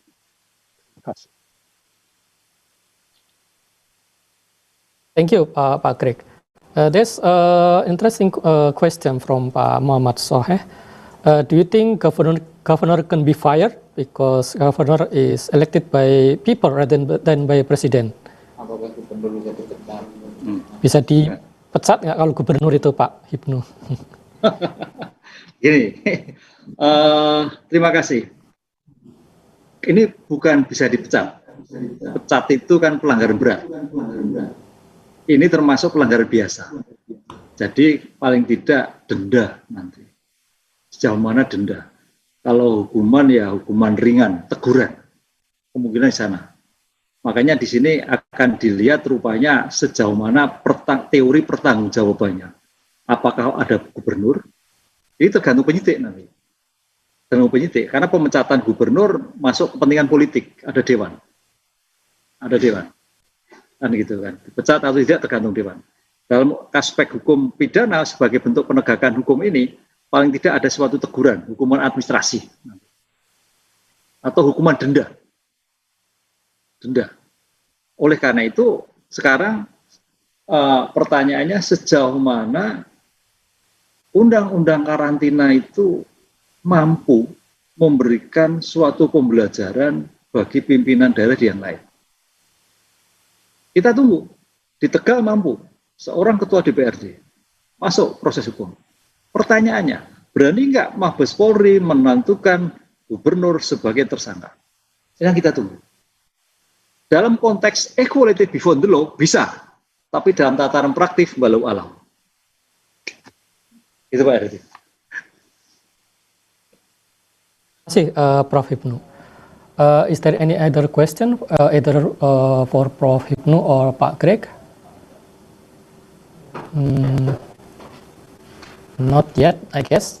Okay, I think we can move on to the third presenter, Dr. Yeong Sang Tae. He's a senior researcher at the Institute of Tropical Agriculture and Food Security, University Putra, Malaysia. As well as being a lecturer, he is also an agribusiness consultant.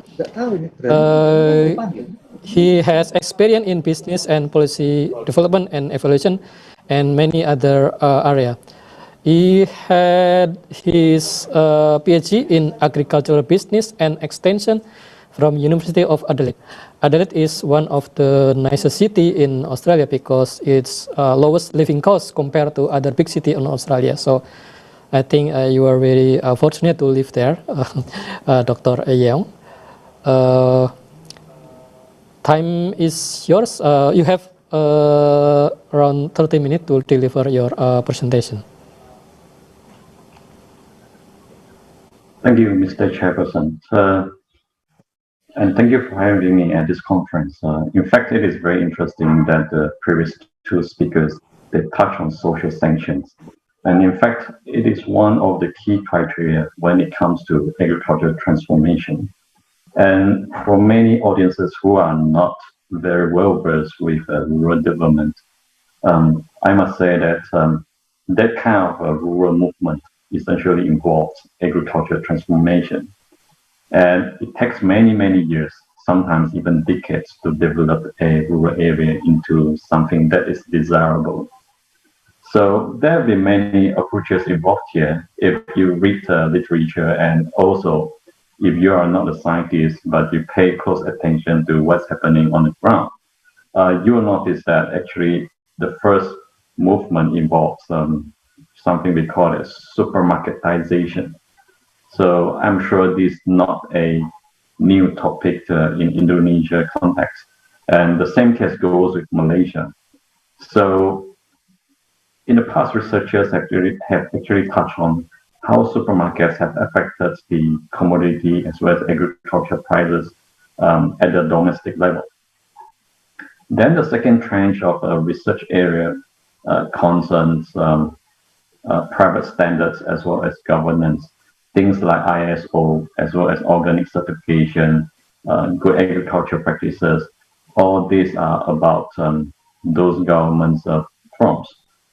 So the hypothesis of those private standards as well as governance is that they try to link smallholders to the global value chains. Unfortunately, you are going to see that as I move on in my presentation, that how much they involve determines how much they earn in the value chain. And as the backdrop, just to introduce you briefly about what is value chain here, it is about a system in the market that determines activities of agriculture producers, middlemen, retailers, as well as other players have in the system. So to what extent one has to share along the chain that determines how much value they actually earn.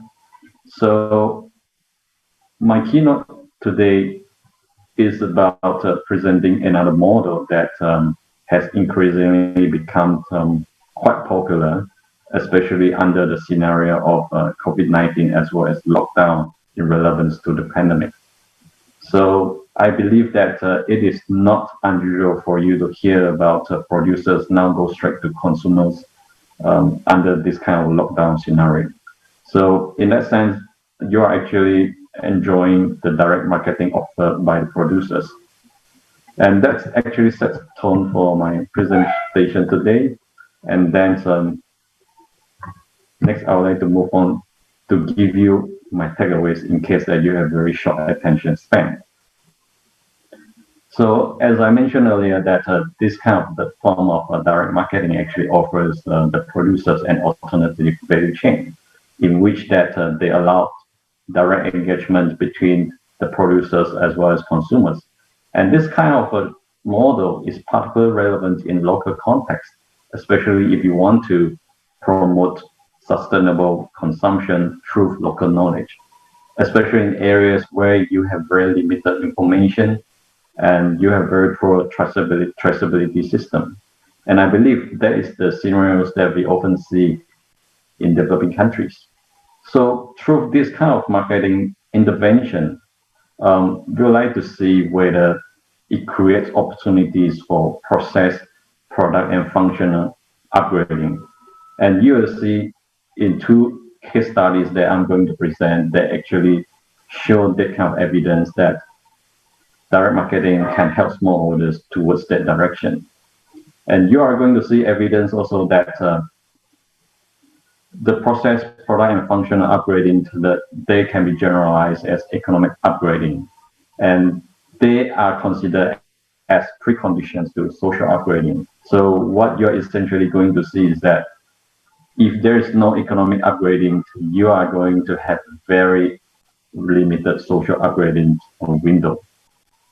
But having achieved economic upgrading as well as social upgrading, that is not the panacea to all the rural issues.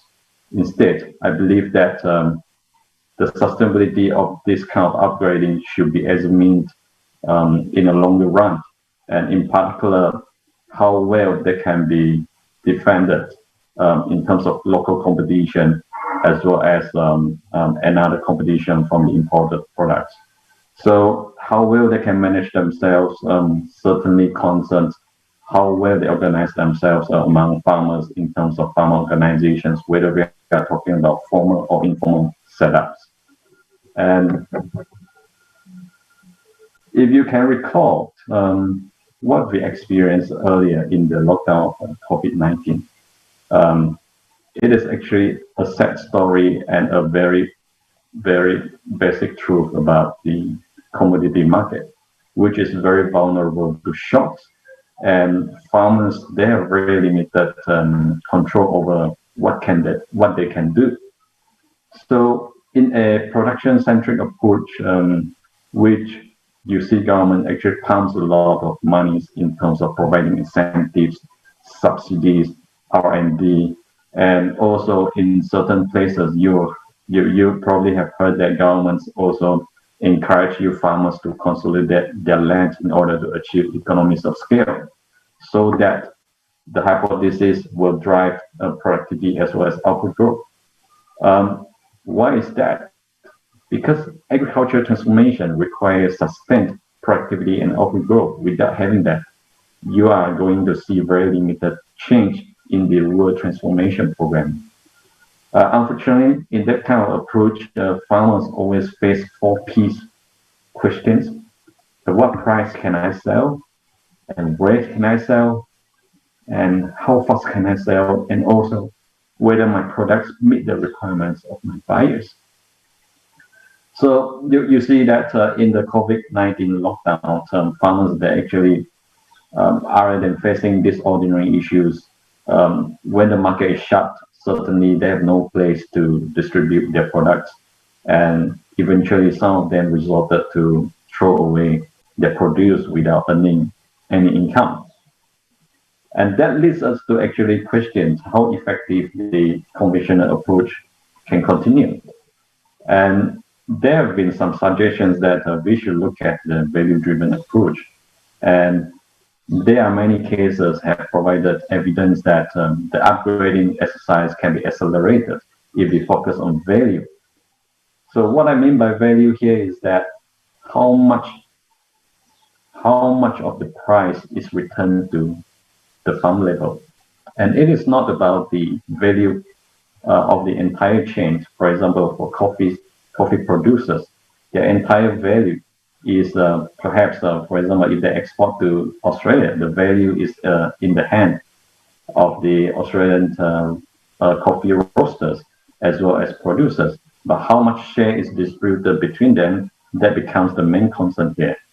So the upgrading value chain hypothesis is not equal to everyone. Instead, we pay very close attention to how much is actually gained by our farmers. Under this value chain approach, we also want to achieve the same goal in agriculture transformation, in getting productivity as well as output growth through R&D, intensification of our productivity, and whether we consolidate land or we do that through technology to achieve economies of scale. And what's more important is that the transformation got to be inclusive. So that leads us to an agribusiness mind that, the competition in the market actually provides price support to the producers. And the competition is so defined in the marketplace on what kind of quality they want, what kind of attributes are desired. And it is even better if that kind of value chain has a long range of end-use diversification in terms of product forms. And it got to be very efficient as well. So if you think about the issue of supermarketization, actually this is one of the prime examples that actually it gives you a good sample that the agribusiness value chain approach can help accelerate your agricultural transformation. And I think there have been many studies mentioned about this. Not only that, it allows wider participation from smallholders, but it also allows competition to emerge between the traditional as well as the modern markets. And when it comes to the process of production methods, the supermarket also introduces the modern working ways in a sustainable manner. So these are a few examples that what value chain approach can offer to our rural issues. And there have been a new strange of studies emerged recently, and that is led by Tom Radden from the United States. So on the right, you see the prime publication in that topic. It is called the Quiet Revolution instead of food value chains. And parts of the investigation here center on rice value chain in Asia. And the common conclusion that jumps up from their comprehensive study across geographical contexts is that the middlemen, especially the millers, are the lead firms that determine the quality to the market as well as the quality back to farmers. So when they aggregate themselves well, they actually help accelerate the efficiency in the value chain. And because rice mills, they always require a huge quantity to run their mill efficiently, and that requires farmers to organize themselves very well, whether they form themselves into an organization or whether they get their collector to be more efficient in delivery in the timely manner, and whether the government sets up a central collection center to help farmers get their price transparency right, as well as to get their produce straight to the rice millers. So these are various forms that the interventions have occurred in the Thailand model. And as you see here, it is very straightforward that farmers now they channel their paddy produce in one channel or to another, but the ultimate aim is to reach rice mills as quickly as possible and also to know their price as fast as they can so that they can begin to doing projection as well as planning for their next cropping cycle. But the big downside of this kind of value chain is that it has the conventional wisdom in which that we all see rice millers being the lead firms, and the lead firms actually have a lot of rooms to do manipulation, whether they can do in terms of pricing or whether they can do in terms of deduction rate. There are just many areas that farmers are vulnerable to. So the value share of farmers actually remains very much limited, although this is quite a modern model that has linked farmers to a global value chain. Especially in the context of Thai rice, I'm sure that we all know that it is one of the largest exporters of rice in the world. So in that sense, Thai farmers have essentially been linked to the global value chain. So why they remain poor? And is there more that we can do to help them? These questions are not limited to Thai farmers only. In fact, I think that it concerns all paddy farmers in the world, since rice is a very important commodity for social security as well as food security. And there is a positive side of this kind of model as well. So for those who are very optimistic, they actually see rice millers now acting as a change agent. For example, they can introduce new modern planting methods to our farmers. Either they do it through a standard specification or they do it through their in-house specification, just like supermarket. Yeah, but the issues remain. That's why we look at that. What are the available value chain models are available in the world right now? On the left here, we are looking at conventional value chains, and you will see that lead firms actually play a very critical role in determining the price, the quality attributes that are required by customers, and what kind of technologies can be introduced for adoption. They all go back to what lead firms want to participate in the global market. On the right here, you have relatively new rural development models through value chain. Many researchers actually claim these are pro-poor interventions. As later you will see, none of this is actually perfect, but rather you still require some capitalism spirit in developing a value chain. So you have a model of direct meeting between the suppliers and buyers, but the price is very much determined by the open market, such as ordinary rice, maize, wheat, and sometimes I believe coffee as well. But coffee has somewhat merged into a very differentiated market, and that allows buyers to get rich to suppliers or the producers straight away and tell them this is exactly what I want. I want a rainforest certification, or I want something else, and I want the flavor to be as such. So it is called a balanced approach here. And the third one is that we are looking at export market, and it is a direct connection between the foreign buyer and the producers. In Malaysia especially, because now we are no longer one of the largest cocoa producers, but we have submerged as a niche producers instead. So a London buyer could come in to tell our local farmers that I want a spicy flavored chocolate.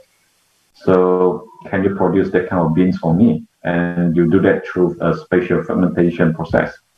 So there is one example that for export-oriented commodities, the foreign buyers can actually help the local producers to become a niche player. And the final one is called integrated model. This is much more of a lead firms leading the change. So these lead firms, such as palm oil companies, they have their well-integrated facilities beginning from plantation, seed production, as well as milling, refinery, until the end elaboration facilities. So lead firms still play a key role here. But I must say that they are actually not equal. Instead, what interests us is that because of the COVID-19 pandemic, we see an increasing trend that producers, they are eager to reach and meet consumers directly. Either they do it through offline modes, such as going through the WhatsApp marketing or WeChat marketing, or they put something online to reach consumers directly. It is a similar form of alternative value chain model here. But slightly different is that our studies actually were conducted much earlier before the pandemic lockdown. So we did not consider the online model yet. Instead, what we consider here is that we look at a case of a system of rice intensification. In short, it's called SURE. So on the picture of a paddy farm here, on the left, you actually see that the paddy plants are very dense. And that is planted based on conventional intensive agriculture. Whereas in the center there, you see SURE, because it is easy to identify through their planting density, which gives you quite a standardized gap between plants and rows. And the reason is that by doing that, you actually provide more space for the plants to grow their grains. And productivity wise, the hypothesis is that it will grow better and more than the conventional method. And this system has been introduced in many countries, including Malaysia and Indonesia. And because of our data access, so we chose to focus on the Malaysian as well as Indonesian cases, respectively. So at the bottom left here, you actually see the common value chain model of Malaysia in the rice industry. So our farmers harvest paddies, and then the harvest is sent either directly to mill if the farmers have a transportation facility. Otherwise, the farmers normally go to a collector. The collector aggregates the paddies from different farmers before sending to mills. Price-wise, it is rather transparent because we have a guaranteed minimum price policy in Malaysia. So this is a place in Selangor of Malaysia. Under the 10 Malaysia plans, there was actually a policy to help farmers institute their cooperative by injecting capital. The capitals were then used to acquire some various machines for rice milling, packaging, as well as marketing. So that gives rise to another channel for farmers to sell their paddies. The only difference is that farmers no longer have to go to mill anymore. Instead, they have the option to go straight to consumers through processing facilities of the cooperative. But the only problem in this kind of model is that farmers, they probably have misunderstood that they have to surrender their land rights to the cooperative. Instead, I strongly believe that it is a misunderstanding, but the impact is so tremendous that it denied the aggregation opportunity of the cooperative. So without having carried out that kind of aggregation function, the cooperative cannot produce the SURE rice in a mass scale. Instead, the participation of the members is so much limited to the original members who carry out SURE. before joining the cooperative. And without having that kind of economic upgrading, you certainly can imagine there's no much change to the lifestyle as well as the livelihood of the cooperative models of the cooperative members. Instead, we try to understand why the members stay in the program. And a common reason given was that because they hope that one day, if they dissolve the cooperative, the farmers expect to gain some windfall from the dissolution because the capital is gifted by the government.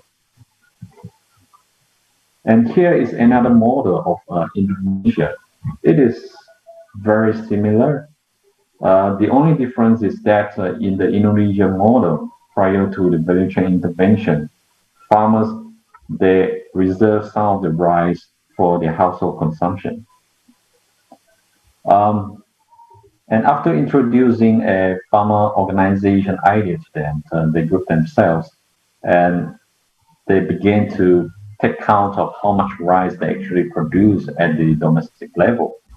And through that kind of information, the farmer group begins to negotiate with a mill and to tell them that can you give us better price and can we also send directly to you.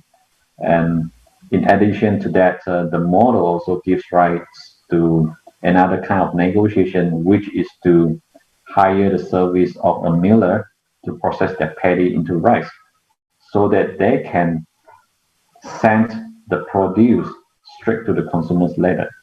So we are seeing quite a different model between Malaysia and Indonesia here.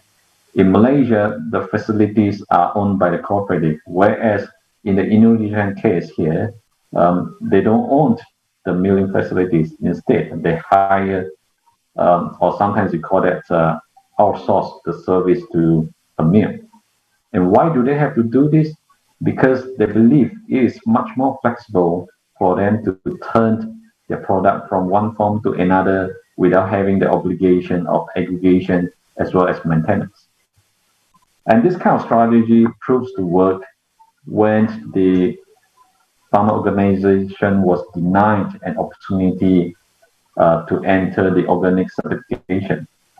So they did it very quickly that by turning their packaging from organic to beras sehat, which means that healthy rice. So this is quite a plausible strategy from their perspective. And then they sell beras sehat straight to consumers. Either they do it through their personal contact, or they sell it through a cooperative, or they sell it straight to urban consumers. And what I'm saying is that we actually witnessed product upgrading from an ordinary rice to SURE rice. And it went through transformation from organic rice, and today it is called beras sehat. And we have witnessed process upgrading as well. So from the previous model, now they actually can reach straight to a meal as well as consumers. The process efficiency has been improved. And farmers, because they are motivated by the price advantage offered for beras sehat, they have in fact upgraded their functions. They are no longer just pure farmers. So having had the economic upgrading, it is not too hard to understand that their livelihood has become better off. So from the previous model that you see on the bottom left here, it is quite a semi-subsistence model. And on the right here, they are given opportunity to become more market-oriented. So this is one form of social upgrading. And I think that Indonesia actually has that kind of opportunity to replicate a similar model to other areas for the social upgrading as well. But this is not a bulletproof model as well. It has its own limitation, and we are going to discuss here in our lessons learned. What is important is that through these two case studies, we show that aggregation must be allowed at the farmer organization level. Without having that, you are going to have issues with how many of your members actually can benefit from the aggregate function that was supposed to carry out. And in the Indonesian model, although it didn't have the aggregation function, But what it did was that it allowed their members to carry out their initiative through personal development. But the issue is that what is the sustainability of this kind of model? Because when your members are allowed to pursue their own interests as well as initiatives, it should be expected that some members will take corners to reach the credence that the farm organization is claiming. And what I mean by credence attribute is that the consumers, they cannot verify before their purchase, and they cannot also verify during their consumption, and they also cannot verify after their consumption. So if you have people who rank sick in the model, it's just a matter of time that you need a few bad examples to kill off the credence attributes that which has been proven to lift many of your smallholders out of poverty and turn them into more of a market economy. So to do that, you actually need organizational upgrading. And we recommend that these participants then need to be equipped with knowledge as well as skills to undertake co-governance. So what is meant by co-governance? This is not just a pure governance model. In fact, when we say co-governance, it means that the farm organization should allow participation from the members, and the board members should also be engaged with stakeholders. So it is a two-way of communication as well as internal control. And there have been studies which provided evidence that this kind of model actually can also help develop personal entrepreneurial spirit as well as skills for future personal upgrading. And because we mentioned that some members cannot cut corners to misclaim, or we call that to counterfeit the credence attribute, there must be a quality control system, whether you do it through an internal specified standard or you do it through an external independent assessment. They both essentially address the same issue that organizational upgrading is essential to provide due and oversight duty to make sure that all members' code of conduct are performed accordingly. Well, having said this, it is not the end of what you should have to enable a farmer organization. Instead, the sustainability is the key issue here, because we all are aware that elite capture is a common issue here. But other than that, you also have to be concerned about how competitive is this farmer organization as well as their products. Because without having a competitive strategy, it is so difficult to imagine how long can this product sustain in the market and how long the farmer organization can be kept active in a profitable manner. So I would like to end with that note that in future development, it should come with some competitive advantage, and you should think about how to build out your moat. And it is not just about fending off competition, but it is also in providing a long sight view to your farmer members that how this farmer organization can continue to operate in a sustainable manner and in a competitive manner, because some of them may rely their returns based on how much dividends they can gain from the farmer organization. So with that, I would like to take questions. Thank you.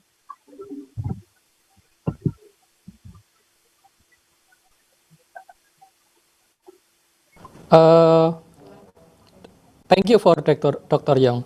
Now we have a question and answer session either to Dr. Young, Prof. Hipnu, or Pak Greg. At the moment, we have a question from Jimmy Kusnaman for Dr. Young. Direct marketing is still difficult for the small farmer in regard to quantity and quality of product. Is it possible or easier to do direct marketing through their farmer groups? Thanks for the question. It's very interesting. In fact, trust is a very important component in direct marketing. So it is always about how much you know about your local context, how much you know about your local people, and how much can you turn your area into an agritourism area as well. So it all goes back to how do you leverage and monetize the information you have at the local context. And I can provide very good examples in Malaysia and Indonesia especially. So if you visit Bali, you see the terrace of paddy fields. And I think no one can deny it is a stunning scenery. And that kind of stuff can sell. And in Malaysia as well, although we don't have that kind of hilly paddy areas. But when you look at the paddy fields all in the same place, is actually quite a scenery as well. So there will be many efforts in selling the idea of rural products to our consumers. And agriculture has slowly turned into an agritourism area as well. So you actually have given a new marketing outlet for your produce. And how much can a poor farmer enjoy actually depends on how much you can get your friends to agree with you that through aggregation, we can actually invest in a small milling as well as packaging facilities. In fact, these machines are not expensive at all. And even so, without these machines, prior to green agriculture, we already have this kind of manual way of turning paddy into rice. So there is another way to also promote your produce. After all, the green consumerism is on the rise, so there are plenty of opportunities. Dr. Yeong, is there any other question for the three speakers?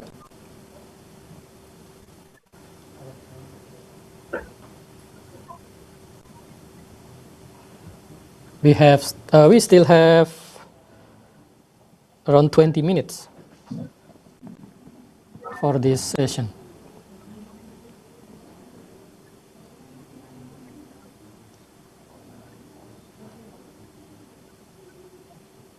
If there is yet any other question, I actually have two questions for Pak Greg. The first question respond to your last point about the effect of the new laws on Minerba and Cipta Kerja. How far are the impacts of these two laws to adat community in Indonesia, and how do they respond to it? Are they planning for some kind of legal action? That's the first question. The second question is, I'm interested in your big title about that this is a kind of a post-capitalist scenario. Are there any other community around the world that address this issue? I mean, do they have any other post-capitalist scenario in their own country? That's my question to Pak Greg. Okay, thank you for those questions. Not sure I'll be able to answer them satisfactorily.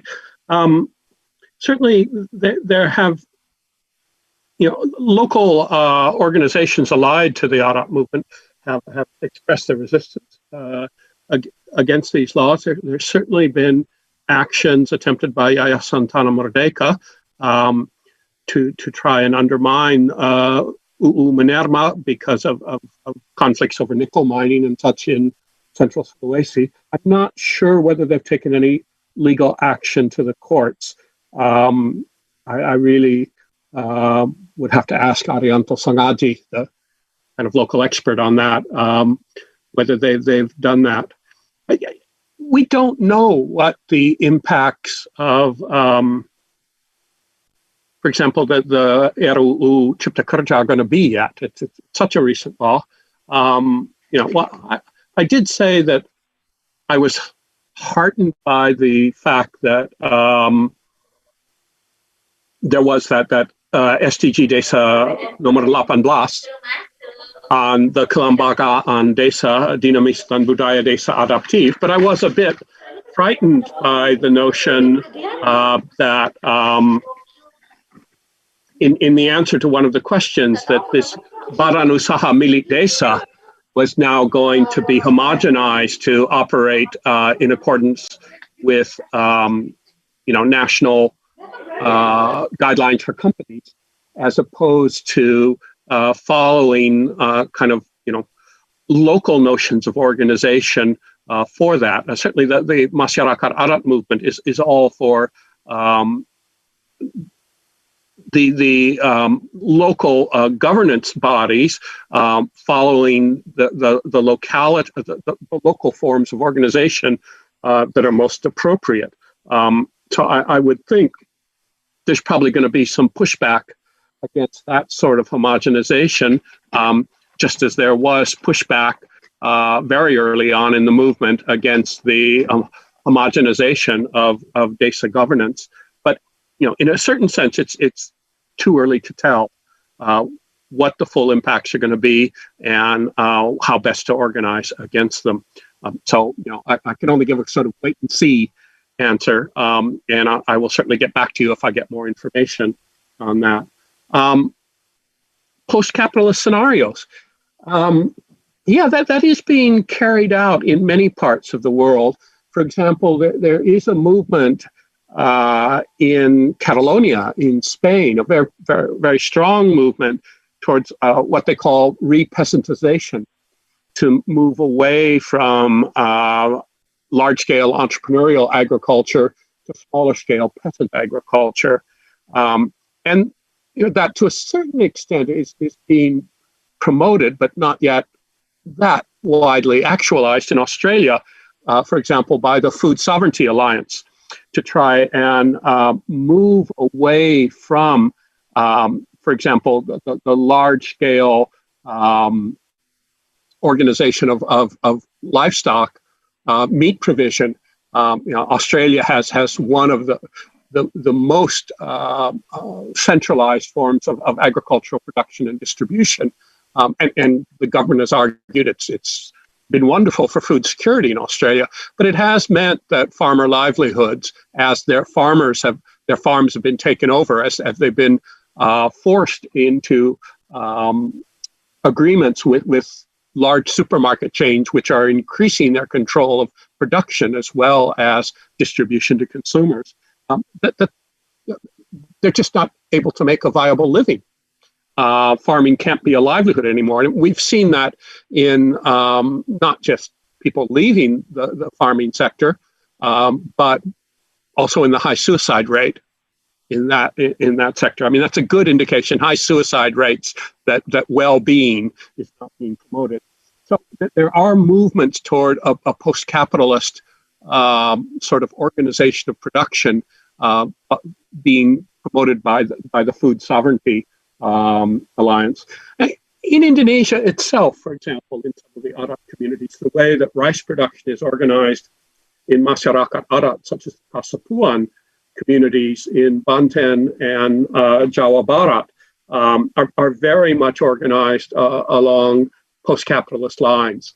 And in many ways, they're doing better than, for example, the lowland farmers in Indramayu in Jawa Barat, who are suffering from incredible depredations of pests, wedding chocolate, because of the way that pesticides are being used now.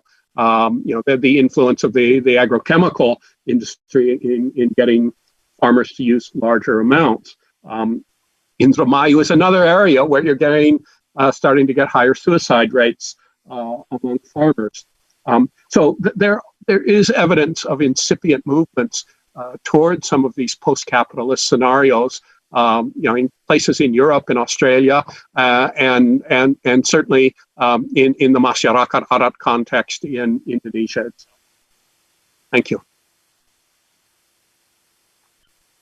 Pak Krik, We have a question from Lydia from Bapeda Cilacap. For those who doesn't know what Bapeda is a local development agency. I think the question is for Dr. Yeong. I'll try to translate this. The attempt to increase farmer welfare through cooperative has been around in Indonesia for a long time. The problem is the competence of cooperative management. They do not have quite capability to manage cooperative. So the attempt to increase the competence of cooperative management has to be paid attention, has to have enough attention either from government or any other party. I think Mbak Lydia wants a comment from Dr. Yeong about this. That is a very good observation, Lydia. Actually, it's the same issue, I think, when it comes to cooperative, regardless of which country we are referring to. In Malaysia, we hardly see any successful agriculture cooperatives. Instead, back in, I think, 1980s, there have been quite a number of studies have mentioned that this is actually one of the key areas that future rural development should actually focus on. Because having established a cooperative doesn't mean that you can just provide the so-called panacea to all the agriculture issues you have down there. Instead, I totally agree with this statement that you need to focus on the capability of your leaders in the cooperative. But the question is that who are these leaders? Normally, they are captured by local elites.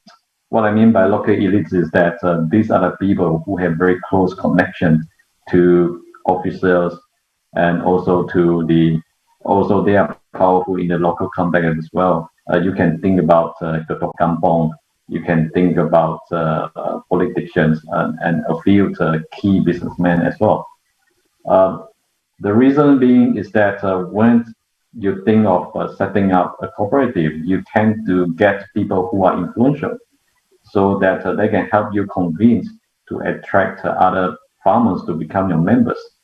So an economic reason is always the key agenda when trying to set up a cooperative, because what cooperative can do normally includes education function, that is to help your farmers to market in bulk in order to negotiate for better prices. And in the case of palm oil, this is very crucial for them to get a direct reach to the processing center, so that without going through a middleman, they can get better returns to the farm. But beyond that, I think political economy of cooperatives are always ignored by the authorities. They assume that these are the powerful people, these are the caliber people, but they always ignore what is their vested interest. And then how do you actually install a good governance system there? I earlier mentioned about co-governance, which is quite different from a pure governance system, because the governance system still can cause many issues, such as the management might abuse the funds for other purposes, and the management may also steer the cooperative away from the original cause of objectives.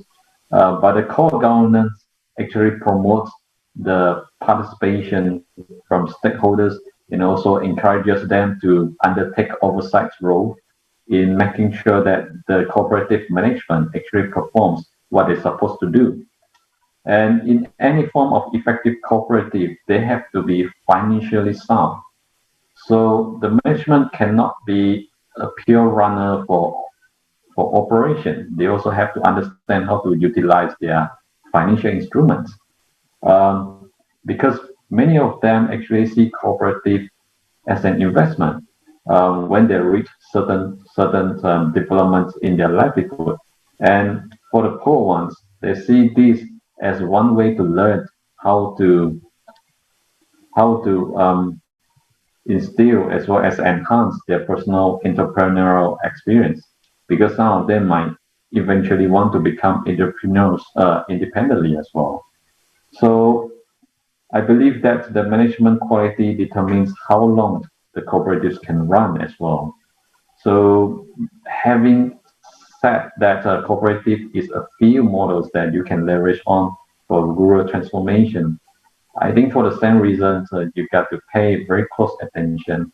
How do you make sure a good governance system is there, and how do you also help elevate the quality of your management, and how do you encourage more participation from members in chances that some of them might become the future leaders of the cooperative.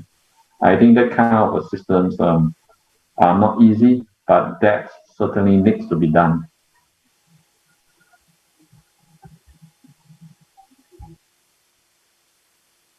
Thank you, Dr. Young.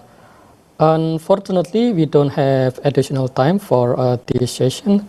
However, I believe that, and I hope actually, that the three speakers have delivered insightful comments to this issue, and I expect that they have provoked us to further the discussion on the sustainable rural development. Thank you very much, Pak Greg. Salam buat Mbak Nini. We hope that we can visit Perth in the future. Thank you very much, Prof. Ibnu, for your valuable time, and thank you very much as well to Dr. Young. Thank you. And also thank you for all participants who attend this session, and we hope that you will also attend the next session. I return the time to the MC. All right, thank you very much for session. And ladies and gentlemen, the committee would like to express their appreciation by handing certificates for our great speakers, Professor Gregory Lawrence, Professor Hipnu Nugroho, and also Dr. Yong Sheng Tei. So sorry if I pronounced the names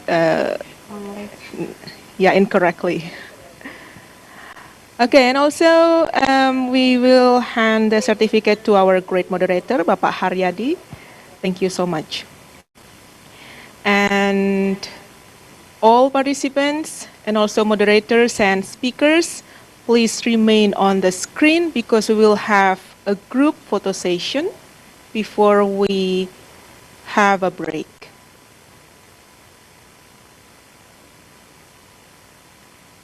To all participants, please turn on your camera.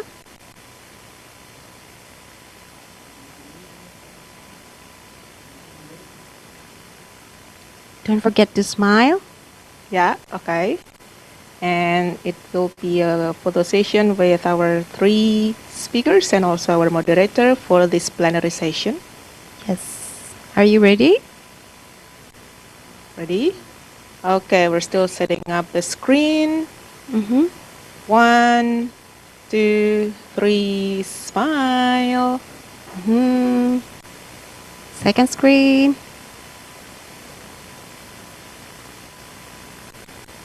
Ready? Okay. Right. You still have another? The screen? Okay. All good? Yes. Okay. Thank you, everyone. Thank you, everyone. Well, hopefully everything we have done from the morning until this time will give us insight, insightful experience, and also broaden our knowledge. And I believe that you will agree happiness is one root of being successful. People say that we need to be happy first before we have to be a successful person. Yeah. And one thing to be happy is not to be hungry. I very agree with that. Yes, totally. Yeah, so this is the time for us to have a lunch break. You will have your lunch there in your place, and we will have ours here. Yes.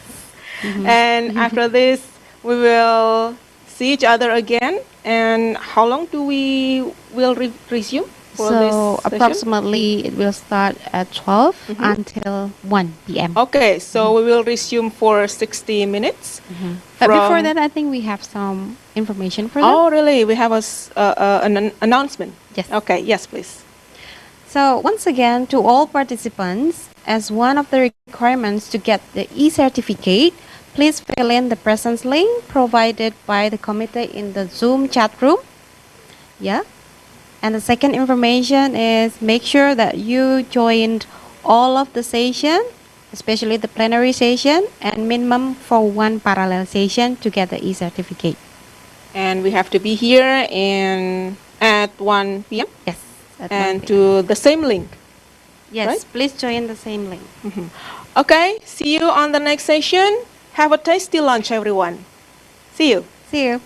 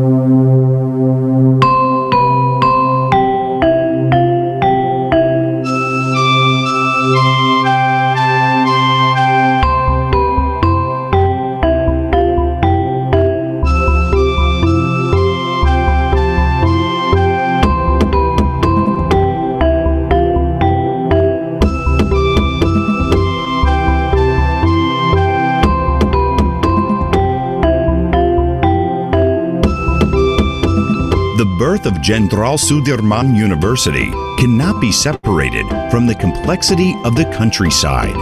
Villages have a very strategic role in national development.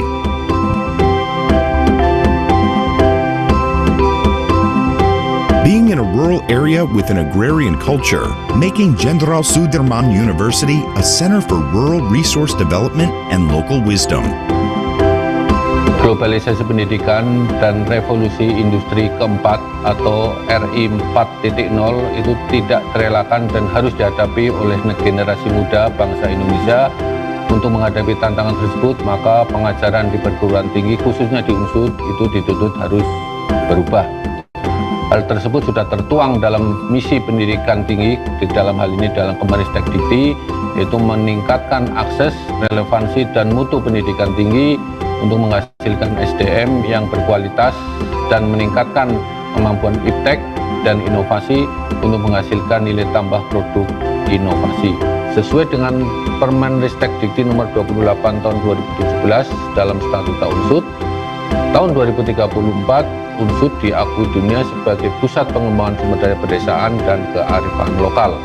Maka milestone yang ditetapkan pada masing-masing tahapan ada 4, yaitu UNSUD berkarakter, kemudian dilanjutkan dengan UNSUD berkontribusi, kemudian UNSUD diakui, dan terakhir nanti UNSUD dihormati. Dari dharma perguruan tinggi yang dikerjakan UNSUD, dharma yang pertama adalah pendidikan. Dalam hari ini UNSUD selalu meningkatkan input maupun proses. Dan dharma yang kedua adalah bidang riset. UNSUD senantiasa melakukan riset-riset yang sesuai dengan apa yang dibutuhkan oleh masyarakat maupun dibutuhkan oleh dunia industri. Kemudian dharma yang ketiga adalah pengabdian masyarakat. Dalam hal ini unsur selalu berada di tengah-tengah masyarakat dalam rangka membantu mengatasi permasalahan yang ada di masyarakat maupun dalam rangka meningkatkan pemberdayaan masyarakat sehingga masyarakat bisa berswasembada dan bisa meningkatkan kesejahteraan mereka sendiri.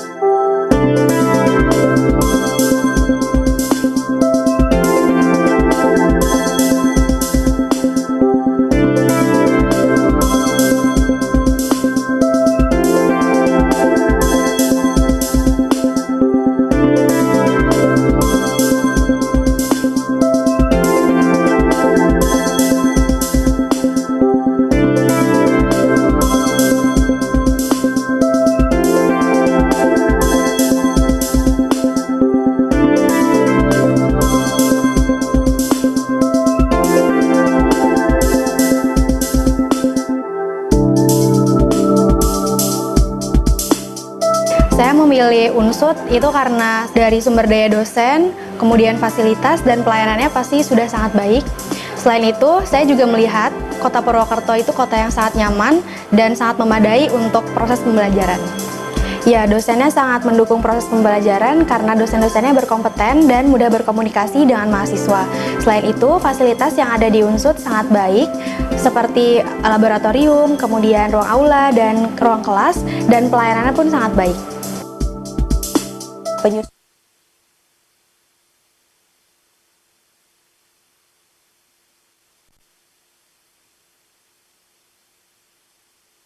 Itu hadir ketika kamu membuka diri pada dunia ini.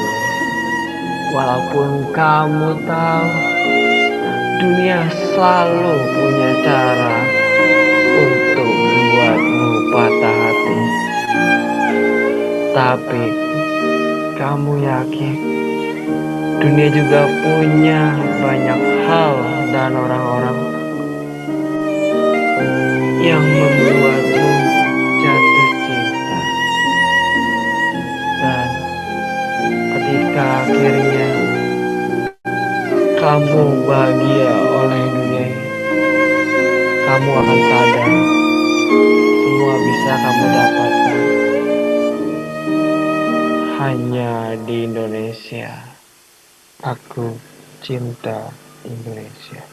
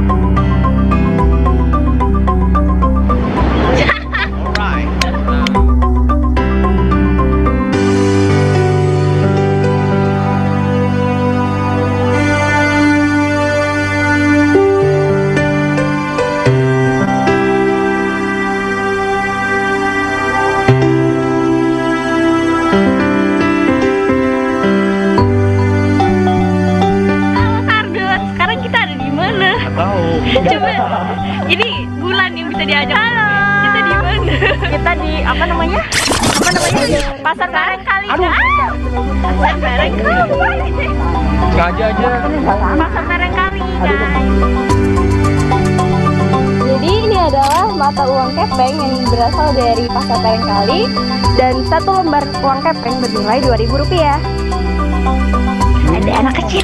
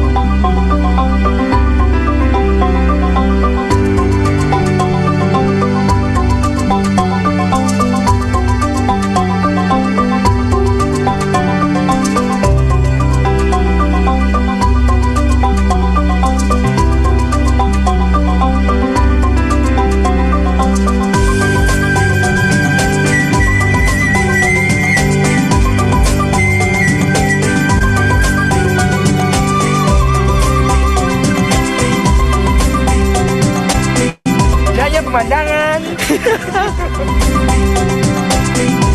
Ada foto kita dong dari depan.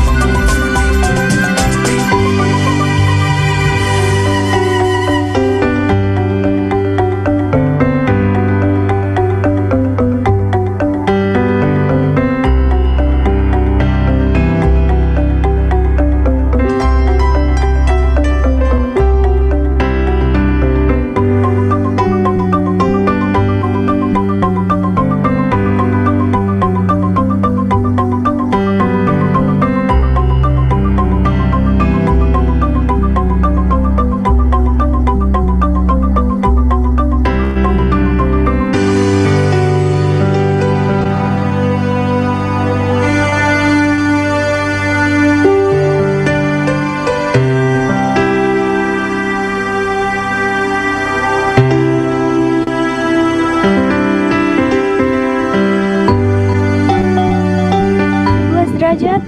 Tapi kayak 0 derajat ini mah.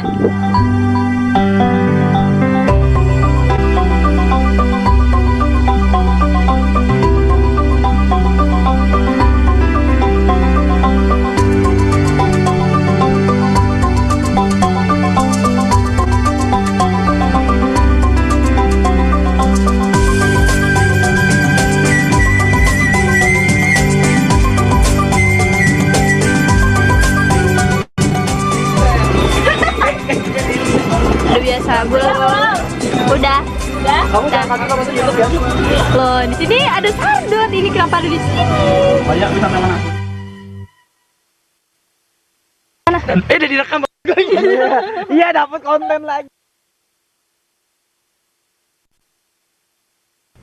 Manusia cukup hidup untuk hari ini, menjadikan hari ini layak, menjadikan hari ini baik, menjadikan hari ini berarti. Tapi cakrawala kehidupan telah berubah sekarang.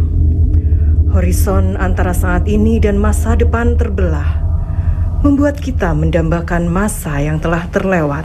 Selamat pagi Sobat FISIP. Hari ini merupakan hari yang berbahagia bagi kita semua karena hari ini FISIP merayakan hari jadi kita semua tertawa. Dulu kita semua tersenyum, berkumpul bersama, membicarakan banyak hal tanpa mengkhawatirkan apapun. Berita pertama datang dari surat edaran Rektor Unsud mengenai pemberlakuan sistem kuliah daring untuk mengantisipasi penyebaran COVID-19. Akan kami sampaikan update terkini mengenai COVID-19. Namun tahun ini, tahun 2020, tahun indah sejuta rencana, di mana semuanya hanya sekedar rencana.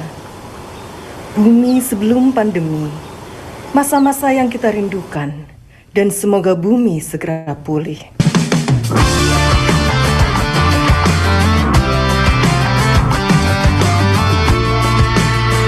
Pikiranku, agar pikiranmu mereka rencana dari dalam gelap amarahmu, buta melaju.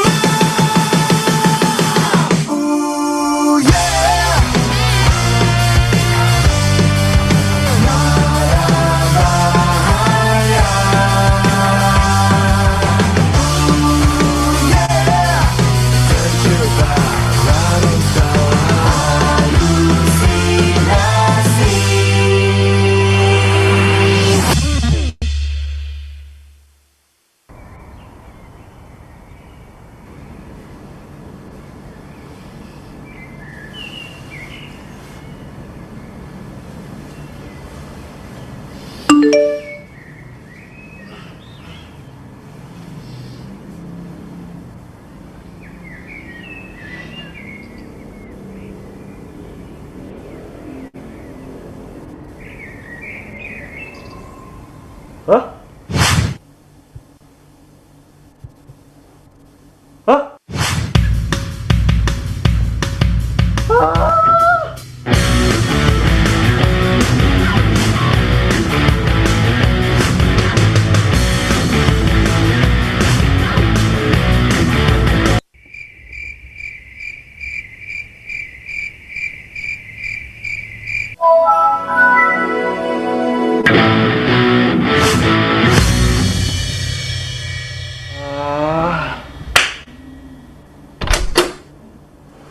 Di, keluar yuk makan. Makan.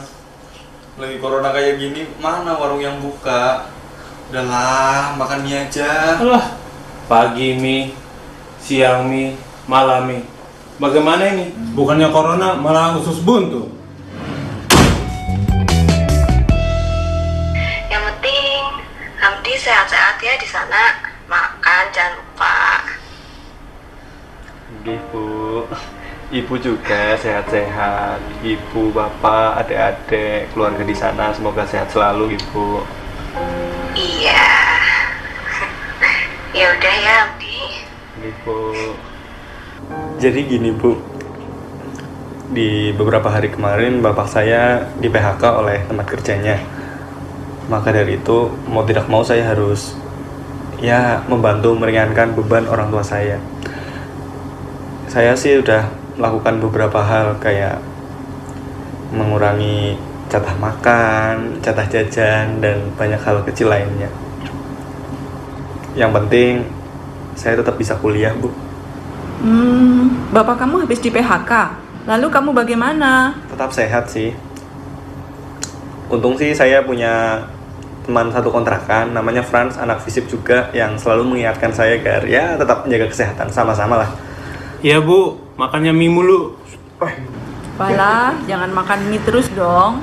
Kalian kan harus jaga kesehatan. Ini masa pandemi. Nanti saya coba bantu ya. Terima kasih banyak Bu. Terima kasih banyak sudah mau mendengarkan keluh kesah saya. Maaf sudah mengganggu waktu Ibu. Ya, sama-sama.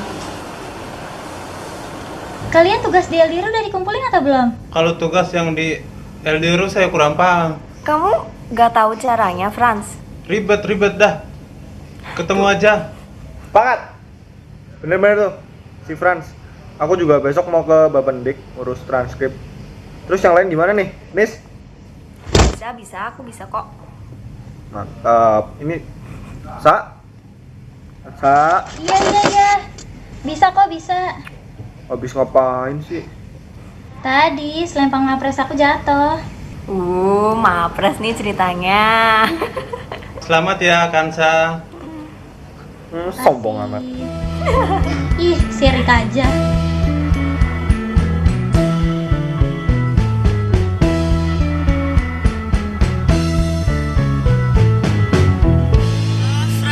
Franz, kalian di mana? Aku udah di. Ya, Kansa, ya.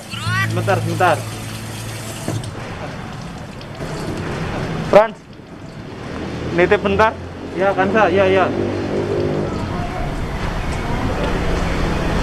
Pagi Mas, ada yang bisa dibantu? Selamat pagi Pak. Begini Pak, saya mau minta tolong buat transkrip nilai bisa Pak? Oh iya bisa Mas. Caranya gimana ya Pak? Nanti dilakukan secara online ya pengajuannya ya Mas ya. Karena selama pandemi ini kita lakukan pelayanan secara online semua Mas. Nanti Masnya bisa akses link di sini atau scan barcode ini untuk mengaksesnya Mas. Keren ya Pak sekarang ya? Iya dong, sekarang udah online semua Mas. Mantap.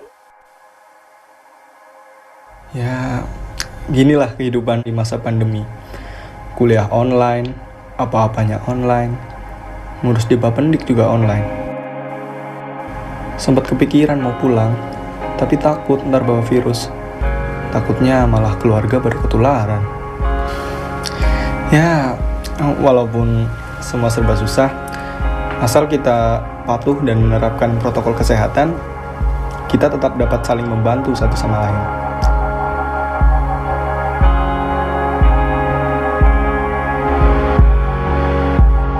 Pandemi ya gini lah.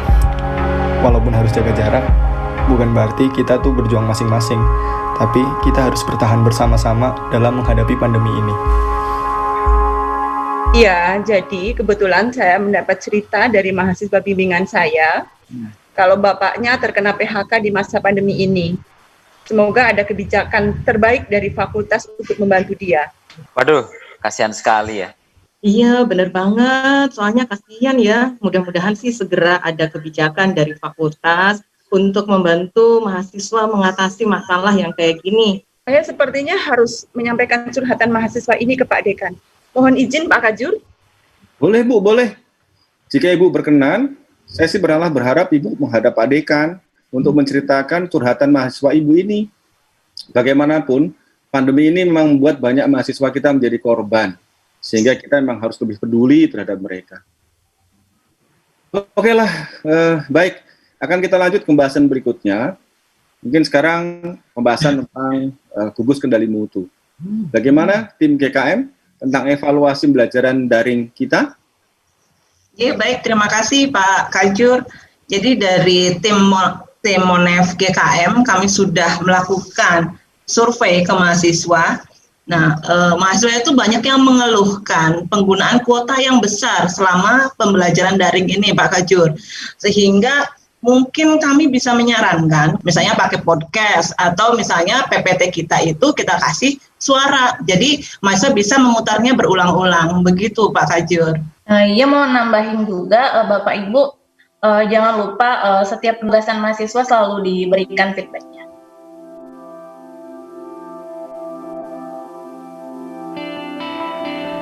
Jarak memisah yang memustahilkan bersua, menjadikan semuanya serba online.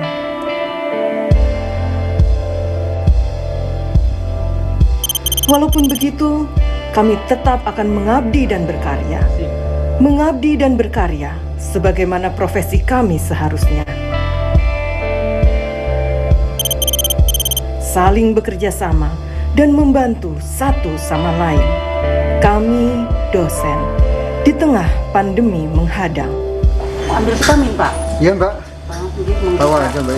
Iya, Pak. Udah buru-buru sekali kok, Pak. Iya, lagi ada webinar nih itu anak-anak di lab. Oke, makasih, Mbak. Monggo. Monggo, Pak. Hati-hati.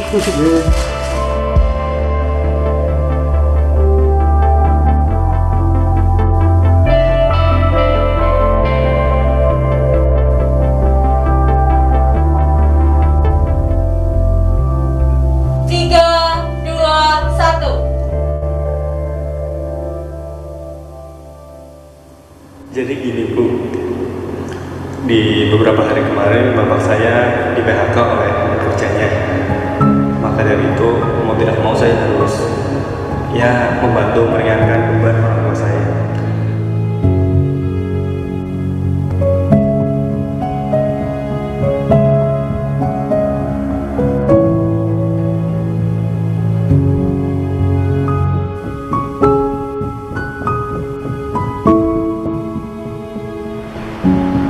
Permisi, Pak. Ada yang ingin bertemu? Ya, silakan masuk. Jadi, bagaimana Bu? Jadi begini Pak, ada yang harus saya sampaikan terkait mahasiswa kita yang tertahan di Purwokerto akibat pandemi Pak. Ya, bagaimana Bu? Mahasiswa kita yang tertahan di Purwokerto akibat pandemi ini cukup banyak Pak. Mereka membutuhkan bantuan kita untuk meringankan kondisi mereka. Salah satunya mahasiswa bimbingan saya menyampaikan orang tuanya terkena PHK. Dia mencoba untuk meringankan beban orang tuanya dengan mengurangi makan dan berhemat. Sebenarnya saya sudah sampaikan ini di rapat jurusan. Oleh karena itu, saya ada di sini Pak. Mohon sekiranya fakultas ada kebijakan untuk membantu mereka. Ya, memang pandemi COVID-19 ini benar-benar melemahkan orang yang lemah. Tapi bagaimana dengan kondisi mahasiswa kita? Alhamdulillah, baik Pak. Tapi saya pikir FISIP perlu melakukan sesuatu untuk membantu mereka. Baik Bu, nanti akan segera kami rapatkan dengan pimpinan fakultas untuk menangani masalah tersebut. Baik Bapak Ibu sekalian, apakah ada usul kebijakan terkait dengan bantuan mahasiswa yang tertinggal di Purwokerto? Pak Dekan mohon izin usul gitu ya. Kami akan sharing pengalaman di sosiologi. Kami meminta PA untuk mendata mahasiswa sosiologi masih di Purwokerto Pak Dekan. Jadi sudah kita lakukan langsung, kita berikan bantuan berupa sembako. Jadi menurut kami, saya kira FISIP harus melakukan tindakan sosial yang lebih masif dan lebih terstruktur Pak Dekan. Demikian Pak Dekan. Menanggapi tadi yang disampaikan oleh Ibu Kajur Sosiologi, mungkin tinggal dipikirkan teknis pendistribusiannya seperti apa.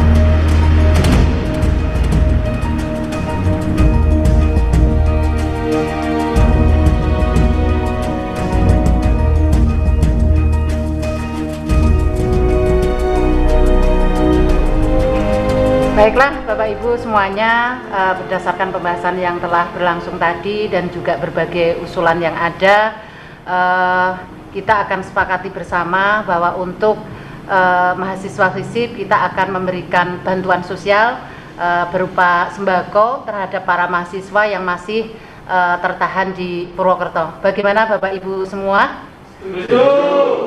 Baik Bapak Ibu sekalian, kita sudah sepakat bahwa kita nanti akan membantu para mahasiswa yang tertahan di Purwokerto. Untuk itu silakan nanti Pak BD1 untuk meminta setiap jurusan mendata para mahasiswanya yang terdampak di Purwokerto. Setelah mendengarkan paparan tadi, kita siap menindaklanjuti di bagian akademik untuk menyelesaikan semua yang disampaikan Pak Dekan tadi. Baik Bapak Ibu sekalian, untuk memberikan semangat kita pakaikan salam solidaritas. Salam solidaritas. Fisik, fisik, fisik, fisik, fisik. Tak ada yang lebih kuat dari kelembutan. Tak ada yang lebih lembut dari kekuatan yang tenang. Sendiri kita adalah tetesan air. Bersama-sama kita adalah samudra.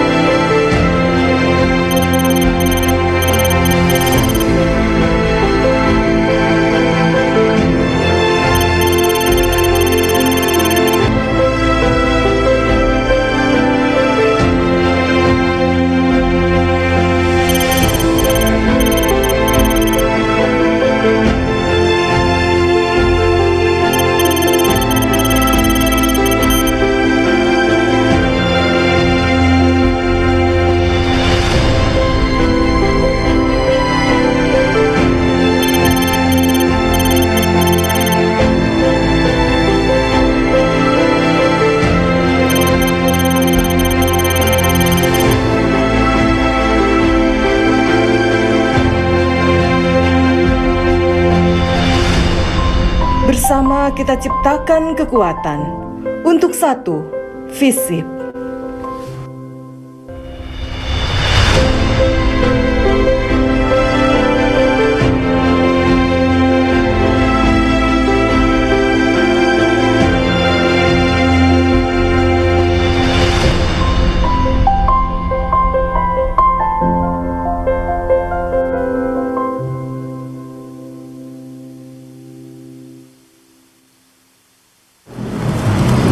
Alhamdulillah ya, dikasih sembako. Lumayan nih. Ya begituan. Anak bos dikasih sembako. Coba setiap bulan dikasih sembako. Enak loh tiap bulan.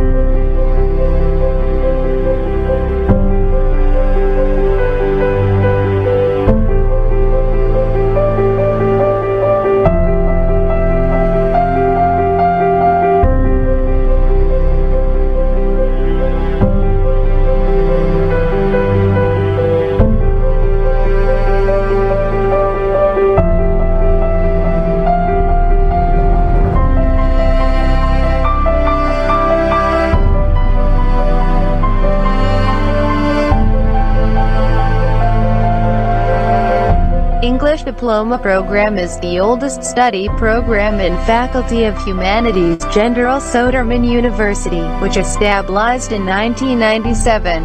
In 2008 until now, English Diploma Program has accreditation B issued by the National Accrediting Agency, with the vision to mastery of English applied by independence, professional competence related to fields journalistic, translation, and tourism.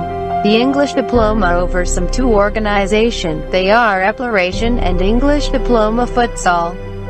Our mission is to carrying English learning process for preparing students become associate expert who has the ability and expertise in the field of journalism, translation, and tourism, so they can competent as a journalist, translator of English written and oral, and the tourism industry players. Then for preparing students become associate expert English creative, innovative, communicative, responsive, and open to the use of technologies that support the fieldwork, and preparing students become associate expert who has cross-cultural understanding, moral leadership, spirited, independent, and professional. If you want to have skill in English, join with us.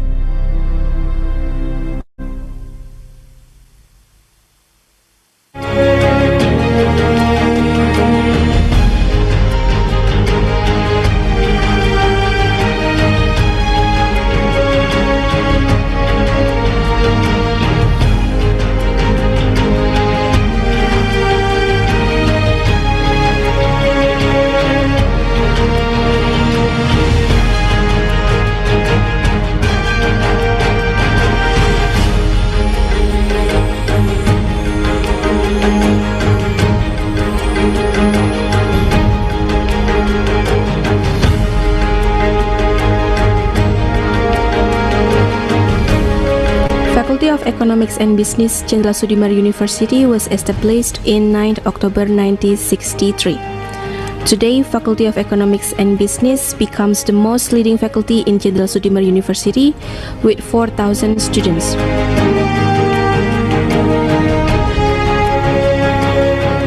All study programs in Faculty of Economics and Business have been accredited by Indonesian National Accreditation Board.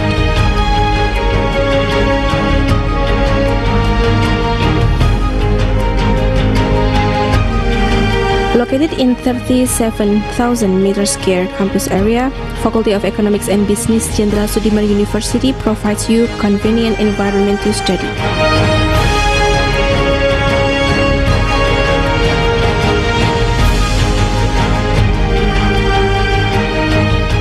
Faculty of Economics and Business offers some degree programs as follows. Vocational program,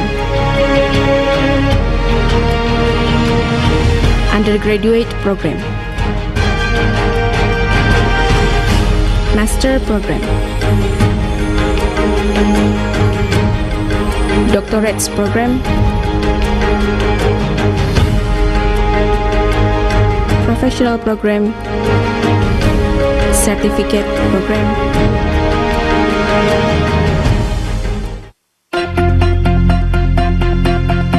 To respond to the global challenge which requires highly competitive human resource, Faculty of Economics and Business opens the international class for bachelor program and international business diploma program. This international class uses English as the instruction media in its teaching and learning activity. Students get orientation about other countries and learn other foreign language that will support the job related with multinational business.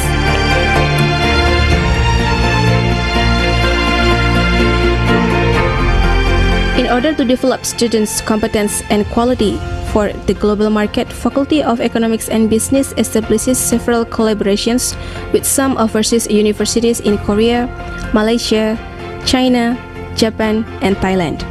We open joint degree and exchange program for both inbound and outbound students. We have 140 lecturers with master and doctorate qualifications.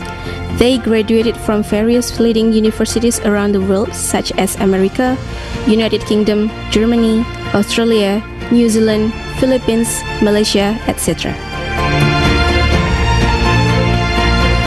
To support the teaching and learning process in vocational programs, we have established some cooperation with various private and state-owned enterprises.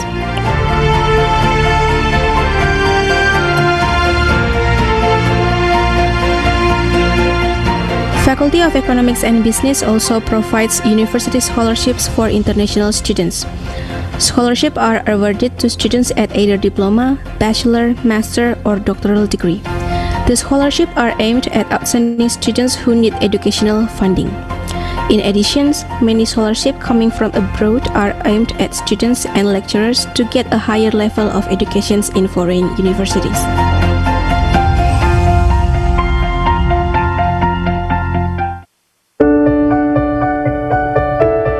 To To support the performance of universities by providing a source of scientific information, Faculty of Economics and Business provides a scientific information center named Pusat Informasi Ilmiah, equipped with books, scientific journals, and multimedia collections.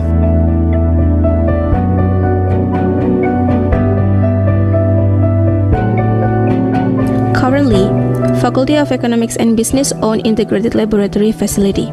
Inside this 8-story building is available a variety of laboratories as a place of scientific research and training.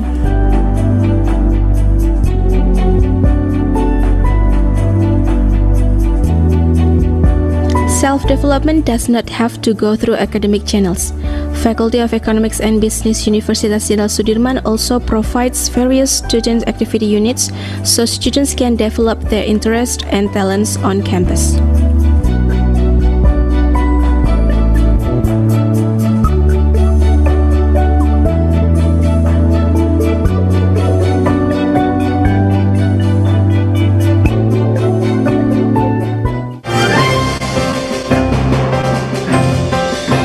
Batik contains deep philosophical meaning and extremely rich and diverse in every region throughout the country, including Banyumas.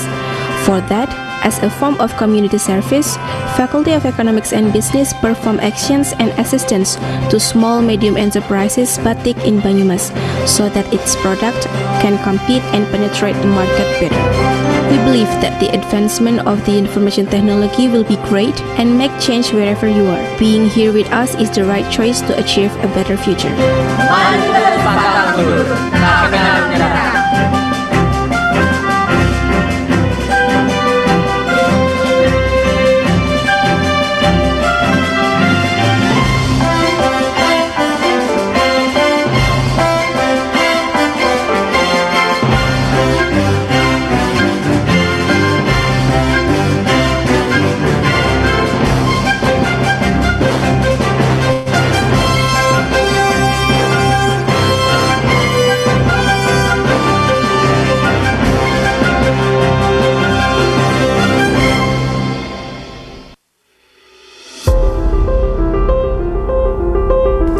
Banyumas Regency is one of the regencies in Central Java province with an area of almost 1,500 km², located right at the foot of Mount Slamet, the highest mountain in Central Java, and passed by the Serayu River, which has a length of 181 km, consists of 27 districts and more than 300 villages with a typical tropical climate. Banyumas makes agriculture as one of its main source of livelihood. Banyumas, which is famous for its thick Ngapak accent. Banyumas has an authentic culture such as Gragak Banyumasan, Calung, Kentongan, Lengger, Bebek, and Kuda Lumping. Apart from the culture, Banyumas attracts tourists with its natural destination charm. Cave, waterfalls, lakes, botanical gardens that not only a feast for the eyes but also soothing the heart and mind of the people. Known as a city of education, numbers of public and private universities are present to give a strong educational atmosphere, and Jenderal Sudirman University has become one of the public universities that have contributed greatly to the Banyumas people in particular. Initiated by Banyumas residents as a form of contributing to Banyumas, which is, at that time, only had high school as the highest education institution even though in 1960s. Banyumas has become the symbol advancement of Central Java province. One of the oldest faculties and become the embryo of the establishment of Jenderal Sudirman University is the Faculty of Agriculture. Established at September 20, 1962, the Faculty of Agriculture was established but still beneath the Diponegoro University. Jenderal Sudirman University was officially established on September 23, 1963. And today, the Faculty of Agriculture are still growing and developing rapidly. Now, Faculty of Agriculture has 4 undergraduate study programs: agrotechnology, agribusiness, food science and technology, and agricultural engineering, 2 diploma study programs, land research planning and agribusiness, 2 master study program, agronomy and food science, and 1 doctoral study program, agricultural science. Faculty of Agriculture has a vision that in 2034 become a faculty that excels in science, technology, and or arts with international standard that in line with the sustainable development of agriculture and local wisdom. Therefore, Faculty of Agriculture will always try to improve its competence so we can continue to contribute to the country.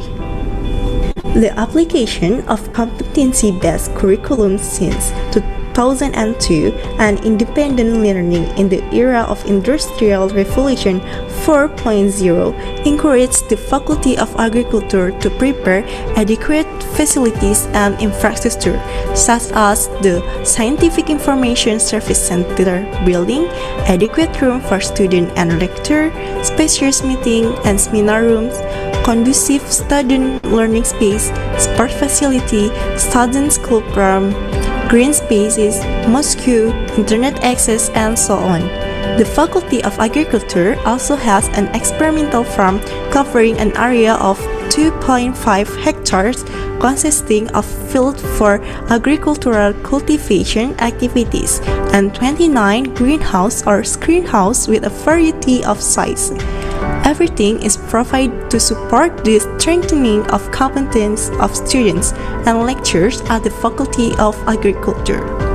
Apart from facilities, the Faculty of Agriculture of Jenderal Sudirman University also has many innovation and superior product invention, such as superior rice variety on uplands. There is Impago Unsut 1 with fluffier texture and fragrant aroma, and Unsut Parima contain high iron element. Saline-tolerant rice such as Impari Unsut 79 Agritan and Bio P60 or Bio Titan to control pests and plant disease. Natural preservative from torch ginger, crystallized palm sugar, instant tea wool, and so on. All innovation and works produced are solution to existing problems in agriculture, especially in Banyumas. In the future, the Faculty of Agriculture Unsut will continue to present excellent works that focus on the development of rural local wisdom as a form of our contribution to Indonesia.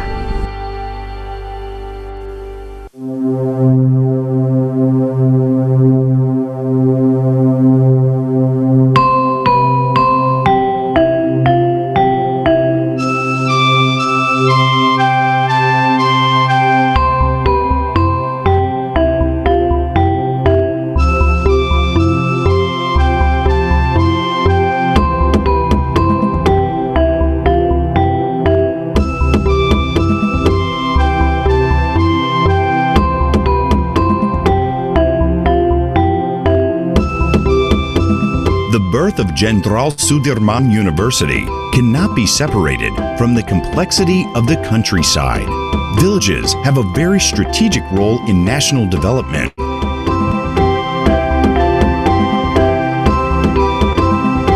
Being in a rural area with an agrarian culture, making Jenderal Sudirman University a center for rural resource development and local wisdom. Globalisasi pendidikan dan revolusi industri keempat atau RI 4.0 itu tidak terelakkan dan harus dihadapi oleh generasi muda bangsa Indonesia. Untuk menghadapi tantangan tersebut, maka pengajaran di perguruan tinggi khususnya di Unsut itu dituntut harus berubah.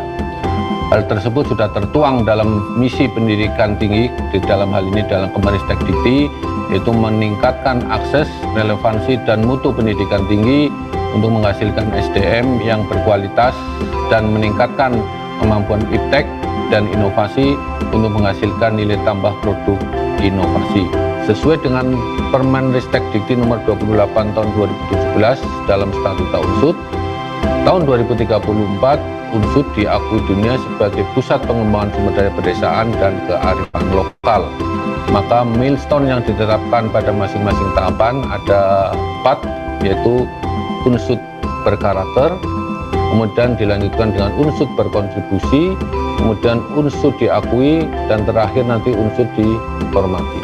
Dari dharma perguruan tinggi yang dikerjakan unsud, dharma yang pertama adalah pendidikan. Dalam hari ini unsud selalu meningkatkan input maupun proses. Dan dharma yang kedua adalah bidang riset. Unsud senantiasa melakukan riset-riset yang sesuai dengan apa yang dibutuhkan oleh masyarakat maupun dibutuhkan oleh dunia industri. Kemudian dharma yang ketiga adalah pengabdian masyarakat. Dalam hal ini unsud selalu berada di tengah-tengah masyarakat dalam rangka membantu mengatasi permasalahan yang ada di masyarakat maupun dalam rangka meningkatkan pemberdayaan masyarakat sehingga masyarakat bisa berswasembada dan bisa meningkatkan kesejahteraan mereka sendiri.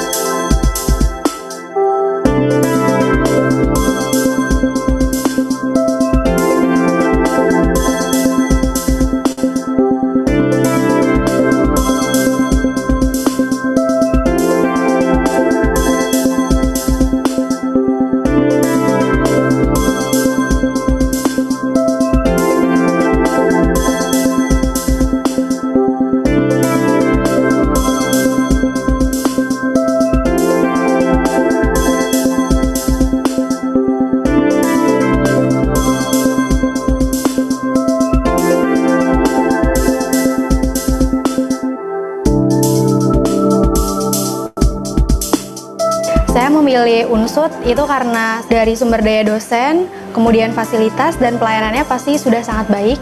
Selain itu, saya juga melihat Kota Purwokerto itu kota yang sangat nyaman dan sangat memadai untuk proses pembelajaran. Ya, dosennya sangat mendukung proses pembelajaran karena dosen-dosennya berkompeten dan mudah berkomunikasi dengan mahasiswa. Selain itu, fasilitas yang ada di unsud sangat baik, seperti laboratorium, kemudian ruang aula dan ruang kelas, dan pelayanannya pun sangat baik. Penyusunan kurikulum yang menyesuaikan dengan tuntutan zaman dan sesuai dengan visi dan misi dari unsud. Selain itu bisa dilakukan dengan cara menggunakan metode pembelajaran yang mendorong mahasiswa untuk berperan aktif, mempunyai soft skill yang nanti akan dibutuhkan pada saat dia sudah lulus dan bekerja. Peningkatan fasilitas pembelajaran yang ideal bisa dilakukan dengan meningkatkan support dari masyarakat untuk penyediaan fasilitas, kemudian dengan meningkatkan kerjasama dengan institusi baik dari dalam maupun luar negeri. Selain itu juga diupayakan untuk meningkatkan layanan untuk mengikuti revolusi industri 4.0.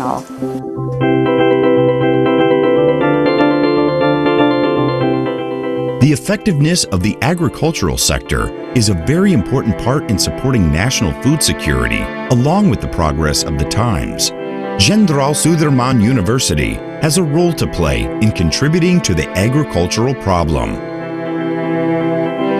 Riset itu harus menghasilkan dua, publikasi dan inovasi teknologi.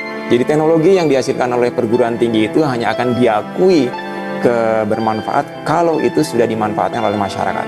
Sejak tahun 2002 kami telah melakukan riset awal, mencari sumber-sumber genetik tanaman padi untuk kemudian kita kembangkan untuk merakit menjadi varietas unggul. Kalau ditanam di lahan-lahan marginal, khususnya lahan garam, kadar garam tinggi di daerah pesisir, itu tetap bisa tumbuh baik dan berproduksi baik. Karena lahan salin di Indonesia itu sangat-sangat luas, yang sampai sekarang itu belum bisa optimal sekali digunakan untuk lumbung pangan. Untuk menghasilkan teknologi publikasi itu tidak cukup karena satu tahun penelitian, itu butuh sekali berapa tahun riset. Nah, ini dosen selalu melibatkan mahasiswa, baik mahasiswa S1, mahasiswa S2 maupun mahasiswa S3, untuk terlibat dalam riset dosen sekaligus untuk menjadi bagian tugas akhir dari mahasiswa tersebut. I come from Sudan. I would like to transfer a new idea from this project, application up to practice in my country. I was joined to this project such as assistant farming or assistant research. I would like to collect the data because I have interest to know big information about rice and about rice production, such as irrigated farming, also pest control and technique of harvesting.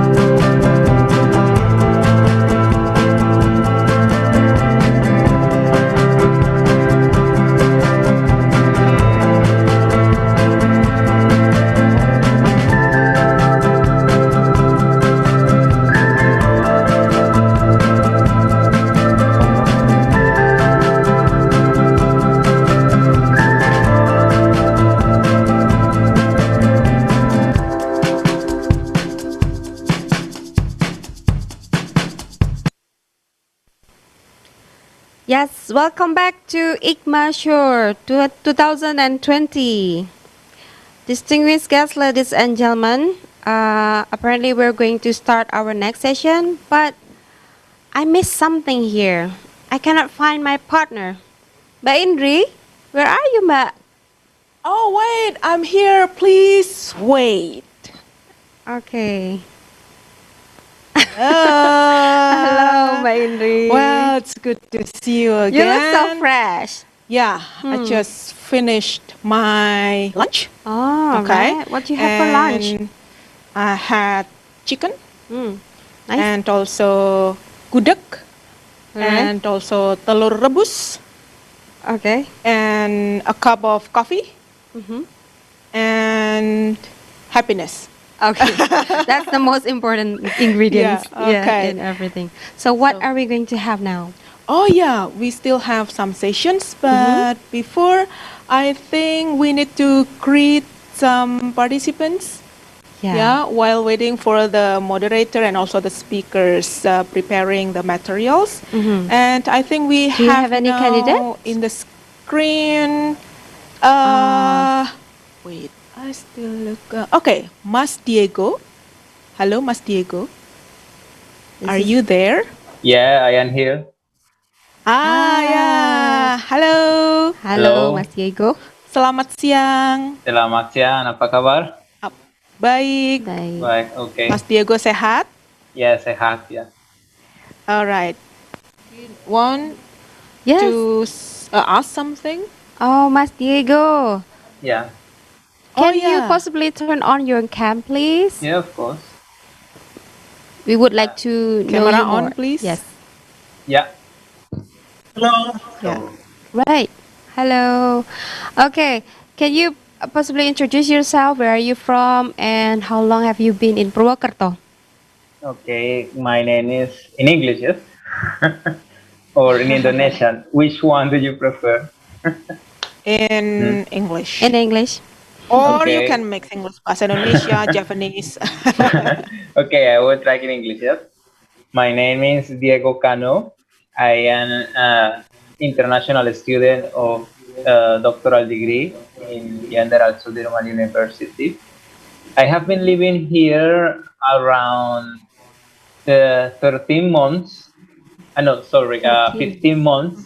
Because 1 year I started my doctoral degree, I finished my classes, and then I moved to Lampung in Sumatra Island to make my doctoral research. I just finished the last September. I come back here to Purwokerto, and yes, so this is the last time of myself here in Central Java in Purwokerto city. Yeah. So Yeah. basically, I am from Colombia, South America. I just arrived to Indonesia in 2015. I have carried out my master degree also in Indonesia, but in different university. Then I decided to continue my doctoral degree in UNSUP in 2018. Yeah. So this is my third year of doctoral degree. Hopefully, I will finish in 2021. All right. Very interesting. Seems like you have a lot of experience exploring Indonesia. You went to Lampung and then Sumatra. Yeah, I have been. Have you known Diego before?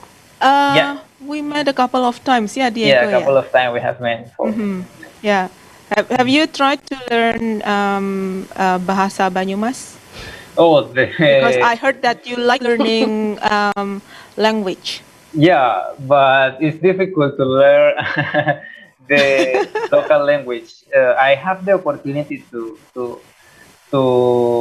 what to say to listen not only the Banjumas, also the Sundanese, and also the Lampun. By the way, the Lampun, the people is from Java, so their dialect is quite similar to Javanese. Yeah. And it's a little bit difficult because you must there are some words that change the meaning compared to Indonesian bahasa Indonesia. However, I just can say the difference based on my experience between the Sundanese, for example, and the Japanese is the nasal speaking. The Japanese is more nasal, use more the noise to speak, and that makes me to understand. Oh, you are talking, you are using Japanese, or you are using Sundanese. Yeah, at least I can detect now that. Yeah. Right. Can you give us an example Japanese expressions you can use? The simple one, atur nuhun. Atur nuhun. Yeah. Oh yeah. And also I learned also how you say limo, popo. Lima. Limo. Pakai Lampun they use limo. I don't know if it's same Limo. here. Limo. Yeah. Yeah. Here in Banyumas we say lima. Okay. Okay. Yeah, this kinda like that. Some specific Okay. words, but not too thank much you. actually. Yeah. Okay. Thank you, Diego. And I think we have another participant, Janet. Are you there? Hello. Maybe Janet is still busy. Probably Diego also.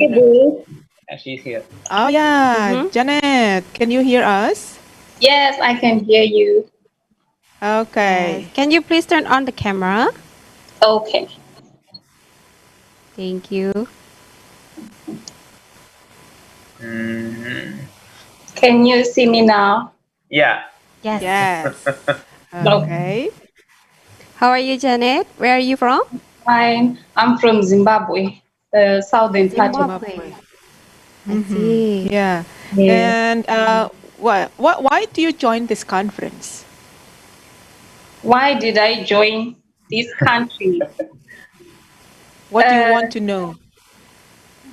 Okay. One thing about Indonesia is the diverse cultures and very inquisitive people who want to know a lot, and that is something I envy and like. And so because of the cultures, I decided to come. It's very rare in other countries because they are small countries, the cultures are not that diverse. So yes, the cultural diversity in Indonesia made me to come. Yeah. So it seems that you can enjoy Indonesia so far. Yes. Glad to hear that. Yeah, it's glad to hear that. Do you want to know more about her? Are you studying in Jenderal Sudirman University too? What faculty are you from? Yes, I'm in FAPET, Faculty of Animal Science. Animal Science. That's where I'm doing my PhD. All right. Well, thank you very much, Janet, and also Diego for joining our this small conversation. talk, yeah, Yes, before today. we go to the next session. Okay, hopefully you can enjoy the conference and hope to see you again next time. All right. And good luck for your study. Yes, thank you very much. Yeah. Yeah, thank you. Right. Yeah. I think we have to start the session, right? All right, please. Yeah. So now we come to the next plenary sessions. I believe that all the participants can wait for these upcoming sessions because we will have 3 expert speakers who will share their expertise with us. Mbak Indri, if in the previous session we have handsome moderators. Okay. And today in the second plenary session we will have beautiful moderators. Oh, nice. Yes. And who she is? Before the moderator hold the plenary session, so allow me to read just a brief her curriculum vitae. So she is a lecturer in Faculty of Health Sciences of UNSUD. Her expertise in nursing. So let us give her warm welcome, Mrs. Dian Susmarini, MN. Thank you very much. Good afternoon, ladies and gentlemen. Welcome back to the second session of the ICMA. This is the International Conference on Multidisciplinary Approach for Sustainability World Development 2020. My name is Dian Susmarini and I'm going to be the moderator today. So it's been 11 months since we live in a pandemic, and I believe that every country is struggling to cope with it. And my university, as one of big universities in Indonesia, wanted to give positive contribution for that. And through this conference, for that, we have 3 speakers who are already with us. And we have Professor Mohan Kumar, Professor Peter Idebu, and Professor Delphak Osianti. So Professor Delphak Osianti will be joining with us later on. And I'd like to greet Professor Mohan Kumar first. Hello. Hello. Yes. Okay. Yes. I can hear you. Good. The next is Professor Peter Idebu. Professor Idebu, are you with me? Yes, I am with you. Hello. Great. All right. Welcome to this ICMA-SURE. Yes. And we are going to do a presentation to the next 2 hours. And you, all the speakers, will talk around 30 minutes, and then after 3 speakers present their topic, we'll have a discussion for about 20 minutes. And for your information, our audience are faculties, researchers, and students also. So it's quite various background. And all the audience can ask a question. If you have a question, you can ask your question during the discussion by raising your hand, or you can type your question on the chat and I'm going to read them for you. All right. Can we go to the first speaker? I'm going to have Professor Mohan Kumar. I'm going to read your profile. Professor Mohan Kumar is professor in Kerala Agricultural University, Kerala, India, and he has a lot of publication. I noticed that over 250 papers, that's the amount of papers we have in this conference. It's a lot. And I cannot see clearly. And his expertise is on the functional dynamics of tropical agroforestry systems and the effects of forest management practices on ecosystem processes. And he got an award, first Dr. K.G. Techwani Award for Excellence in Agroforestry Research and Development in India, 2008. And he's currently an Assistant Director General of the Indian Council of Agricultural Research, New Delhi. All right. Professor Mohan, you have 30 minutes for you to present your work, your paper. So please.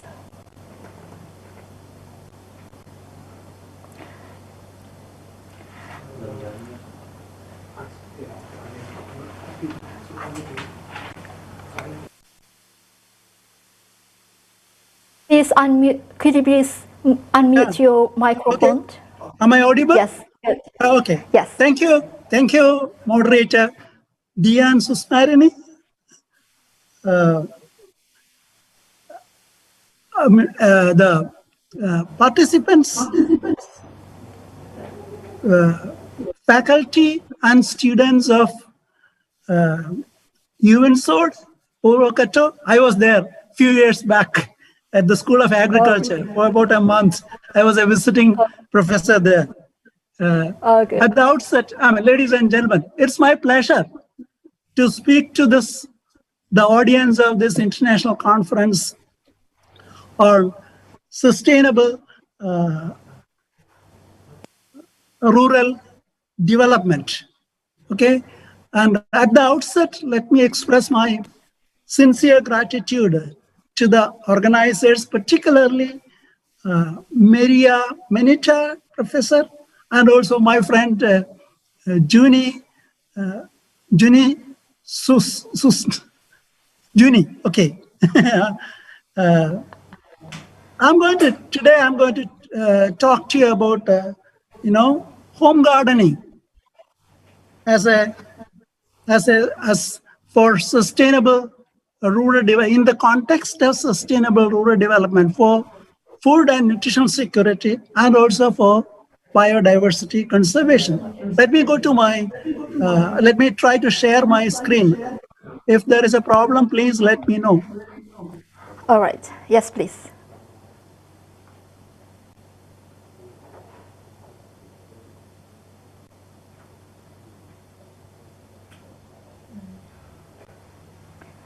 Good. Is it visible? I'm going to the... Yes, I can see it. Okay.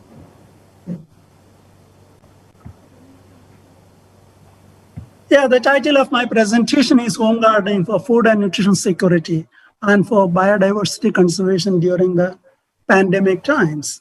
And as the moderator mentioned, my affiliation is Kerala Agricultural University in India.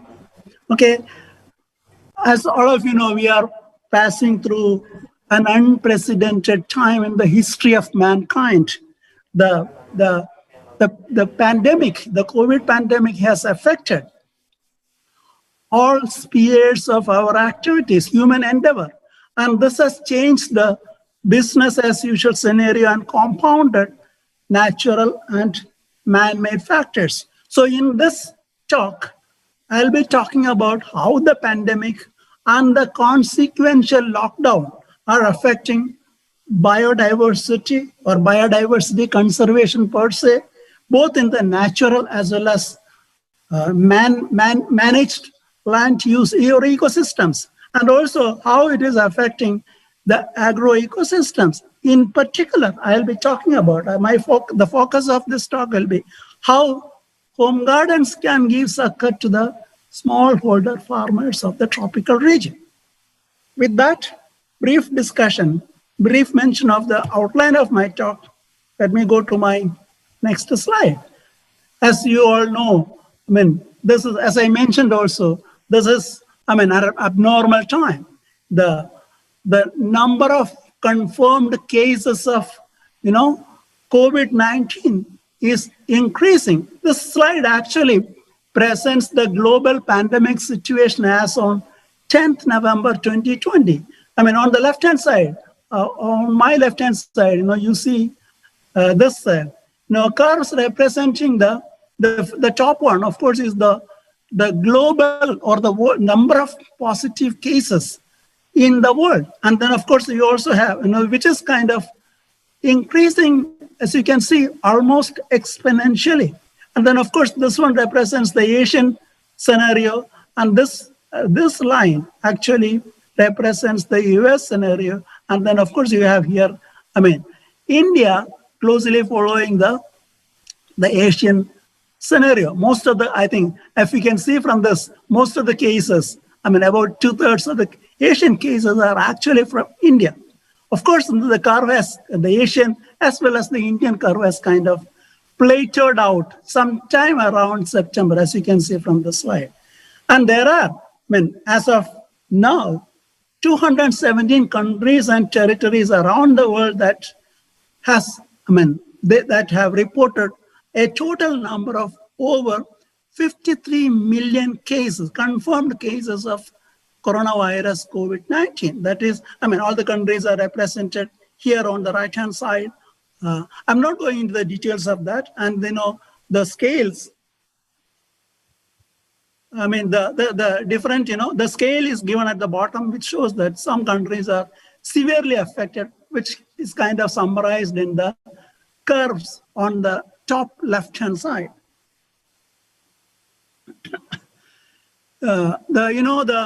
Regarding the global pandemic situation, you know, we have just now seen the most recent figures with respect to the number of positive cases around the world and also in several different regions of the world.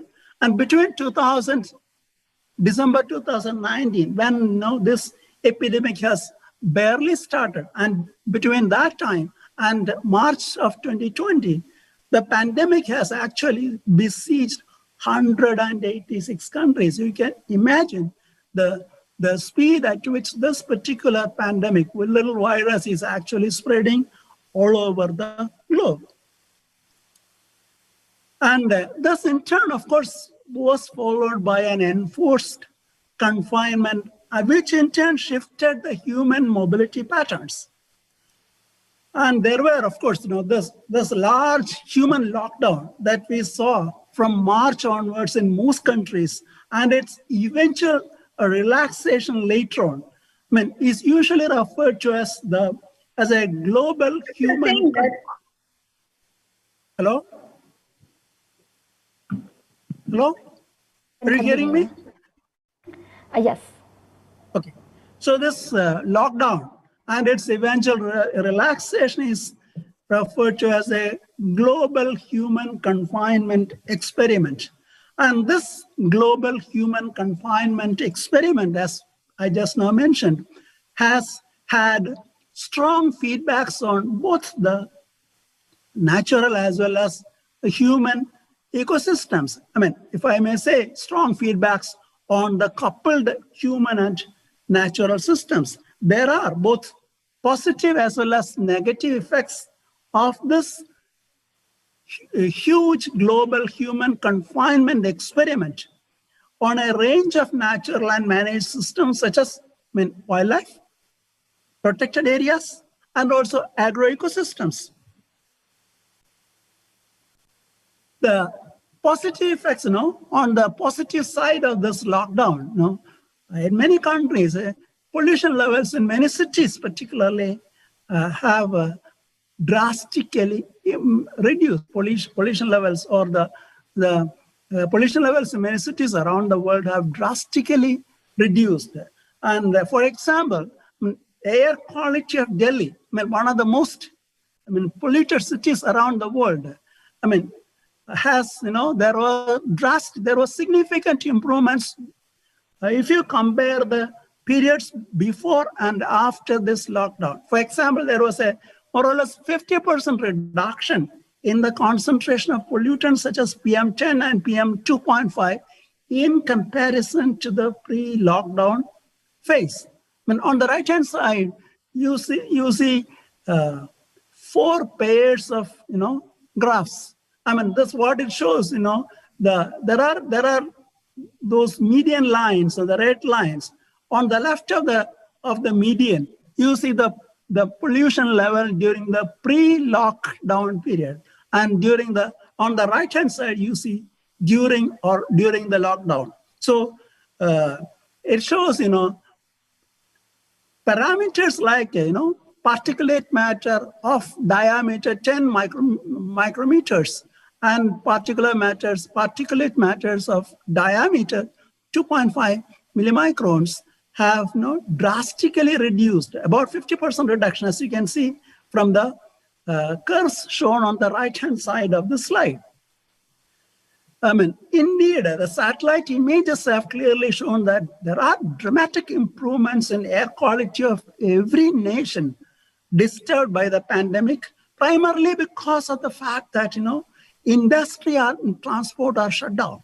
When we have just now seen the case with respect to New Delhi, there are a number of similar studies coming out from other cities or other mega cities around the world too.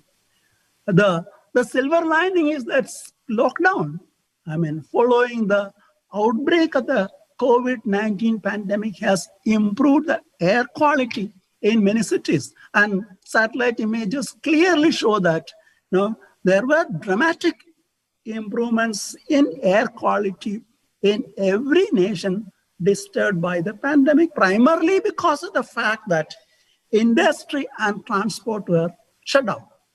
And the year 2020 will also very likely see a global decline in the greenhouse gas emission levels. And this in turn will certainly have a favorable effect on biodiversity. My next slide will show some of those favorable effects.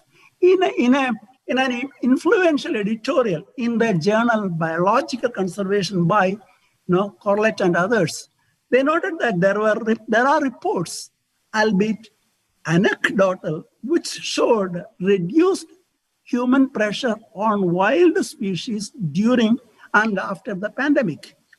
And in protected areas, primarily this happened because of the declines in visitor numbers, primarily caused by travel restrictions and also park closures. This in turn reduced stresses on sensitive animals and also reduced the trampling pressures on popular trails. As traffic and other human activities declined, wild species have been venturing out into rural, peri-urban, and urban areas, including parks, beaches, where they have not been seen earlier. And on the right-hand side, you find some pictures that we have taken from an area near to my residence, where this kind of wildlife were never seen earlier. The gecko, and also see the bird pop, some pictures of the birds which have started colonizing some of these trees around my residential area. Okay, then again, due to the pandemic, due to the lockdown following the pandemic, shipping has declined worldwide. And this in turn has reduced the impacts on the marine systems as well. So overall, the pollution levels have declined, the emission levels of the greenhouse gases have declined because of the lockdown. And this in turn has had favorable impacts on wildlife or biodiversity in general. Although the biodiversity aspects were positively impacted or influenced by the pandemic and the associated lockdown that many countries have passed through, there were major disruptions in the agricultural production process and also the food supply chain. Okay, primarily because of the fact that the lockdown has resulted in what we call the reverse migration of labor or workforces, and that in turn caused major shortages of workforces, especially in the context of agricultural production processes. On the right-hand side, you see some pictures of the so-called reverse migration process that happened in the Indian context, particularly in the northern India, where agricultural production primarily is dependent on migrant laborers or migrant workforce. And because of this lockdown, many of those members of the workforce have actually returned to their native places. And this reverse migration, so-called reverse migration, has caused major shortages in agricultural labor supply. And this is going to aggravate the already existing severe problems of hunger and malnutrition, and also may augment or enhance the problems associated with the food wastages. So the disruptions in agricultural production processes in many countries, as I have just now explained the situation with respect to India, so this is going to create major challenges to food production. In a study in the context of Northwestern India, McDonald and others, they reported that there are strong indications of internal migration of the workforce, which in turn delayed rice planting in the Northwestern India. So there were strong indications of this internal migration of agricultural workforce, which has caused, delayed rice planting in Northwestern India. More than 95% of the rice area in India is actually dependent on manual labor for crop establishment. And this kind of a reverse migration and the associated labor scarcity has affected the rice planting season, or in fact delayed the rice planting season to some extent.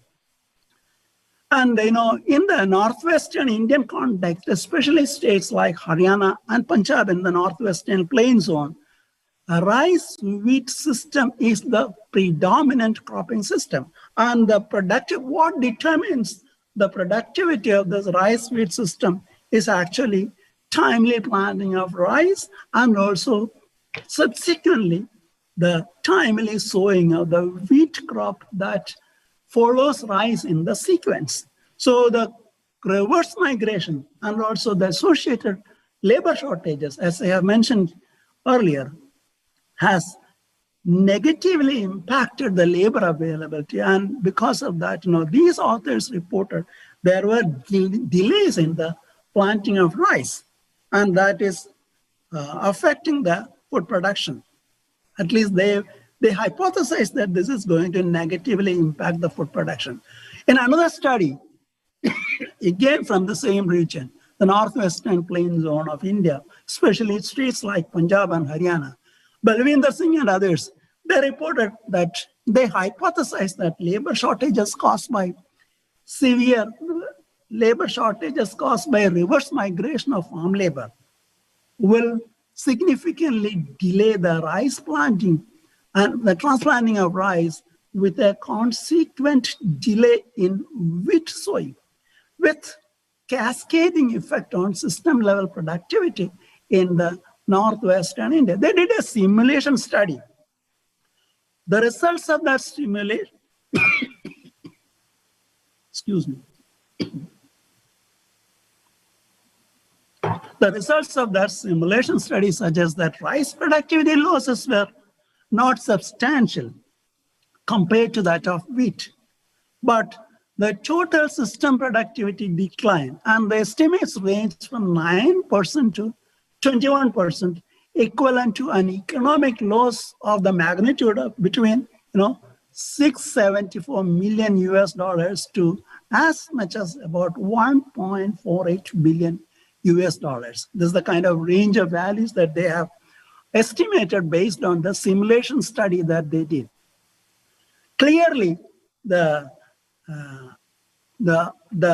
shortage of the reverse migration, the shortage of labor has hit the marketing season of wheat in the preceding year. I mean, wheat harvesting is usually done April, May. So the clamp down because of the COVID-19 pandemic has hit the wheat marketing season in India. And also the cost of labor, because of the shortages of labor, cost of labor has doubled in the Northwestern Plain Zone, which in turn adversely affected the profitability of agricultural production processes. And moreover, delayed rice planting and harvesting. Remember, the productivity of rice wheat system in the Northwestern Plain Zone of India is actually dependent on the timely sowing of rice or timely planting of rice, followed by the timely sowing of wheat. If the rice planting, the window that is available for wheat sowing is very short in the Northwestern Plain Zone, because of biophysical and climatological features or characteristics.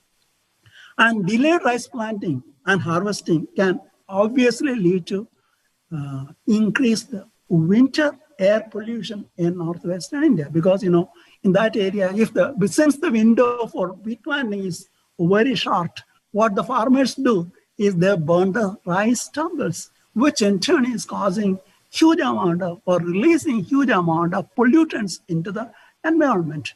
I mean, during the time of December and January, the air quality of Delhi and also the northwestern plain zone is awfully low.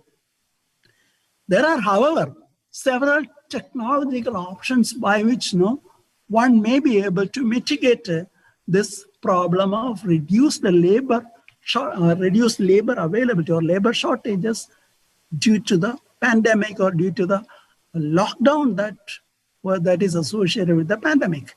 This includes direct seeding of rice, staggered nursery transplanting, farm mechanization for mitigating labor shortage, and crop diversification. And thanks to the technological options, many farmers have, in the facing acute shortage of labor, many farmers have resorted to these technological options. And now, this has actually saved the situation. And indications are that, the farmers of northwestern India has resolved this problem of labor shortage very substantially. And there are record food grain production of over 295 million tons of food grains in India during the year 2020 to 2021, during this year, the last year, record production. Let us see how this situation is going to evolve further. Okay.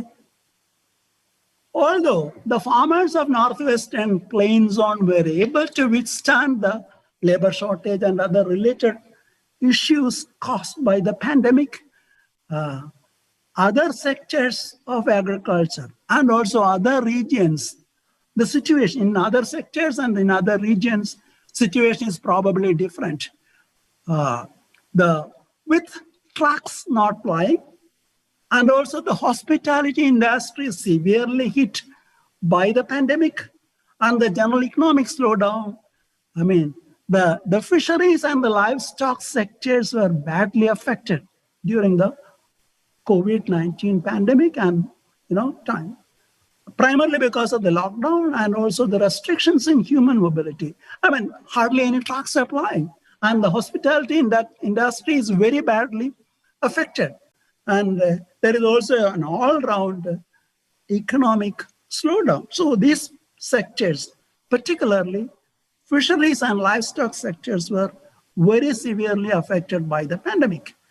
In particular, the livestock feed supply system is disrupted, and the prices of cattle feed and dry fodder have increased very significantly. So this is affecting the profitability of the livestock, particularly dairy and other sectors. More importantly, during the lockdown and even afterwards, because of the restrictions imposed by the government on the movement of people and also other things, the opportunities, there are significant amount of missed opportunities for artificial insemination of the animals, primarily because of the non-availability of frozen salmon. So this in turn is going to have a long-standing impact on the livestock industry or livestock production industry. So this is going to stay probably for a longer time. On the positive side, however, the reverse migration, which took many of those agricultural workforces back to their native places. So many of those, at least about approximately 40% of the reverse migrated labor may be, engaged in the dairy industry, small scale dairy production programs. So this is a positive attribute, positive effect, where, more people will be engaged in the dairy industry. Another aspect of food security and nutrition security is that, the calls are being made for a complete ban of the trade, farming, and consumption of wild species. And the significant momentum is building up for a clamp down of the wet markets. So this, if done, may negatively impact food security, especially of the low-income rural areas and communities who are dependent on these, wildlife farming and consumption, or even the wet markets. So food and nutrition security of those resource-poor sections of the society will be adversely impacted by the pandemic and the associated restrictions. And it has been estimated that by the end of 2020, we are almost there. Globally, about 265 million people will face the risk of severe or extreme food insecurity, as against 135 million in the beginning of, that is, January of 2020. Most of those vulnerable sections of the society are actually residing in Asia and Africa.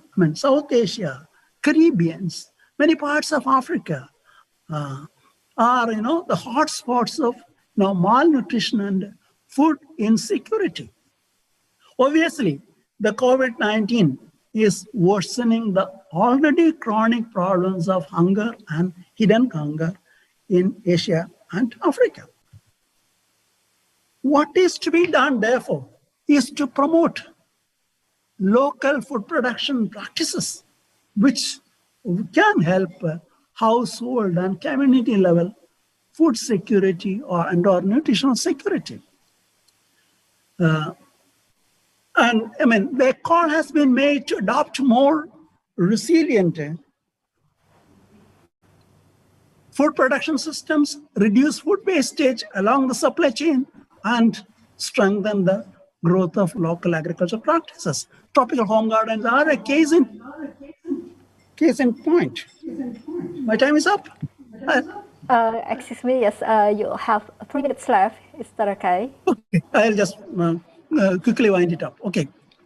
So tropical home gardens are a case in point, and you see these are intimate multi-story. There's a picture of tropical home gardens here of various trees and crops, sometimes in association with domestic animals. And this one actually shows this, the graph below shows the global distribution. They actually blend. These are time-tested examples of sustainable agroforestry blends that blends divergent food production, service functions, supply of fresh food at the household level, offers easy day-to-day access to fresh vegetables and fruits. Okay, the central dogma of tropical home garden is food production, either directly producing edible fruits, nuts, etc., or indirectly facilitating enhanced sustained food production. Food crops, therefore, abound in home gardens. These are pictures of home gardens, the pekarangans, which are often in association with rice production systems, the Sumatran home gardens and the Balinese home gardens. Fruits, nuts, rubber, resins, vaccines, honey, etc., regular products which are obtained from the home gardens. This is actually the Damar agroforest in Sumatra, and this is pepper gardens in Kerala. Okay, so food and nutrition security is extremely important, and home gardens are significant source of minerals and nutrients. A comparison between a group owning home gardens and a control group without home gardens, it was found that there was increased year-round production and consumption of vitamin-rich fruits and vegetables compared to the control group without gardens. And this in turn alleviated deficiencies of iodine, vitamin A, iron, and made children of home garden owners less prone to deficiency symptoms, diseases such as xerophthalmia. And there is also another important feature of home gardening is the equitable distribution of produce. Many products such as fruits, vegetables, etc., generously shared within the local community. And there is also little or no chemical inputs, and as a result, the products of home gardens are of superior quality. So diverse products are available around the year. I mean, this is amply illustrated by the Rangpur model of home gardening, where the farmers in rural Bangladesh were able to fulfill their daily requirement of vegetables in most months of the year by practicing home gardens and signifying the impact of food security and malnutrition reduction. So these home gardens can act as insurance and safety net in dire food situations. And therefore, there is a general consensus that home gardens are a practical approach for improving household and nutrition security for at-risk populations, particularly women and children. And home gardens figure prominently in the government policies for food security in countries like Sri Lanka. Okay, they also provide additional cash returns. A part of the home garden produce are often sold in the local market. So, and the income so generated. I mean, these pictures, so one of them is from Bali. Okay, this is from Kerala, where the farmers sell to the local sellers, and from there, into the value chain. So, income generated can be used for procuring food items. I mean, thus augmenting food security and food diversity. So, relative proportion of home gardens sold, however, is variable. So Indonesian studies show that it may be on an average 21%, but it could be more variable. Another important aspect of home garden is the great diversity of herbs, shrubs, vines, and trees. So high home garden species diversity is the result of the interplay between biophysical and socioeconomic factors. I mean, I'm not going into the details for want of time. So many land races and cultivars are found in the home gardens. Home gardens also act as refuges for wildlife. I mean, the structural attributes of home gardens, such as size of the garden, may be a major determinant of species richness. When a study was conducted in Kerala home gardens, where it was found that species richness in total home garden area basis increased as the size of the garden increased, as you can see the red dots. And however, the number of species on a unit area basis declined. So the human confinement during the lockdown, and this in turn may increase family labor availability, and that in turn may lead to more intensive managerial operations or managerial interventions in the home gardens. And therefore, there may, for example, there may be species introduction, more species introduction, and better management. So this in turn will enhance the plant species richness of home gardens during the COVID. And wild species from predatory birds and animals from natural ecosystems may also venture into adjacent managed ecosystems. Home gardens are also repositories of medicinal plants, aromatic plants, ornamentals, bamboos. I mean, some studies have shown that 25 out of the 127 species, trees and shrubs found in Kerala are medicinally important. 27% of the 272 species maintained or cultivated in the domestic flora of the Democratic Republic of Congo were medicinally significant. Catalonian home gardens, out of the 250 species, I mean, several of them were curative, palliative, and or having other medicinal properties. However, there is a gradual decline in the stock because of overexploitation. In several traditional healthcare systems, in the context of COVID-19, herbal formula is considered to be an alternative approach for prevention of COVID-19 in high-risk populations. For example, Ayurveda, the Indian system, the Chinese traditional medicines. So, assuming that such herbal remedies can bolster immunological response, human confinement during the pandemic times may lead to increased introduction and better management of medicinal species. So they are also, home gardens are also important for socializing and recreation. The Pekarangans and Talon Kabun systems of Indonesia. This picture is from Kenya, where you find the Chaga tribals rejoicing, dancing in the home garden. Okay, so that takes me to my last slide. Now, the pandemic, in summary, let me say that the pandemic has caused both positive and negative effects on the range of ecosystems, including wildlife, protected areas, agroecosystems. In the context of agricultural operations, there is a major reverse phenomenon called reverse migration, which in turn caused labor shortages. And what the need of the hour is to promote resilient cropping and farming systems, revitalize the traditional land use systems, and integrated smallholder systems such as tropical home gardens can play a vital role in that context. They are important in providing food and nutrition security to millions of people in the developing countries. They have the potential for maintaining species diversity. And during the pandemic era, the home garden can play a vital role in promoting food and nutrition security besides providing medicinal herbs. Okay, thank you for your attention. Okay, 5 minutes I overshot. Yes. Sorry about that. No, it's all right. It's all right.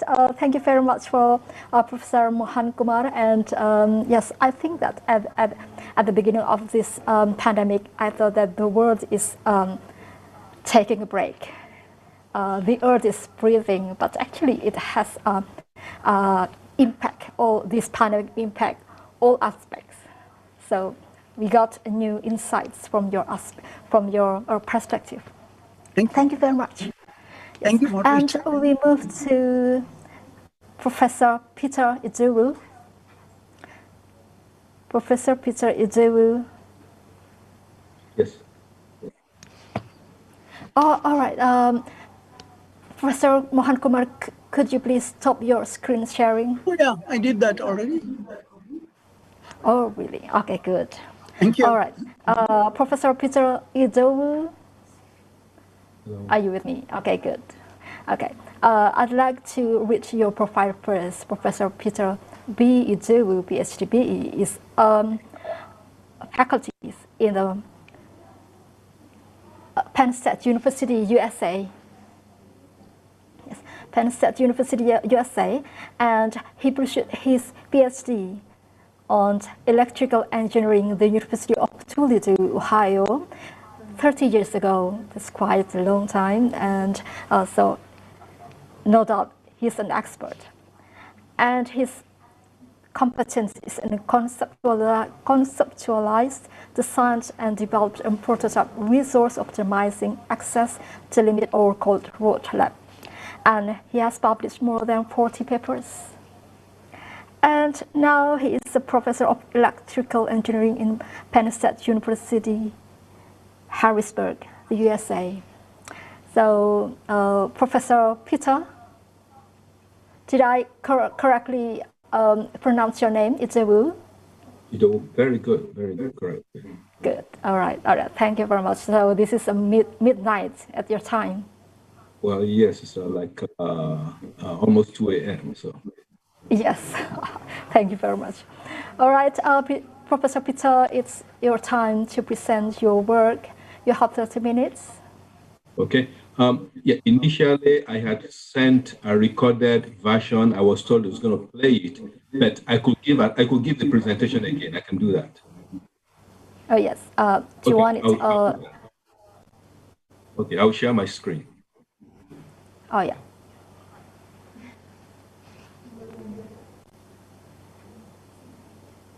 Okay, so can you see the screen? Yes. Okay. Good afternoon, everyone. It is a privilege to join you at this conference, however, be it remotely. I would have loved for it to be in person, and that would be my first time in Indonesia. But nevertheless, I'm glad for this opportunity. Let me see here.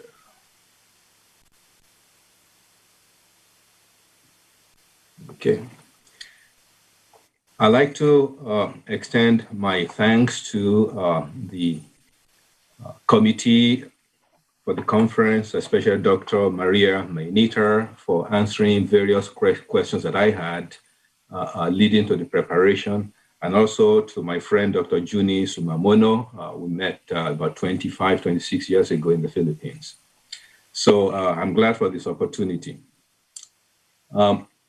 My goal in this presentation is to focus, or just to tell a little bit about a hardware microgrid system that recently I had built in Harrisburg, and to show how It could essentially facilitate what you are trying to achieve by bringing the community together, having community involved in sustainable energy provision and production for their need.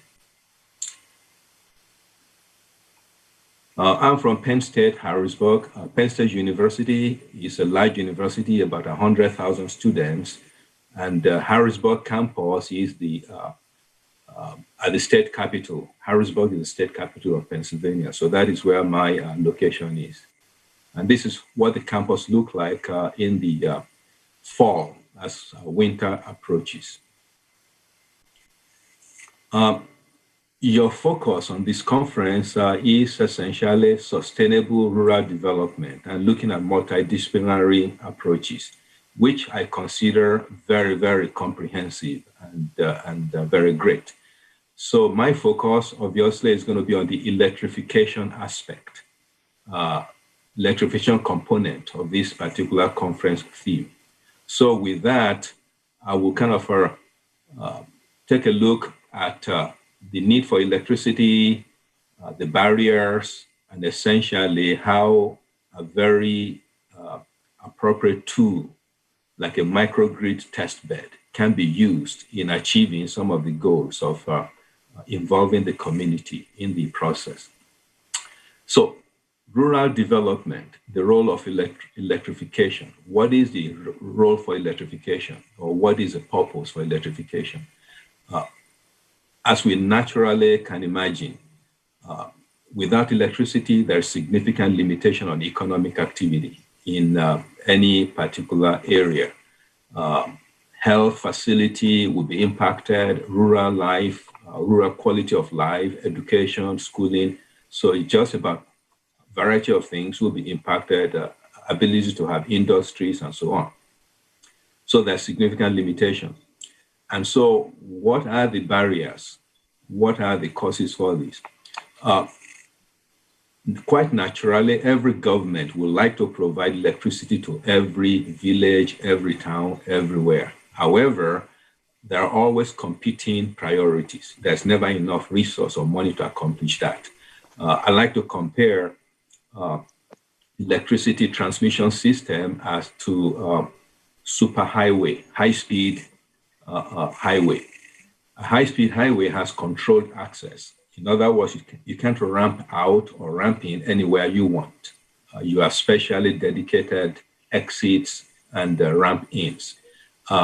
Likewise, transmission lines in electrical power systems are designed to carry very high voltages when you are moving from one location to another, from one city to another over long distances, because it is very efficient and cost-effective to do that. You don't get to make electricity available to every little town along the way. It will be too expensive.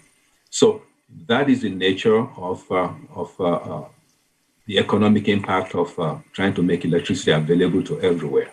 So cost of project and also cost recovery. Even if you do it, if it is a commercial power company, you are interested in how to recoup your revenue.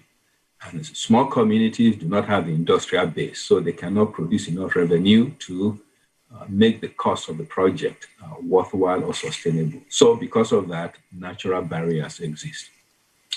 So what are the options for rural electrification? Definitely state or commercial electric power supplier, and when they do, it's naturally or typically fossil-based, coal, power plants, and those kind of resources that generally we view as polluting. It could be hydro, which generally, again, in some ways could lead to some very significant ecological problem. And of course, nuclear option is always there. So those are the typical approaches the state government or commercial large power providers will typically use. Another option is through small scale or large scale renewable sources. So integrating or bringing in renewable energy sources like wind or solar, geothermal, and so on. And finally, a hybrid traditional as well as renewable sources, which may be combined very cleverly in a microgrid. So the microgrid structure is what I am promoting as a very attractive structure for achieving this model to bring community and the technology together. So the laboratory facility for university students and faculty to innovate creative solutions. So that would be how I will kind of frame that microgrid tool for achieving this. So what are microgrids? And how could a microgrid facility bring about creative engagement between university and community, leading to sustainable rural development? To do that, let me kind of give a little bit of a background on the structure or the set of electrical production systems. Over the past century, this is sort of like a model used in electrical power production and distribution for many countries. You have a very large centralized power setup, transmission lines, and then they feed and supply various needs. Typically, these are owned by the government or large commercial entities. And they're typically fossil-based or large hydros or maybe nuclear. Over the past 3 decades or so, many countries created a new model essential to break the monopoly of a single power plant serving all the needs. This time, in the deregulated environment, you allow other type of sources to be included, maybe solar, wind, fuel cell. So you allow other players, other producers of energy to integrate and join the national grid and be able to produce and supply energy. The idea is breaking the monopoly will essentially make energy more affordable to a wider number of people. Still, a new model, which is essentially very crucial to what we call microgrids, has evolved. And this is made possible because of the availability of the internet and all kinds of devices with ability to gather data and share data. So we have wind generation systems, we have weather forecast, we have electric vehicles, energy storage systems in batteries, we have investors, policymakers. All of these are able to communicate, exchange data in real time. So by virtue of that availability of data and connectedness, it is now possible to transact energy from one point to the other in a way that's never been done before. So a microgrid essentially is a facility that will make that very, very applicable. What is a microgrid? I will use this picture to illustrate. A microgrid is just like a little island, an island of electricity. So if you can imagine a little place where there's a home, residential, commercial, maybe shopping plaza, it's windmills, there's an energy storage system like batteries and solar power plants. So all of these have the need of that little community. It could be a little village, a little town, okay? They may not have all that they need to supply all of their needs. So naturally, they will have a connection to the national or government power plant, which is typically fossil polluting power plant. So they will have ability to connect to that or not connect. They will have ability to make decisions based on revenue. That is, would they want to send power to the government or would they want to get power from the government as time goes on? What is the weather forecast? How much energy is available? So this model makes it very possible for this local community to make decisions based on their needs, environmental impacts of energy and so on. So makes for efficiency, reduce dependence on the national grid, avenue for economic opportunity by transacting energy. So this is a model for a microgrid that is very attractive. So this is the microgrid facility at Penn State Harrisburg. This project, I received funding from the Department of Defense, United States Department Department of Defense about 3 years ago to build this microgrid. So it was built, grounds up with students, a range of students over a period of 2.5 years. This is the second one. We built a prototype about 5 years ago, and the prototype was for receiving funding to build this. So it has generate, mimic, or represent national photovoltaic emulators, wind emulators, to help us prepare or provide energy just like the sun or the wind will do in real life, except that we don't have to depend on having solar systems outside, which is subject to natural conditions. But in this case, we could provide data for the location you are in and feed it into it, and then it's going to generate power to reflect exact energy availability in that location. So it is a very comprehensive facility. It has 3 buses, that is 3 connection points. It could be like 3 different communities, and we can operate it as such. It's got all kinds of controllers, automation devices that we will use to create smart and intelligent grid energy management system. For those that are engineers or electrical engineers, this sort of like a detailed map of what each bus look like. We represent different loads. That is what you would expect to find in a typical community. Maybe they have a little shopping plaza, a little factory, residential places. So we can represent these for local communities in order to study and see how their community will essentially be impacted by the way this particular grid will operate. We have battery storage for energy. We have potential for windmill connection by simulated wind environment and so on. So it's a pretty comprehensive facility. The complexity requires being able to provide automated way of looking at data within the university environment. So we have this SCADA, supervisory control and data acquisition. Also, we have a human microgrid human-machine interface, essentially just a way to interact with this setup, because now we do have students, researchers, the university, in order to be able to use it in a safe way. So we designed this human machine interface for interaction with it, for turning on machines, doing all kinds of activities around it. I depended very much on students to build this system grounds up. So it provided hands-on training for students, through laboratory-sponsored internships, part-time work, hourly pay for some students, graduate assistantship. I have some to work on this as part of the graduate project for some time. Also have some unpaid volunteers.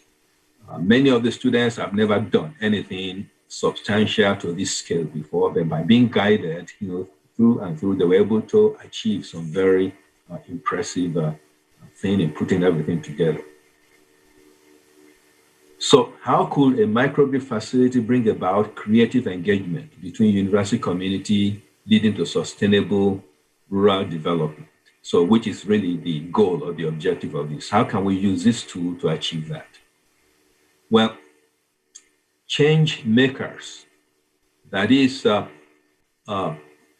faculty and students who wants to impact the community, can be empowered by having a tool that will provide real-life solutions.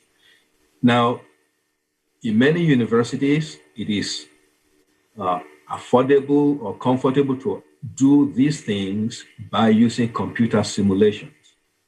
Computer simulations are great, but when you get results from real equipment that are the type of equipment found in the industry, in the real life, you will be able to produce results that are very credible, which you can use to inform policy decisions. So hopefully people that are going to fund projects will be willing to listen to you if you have real real solutions based on real equipment rather than simulated or computer modeling.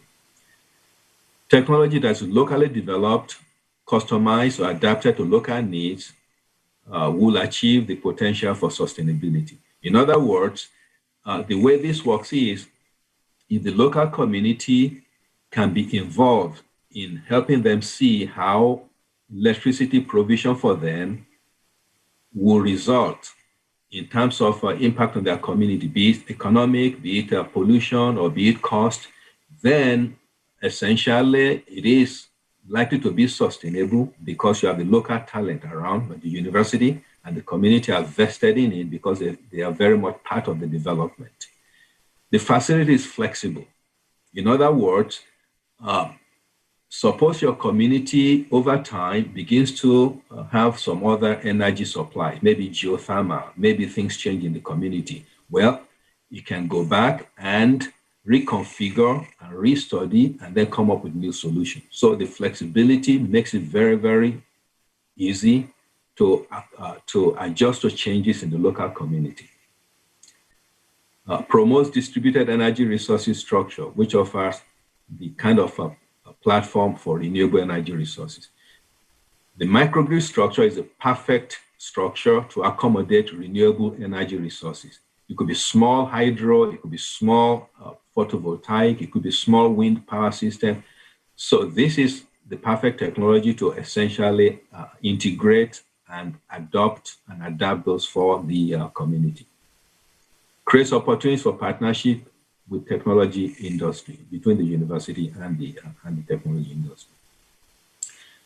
Very quickly, kind of a case study of how this might be used. This is 3 microgrids, just like we have in the lab. This is 1, 2, and 3. We call this the west because on the west side of the lab, we call it the south and the north. Each of them have various energy sources, renewable, traditional, and they can be connected together. It could be like 3 villages being connected together. Village number 1, village number 2, and village number 3. And also it shows that we could have national electric power grid connected. For example, we call it utility here.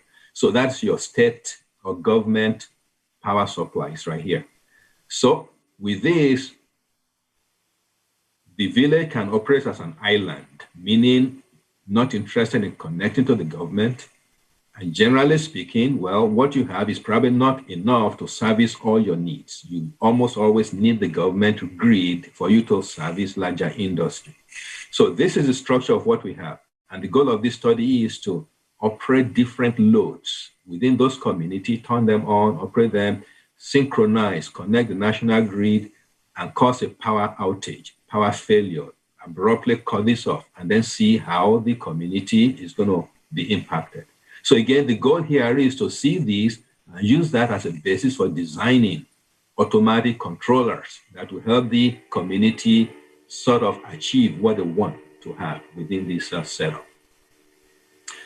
Well, except you're an electrical engineer or some engineer, well, this result might not mean much to you, but essentially it's showing, you know, what we see like a period of 24 hours. We make that 24 hours like 24 minutes. So to see different loads on and off over different times and battery storage come on, pick up some load and so on. Again, just showing the availability of information to make decisions. So in this picture also, we see the national grid coming off. We call it islanding, suddenly island, and then how will the community be impacted? So this kind of information are readily available to the university researchers working with the community. And so they're able to provide informed, meaningful explanation to the community. They can work with them to decide or undecide what can be done in order to achieve their goals for environmental impact, cost, economic, and so on.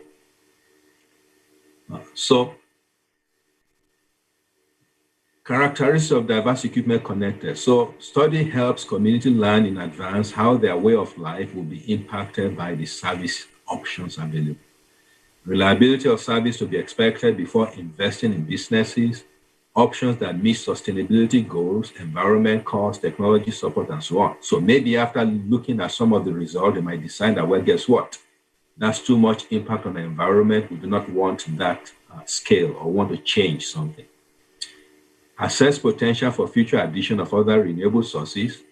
Survey potential opportunities for participation in the electric energy economy.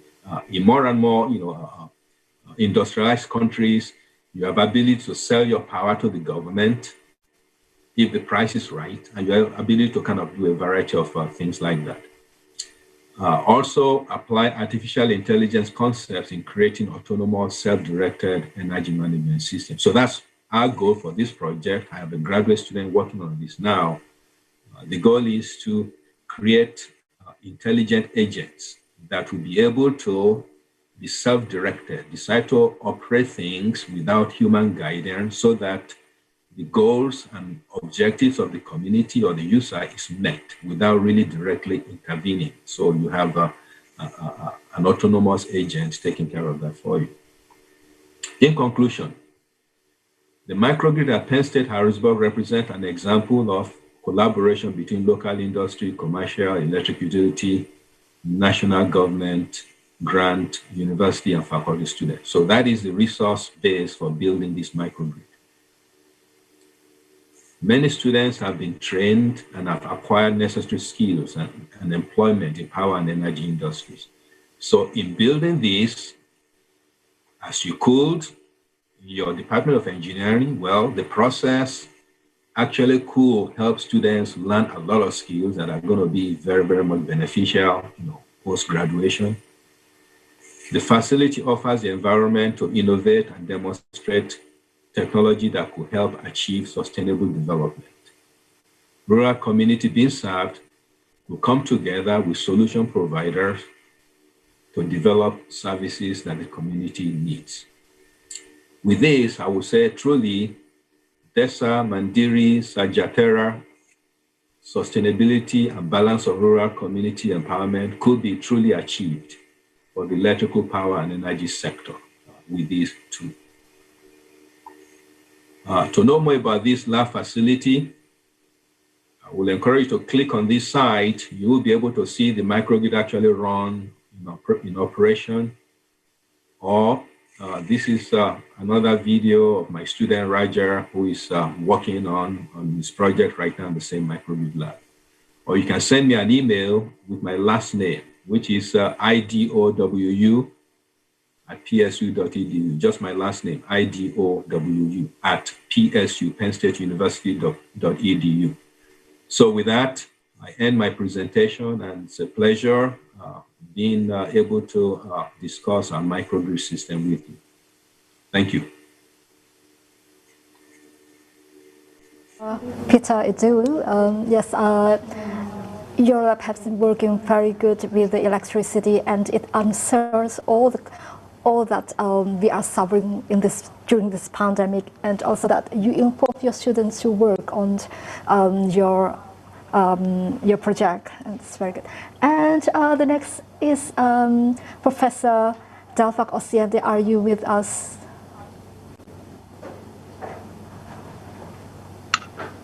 Professor Delphak? Yes, I'm ready. Yeah? Okay. All right. Professor Delphak Osiante, welcome. And I'm going to read your profile, please. Yes, Professor Delphak Osiante is a lecturer in cardiovascular medicine in the University of Manchester, England, since 2009. And actually, he's an Indonesian, but his work is there.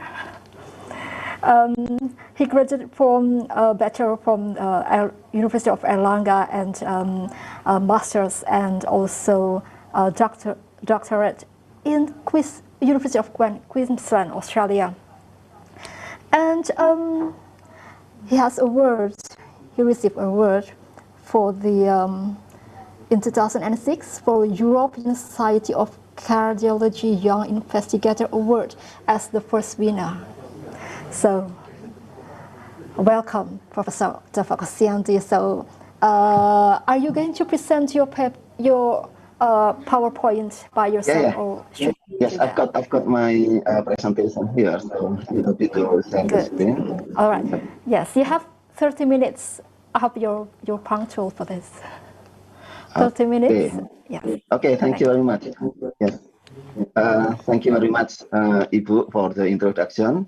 So my name is Delvek Osiandi. So can you hear me clearly, and can you see my screen now? Yes. Okay. Okay.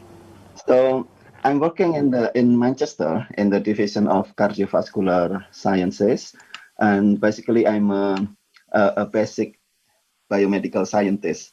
So I'm working in the laboratory, but of course, this afternoon, it's morning in Manchester anyway, but this afternoon I would like to share a little bit about, so to make it in line with the theme of this conference, about the importance of collaboration and multidisciplinary approach. And I would like to share a little bit of our experience in applying this collaborative research in Indonesia. Right, so just to start, I think now the trend in modern research is to collaborate. So this is the data showing, collating the publication from the publication database in Web of Science, showing that from the early 80s up until now, there is a trend that people tend to collaborate in publishing the paper. So this is the number of the average number of authors in one paper gradually increase.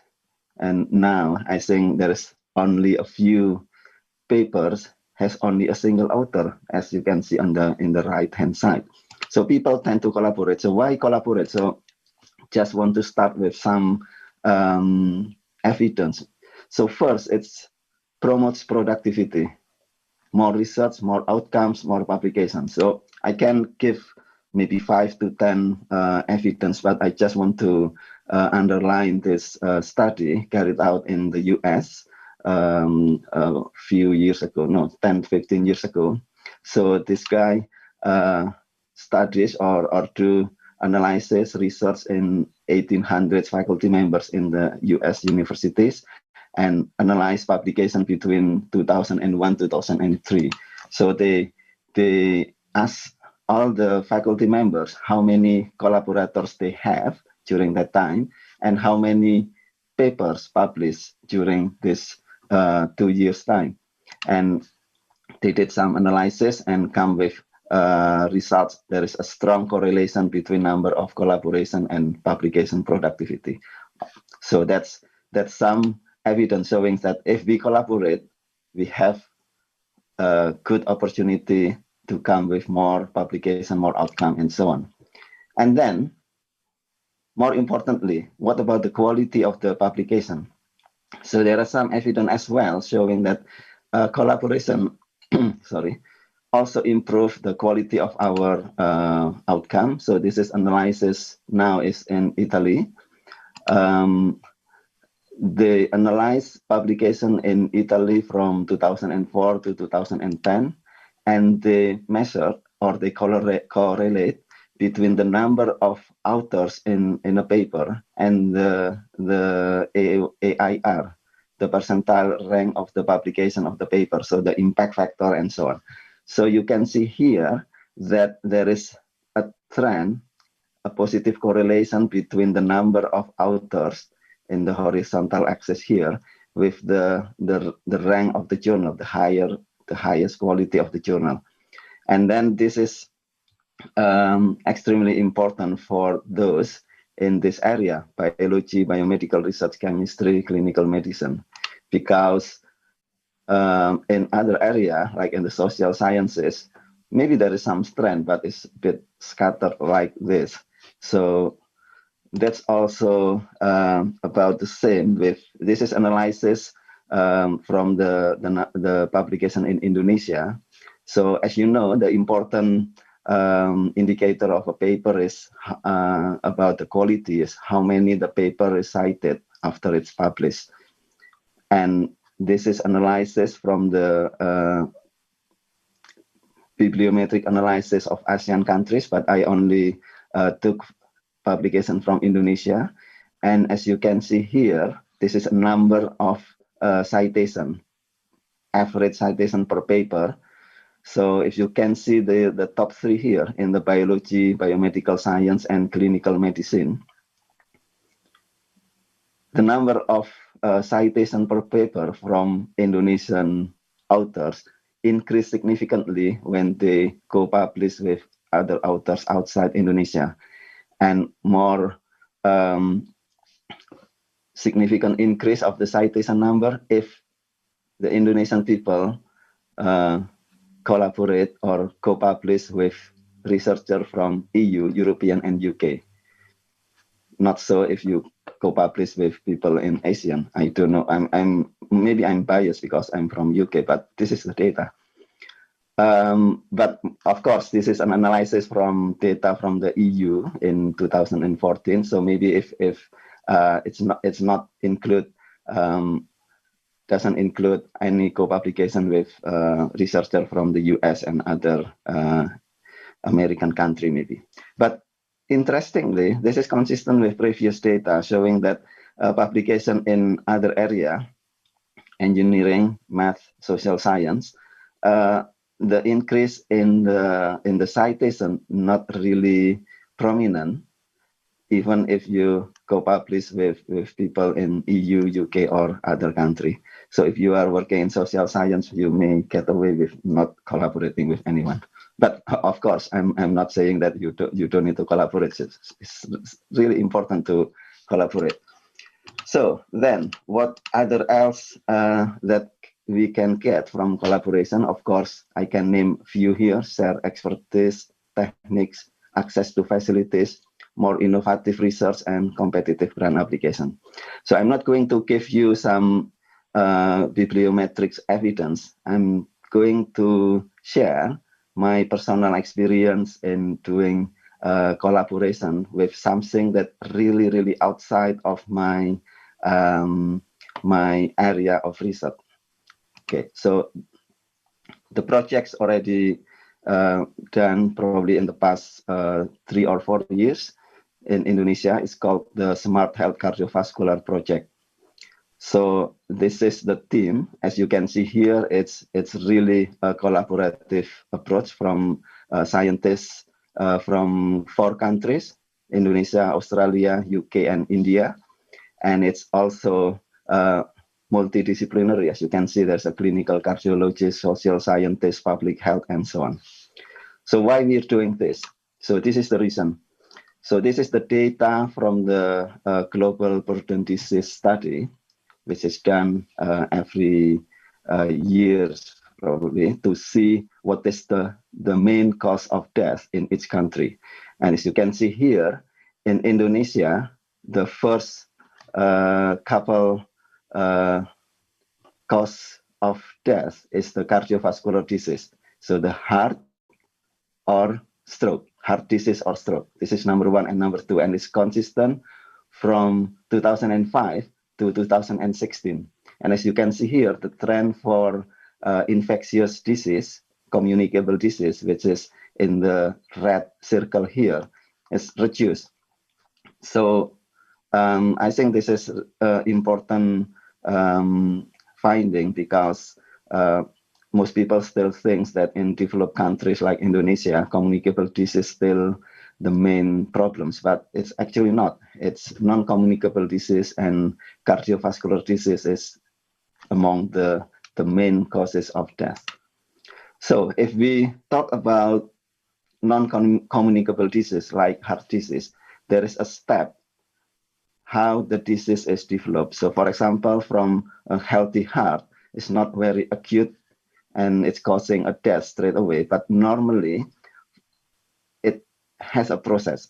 So normally from healthy heart, you have some primary disease, ischemic heart disease, chronic hypertension, valve disease, and so on. And if it is not treated properly, then the heart continue to develop the disease and become abnormal, and at one stage become like this, heart failure. So the heart dilated and morphologically abnormal and functionally reduced, and so on, and it's become to point of no return and cause of death.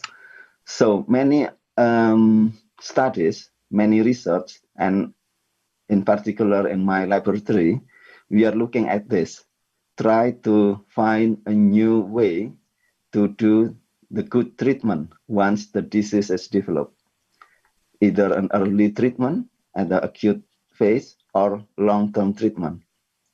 Right. That's what I normally do. Other researchers in the laboratory, clinical, and hospital, and so on. But of course, there is something that's probably a little bit forgotten. It's to prevent before the heart undergoes this pathological or this disease. So promotion, healthy lifestyle, prevention strategy is really important. So when I think about this, so I always like to contribute more in this area of research, but how? That's what I always think at the time, because I'm working in laboratory and only care about these two areas. But that was changed about 5 years ago. I attended a conference, and there's a Professor Anushka Patel from Sydney, Australia, presenting about the smart health system that she developed with her team in ICAH-SURE Institute of Global Health. So smart health is a systematic medical appraisal, referral, and treatment. And basically, this is a very simplified concept. I try to simplify it, so it's actually quite complicated concept. So it empowered community health workers, non-medically trained health workers, empowered them with a new technology, in this case, a mobile health technology, to try to improve the detection of cardiac disease, heart disease, in the rural area, do the referral, prevention, treatment, support, monitoring, and so on. And they use a mobile health, as I said before, and a very sophisticated network, and then have a data that can be monitored and can help to implement the program. So when in the conference, I thought, well, that is, in Indonesia, we have this kind of community health workers and the system that's already worked before, but not for tackling heart disease. So when I was in the medical school, we used to work in the puskesmas, and we know that there is a posyandu, kader posyandu, and so on. So that's already there. So I spoke to her and have a chat, and then asked, would you interested in trying your smart health in Indonesia? And she said, yes, of course, but do you have money to fund this? And I said, no, I don't. So that's the story, but that's it. After the meeting, we exchanged email, and that's it, just touch base. But in the next 2 months, I got an email from her, very surprising email, asking, there is some opportunity to apply a grant, a funding. Are you interested in doing what you said before when we met in the conference? So I said, why not? But I'm not a population scientist, so I have to try to find some other people, friends, and also colleagues, try to join force, ask them to join force and to make it happen. So I asked my friend, Kindo Tampu Polon, which is in Manchester, and then few of our colleagues in Brawijaya University in Indonesia, and then Anushka also asked few people from George Institute, India. And we have a couple of online meetings by Skype at the time. There's no Zoom at that time, only Skype that we very familiar with. We only have 2 weeks to write a proposal. So it's very, very, very tight timing. So, but the grant funding obtained from Pfizer Foundation and Give to Asia is in total about 1 million for the whole international collaborative study, and around 350K come to Indonesia, US dollar. Right, so that's a good collaborative work, but we need something harder to implement that. So what is the research? So the research is have a very simple question. Can smart health system control the cardiovascular risk in Indonesian rural population? Can we use this system to empower the, you can say, local wisdom that already there in Indonesia, the Kader Posyandu, to tackle the big problem of cardiovascular disease? So we do it in East Java, in Malang district, Kabupaten Malang, and we work in 8 villages located in different kecamatan, district, small district, and this is the location. Really nice in Malang. And how's the study? So the study's design is very simple. We selected 8 villages for intervention, for the smart health intervention and for control. So before we do the intervention, of course we need to do the baseline survey, determine the cardiovascular risk, and then we recruit the kader, the community health worker, non-health trained worker. So it's from people, the kader, and then we train them, and then the intervention begin for about 6 to 9 months of the intervention, and then at the end we do the final survey to see the impact. Okay, so this is the first time. So we have to do the survey. We didn't ask the kader to do the first baseline survey, but we asked the we recruited surveyor, experienced health surveyor. So the data that we collected from people is just basic demographic, history of CVD, smoking, and things like that.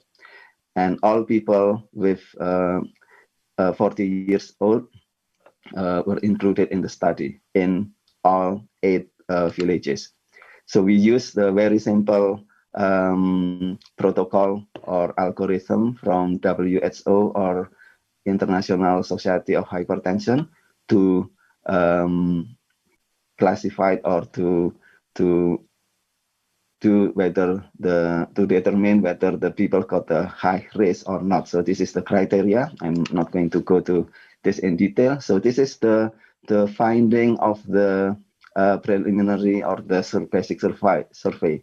So in the control villages, we surveyed more than almost 11,000 individuals and 11,600 in the intervention, and this is really striking. So more than 3,000 people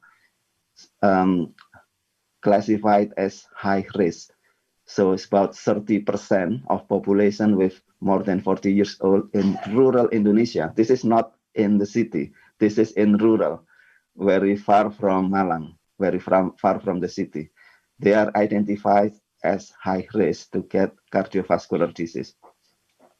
And more strikingly, from the 30% here, most of them do not know if they've got a heart disease. So about 75% do not know that they have a heart disease. And only 25% knew that they've got some disease. So that's probably explained that if you have a relative and say that they are healthy and suddenly they fall and got a heart attack. So that's because of this. Right, so what is the characteristic of the subjects in the control group? So this is the age, blood pressure, and other parameters. So I would like to focus on this one. The systolic blood pressure is 167 in the control and about that in the intervention arm, and diastolic is more than 100. Scary. But most of them not treated, so only around 10 to 13% on blood pressure lowering drug, so consume a proper drug. The other 90% not treated. Again, scary. Right, so what we are doing, so we recruit and training kader kesehatan desa, and we start the intervention with the smart health program. So this is some picture how we did it, and about the cadre. We have 42 cadre, around 40 years old. Most of them are females, as you know, and education, high school, most of them, and many of them are full-time mother or housewife. Some of them got a business and civil servant. So we train them to do the interview, communication, do the measurement of blood pressure, blood glucose, cholesterol, and the use of the tablet computer with the smart health apps of program inside. And then at the end of the training, we give all the cadre with the smart health pack containing all this equipment to do the cardiovascular analysis or examination, very basic, but also computer apps with the smart health applications already adapted with the Indonesian's condition, and all the smart health apps connected with the network, and we control everything, the activities and the data from Brawijaya University with the server. Then after that, they go to the village, they do the screening, health check. If they found somebody with high blood pressure, with all the disease, refer it to the doctor. In the puskesmas, they're not doing the treatment themselves, but they have to refer it. Then they have to monitor how people adhere to the drug consumption. So the monitoring of treatment adherence. So that's the important point. And this is what we got. We monitor every activities from the apps. So actually, this is only in the intervention arm for villages. Around 2,300 subjects were assigned to 42 cadres, and the cadres all visited them, 2,300. So at least one visit, but many of them got the second to fifth visit. So about 2,101 visit, and about 688 people have additional one visit, and so on here. And this is the median or the length of follow up and the time difference between one visit to the next visit. So after that, this is around 6, 9, some 9 months maybe, and then we do the post-intervention survey. We ask the same surveyor who did the first pre-intervention survey. So this is the final survey, and this is the result. So the number, of course, a bit reduced because some of the subject or some of the people drop out from the study. But this is the important thing: systolic blood pressure and diastolic blood pressure. So tekanan darah, blood pressure, it's down even in the control villages. But the reduction is only increment, about 9 points. But in the intervention village, we've got 12 or 13 points of systolic and about 9 points reduction in the diastolic blood pressure. And it's significant. And then this is also important. People in the treated with the blood pressure lowering drug increase in the intervention arm from 13% to more than 55%, and increase, but only a bit in the control arms. Blood glucose, smoking, and so on, there's a lot of data that's not statistically different because we don't focus on this area. We only focus on the blood pressure at that time. But then you can see that the result is striking.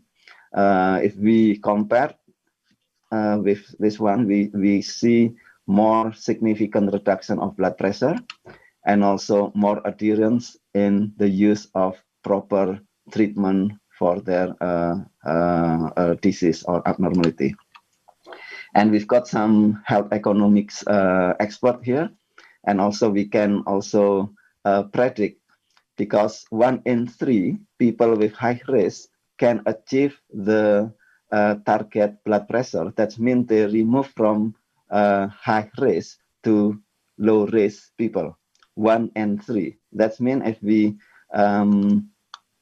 project or predict the cardiovascular event, so if people with cardiovascular risk, we can estimate how many from them will get stroke or heart attack and so on in 5 years. So there's a calculation of that. So due to this intervention, we reduce it by 30%. So for example, if we project 600 people will have a stroke or heart attack, because in the intervention village, it's reduced from 600 to 400, which is very significant. And it's potentially can save for one potential subject, it save approximately 70 million rupiah at cost of CVD case in 5 years. So this is from the BPJS healthcare cost calculation. So you can multiply if we can prevent 1,000 people because of this intervention, how many million rupiah that can be saved from empowering kader kesehatan desa. So you don't need to empower the doctor or the specialist or the hospital with new drugs, but you only need to do it in the village with the kader kesehatan desa. And of course, as a scientist, we want something as a paper publication. So we've got 2 major papers. Of course, this is a really success. Very good journals, JAMA. So it's a big impact journals, and more to come because we have a big data. So all that I presented this afternoon is only small part. We have data already in the server for further research, and we've got a follow-up grant from Australian government to follow up this study, and in collaboration with District Health Agency Dinas Kesehatan in Kabupaten Malang, we now start to implement the program because the program has been adopted as a main program, the pilot program in the whole villages in Malang, so around 390 something villages, and we started to start the proper implementation. And we received it's not me, so this is the Bupati Malang, so Pak Sanusi, and got the award from the Minister of Health because of this innovation.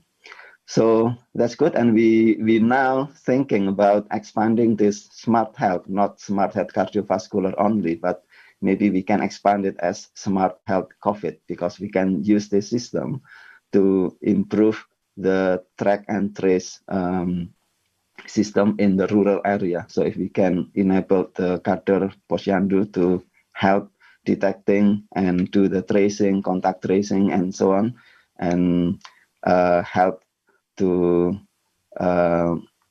check people if they self-isolate or not, that would be good. But this is just an idea.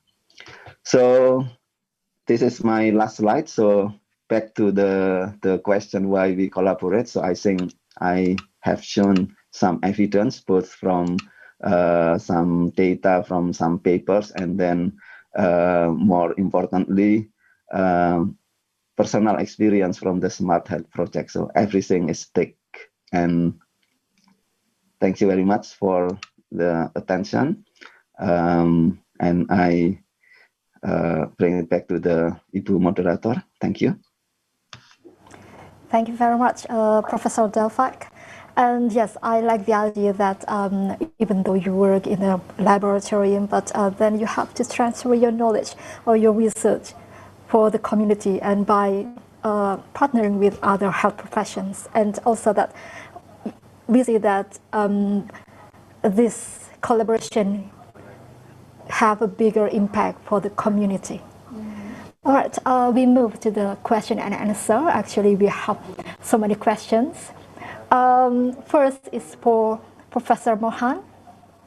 How's your government's efforts in dealing with pandemic crisis, especially in the livestock sector? Thank you.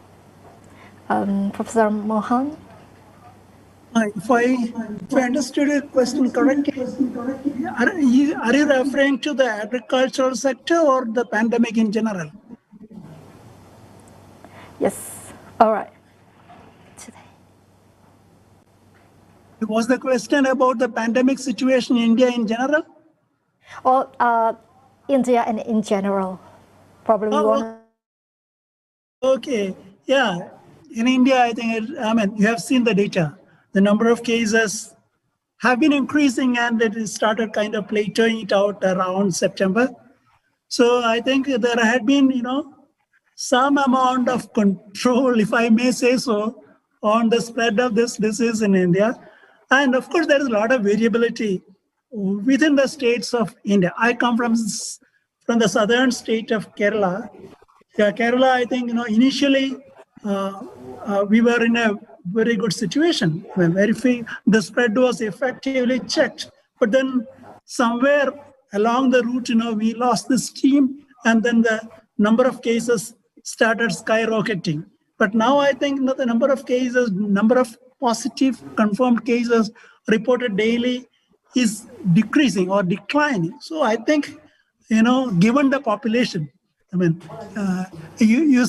mentioned at the beginning of my presentation that about 2/3 of the Asian cases are actually from India. We have about 1/6 of the global or the world population. So a number of cases have been very high. But I think the government is doing something, some effective steps. Initially, they claimed this lockdown, but then, of course, given the size of the country and the magnitude of the problem, there are issues. I think I leave it on that particular note. Yes, all right. Thank you. Actually, we have 12 minutes, so I'm going to move to Professor Peter Izewu first. And Professor Izewu, you have answered your question on the chat, but if you like to give additional information, please just have your say. Okay. Yes, some very good questions came along. Definitely, the microgrid by its nature is something that individual communities or university campuses, or in some cases, prisons or military facilities decide to build. So it's kind of like a self-directed goal. And then, so it is owned and operated as such by the builder. However, things vary from country to country. In some countries, the government has total control of how electricity is moved. And so, depending on the regulation, you may or you may not be allowed to operate such a thing. So I do not know what it is for Indonesia, but in many places, there are policies as to how you connect with the national grid. If those policies are in place and somebody complies with them, then you can do it. Yes. And all right, for the next question is for Professor Delphak. Professor Delphak, all right, sorry. Is it possible if scientists from Indonesia have some data, then ask two scientists from abroad just become co-author, or ask them for evaluating the English before manuscript is be submitted to the reputable journal, or by another way, or for instance, by asking them to collaborate research first? So, yes, I think it's better the second one. I think it's a lot better to start the research together with your collaborator and do it together from the design and the experiment, the research itself, and write the paper together.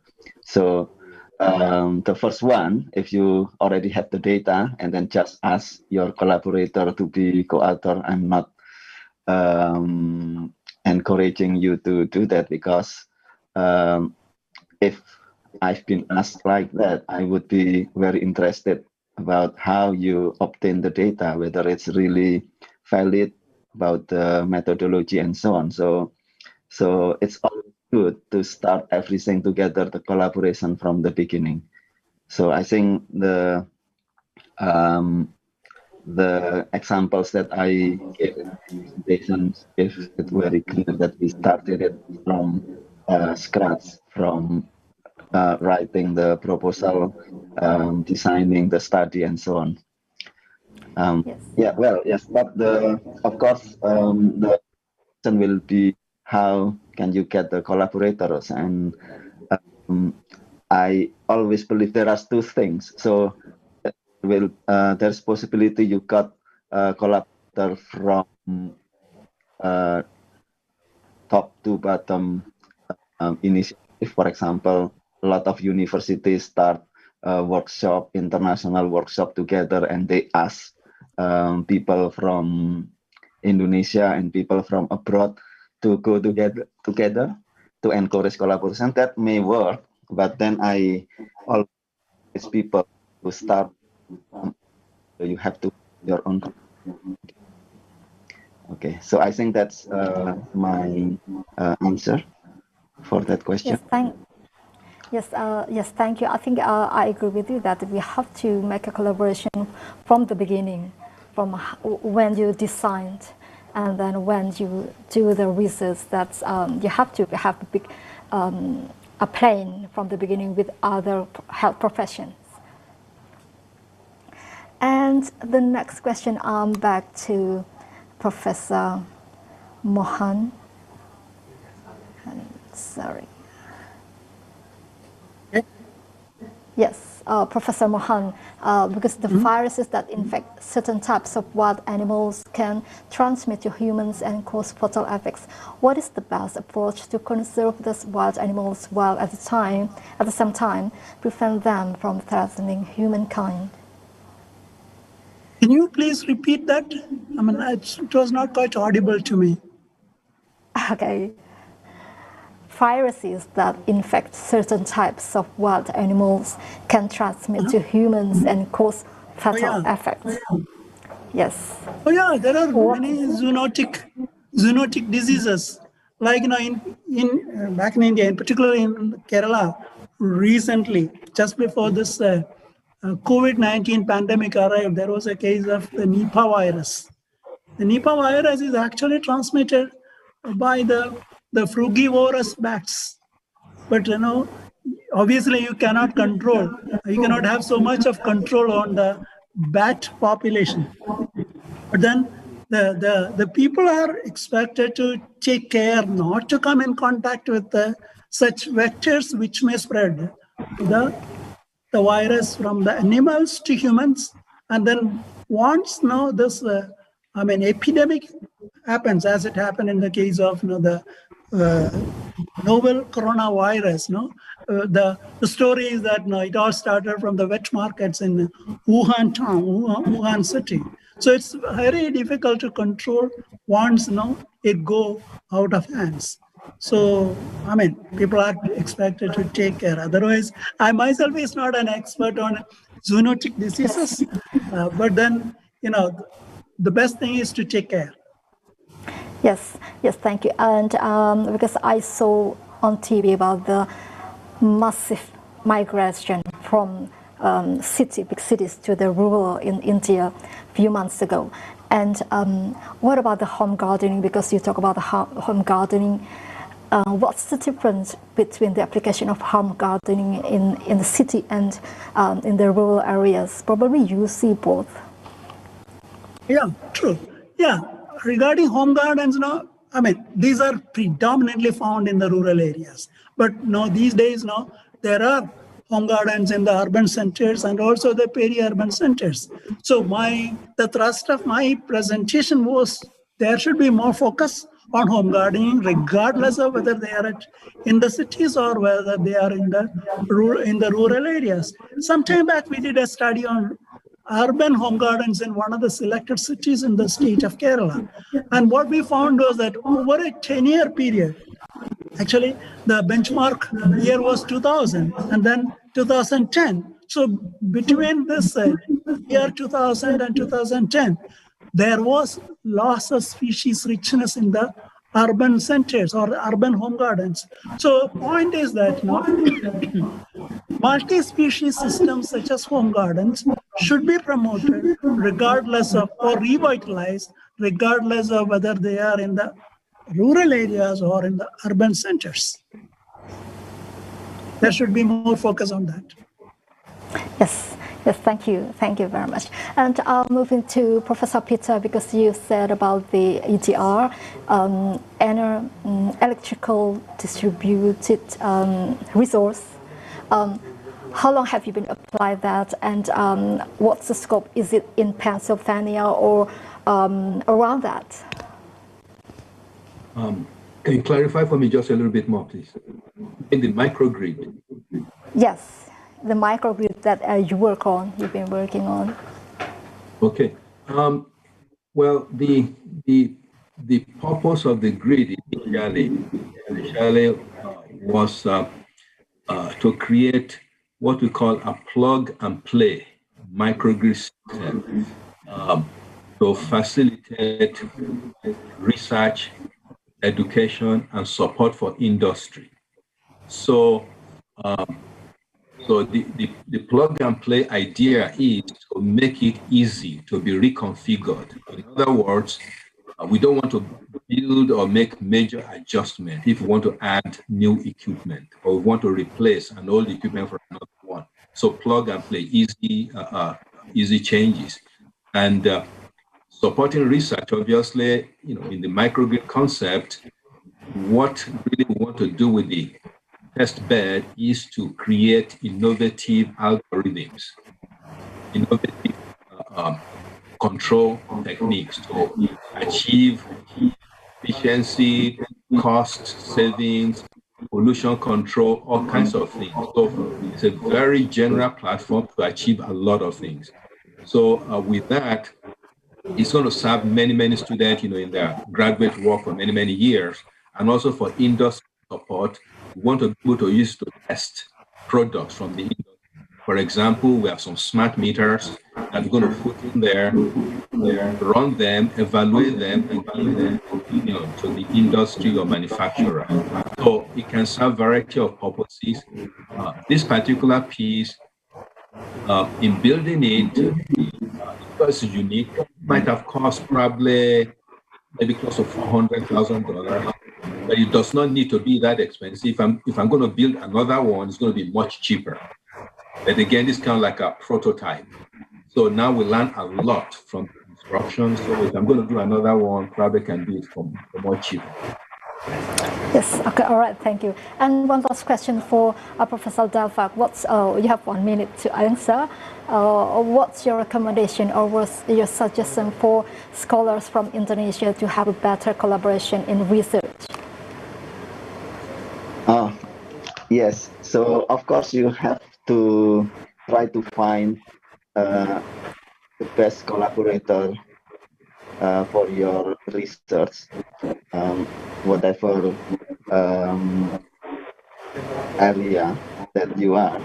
And then with that, you need to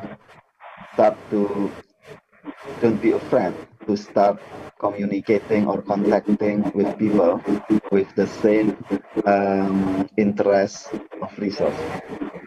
And then always prepare with a concept. So of course it's impossible if you contacting somebody without any concept. So if you've done some bit of research, then you think that it is really interesting, have potential to be developed, and it is also interesting to your future collaborator or potential collaborator, then formulate it, write it in a very informative and in a good language that can be understood by other people. Then send it and don't be afraid, because contacting by email you have nothing to lose. But then there is one probably a trivial thing, a small thing. If you email somebody abroad, maybe as a professor or an academic somewhere, if possible, try to use your academic or university email and not to use email like yahoo.com with princessstar@yahoo.com, because it will be very likely disregarded if the name is not credible by academic in the abroad. So I don't know, maybe Professor Idowu and Professor Kumar also agree with that, because if I got an email with an address with a bit strange, then well, I probably read the next email. All right. All right. I think that's enough. I think Professor Peter or Professor Kumar, would you like to add about this recommendation, or just enough? All right. Thank you very much. Thank you very much. It's been a very wonderful opportunity. Thank you for the opportunity to engage. Yes. Yes. Yes. Thank you very much. Terima kasih. Yes. So, yes, I think that that we have three speakers here, and we know that actually we are hand in hand to work on this, how to solve this pandemic, and every profession take their bit. So I'm happy with that. So thank you very much for Professor Mohan Kumar, Professor Peter Idowu, and Professor Deepak Osyanti for joining with us. Unsud very much, my university, very much appreciated. And hope to see you again. And also for the audience, thank you very much for being a wonderful participant during this session. And hopefully see you again real soon. Thank you very much. Again.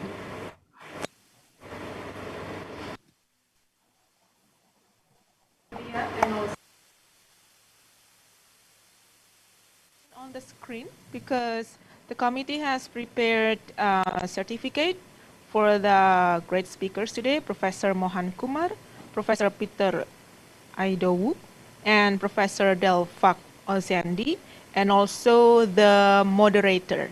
And before we go to the next session, we'll have again Another a photo session. Yeah. Okay, a photo session with Ibu Dian and also our three invited speakers in this plenary session. Okay, participant, please click the camera on. And don't forget to smile. Yeah, smile, and also show our spirit. Okay. Screen one, screen two, smile. Hold. Yeah. Okay, and then next screen. Three. Okay. Okay. Thank you very much. Okay, thank you. And what's next, Mbak Ruri? So we would like also to remind all the participants to fill in the presence link that has been provided by the committee on the Zoom chat room, and also the committee after this we will have a next session, right? Or so the probably parallel sessions. Yeah. You mean? Oh, okay. So that's our time then. Yes. Okay, this is the time for participants and presenters to present the paper and also the results of the study. Do you also present, Mbak Ruri? Yes, I will do the presentation tomorrow. Okay, great. And there will be, what is it, best presenters and best posters, I heard? Oh, yes, the committee already have a commitment to choose the best presenter and also the best poster during the conference. So make sure that to all of the participants, do your best. Ah, great. So hopefully all of us can be best presenters. The best should be one, right? Yeah. All right. All right, ladies and gentlemen, as the parallel session begins, I'm afraid this is also the end of our togetherness today. So we will also leave as the master of ceremony. But do not worry, hopefully we can see each other again tomorrow. Tomorrow morning. Yeah, in a better condition. And I just heard that the rain is pouring down outside. Yes, with the thunder too.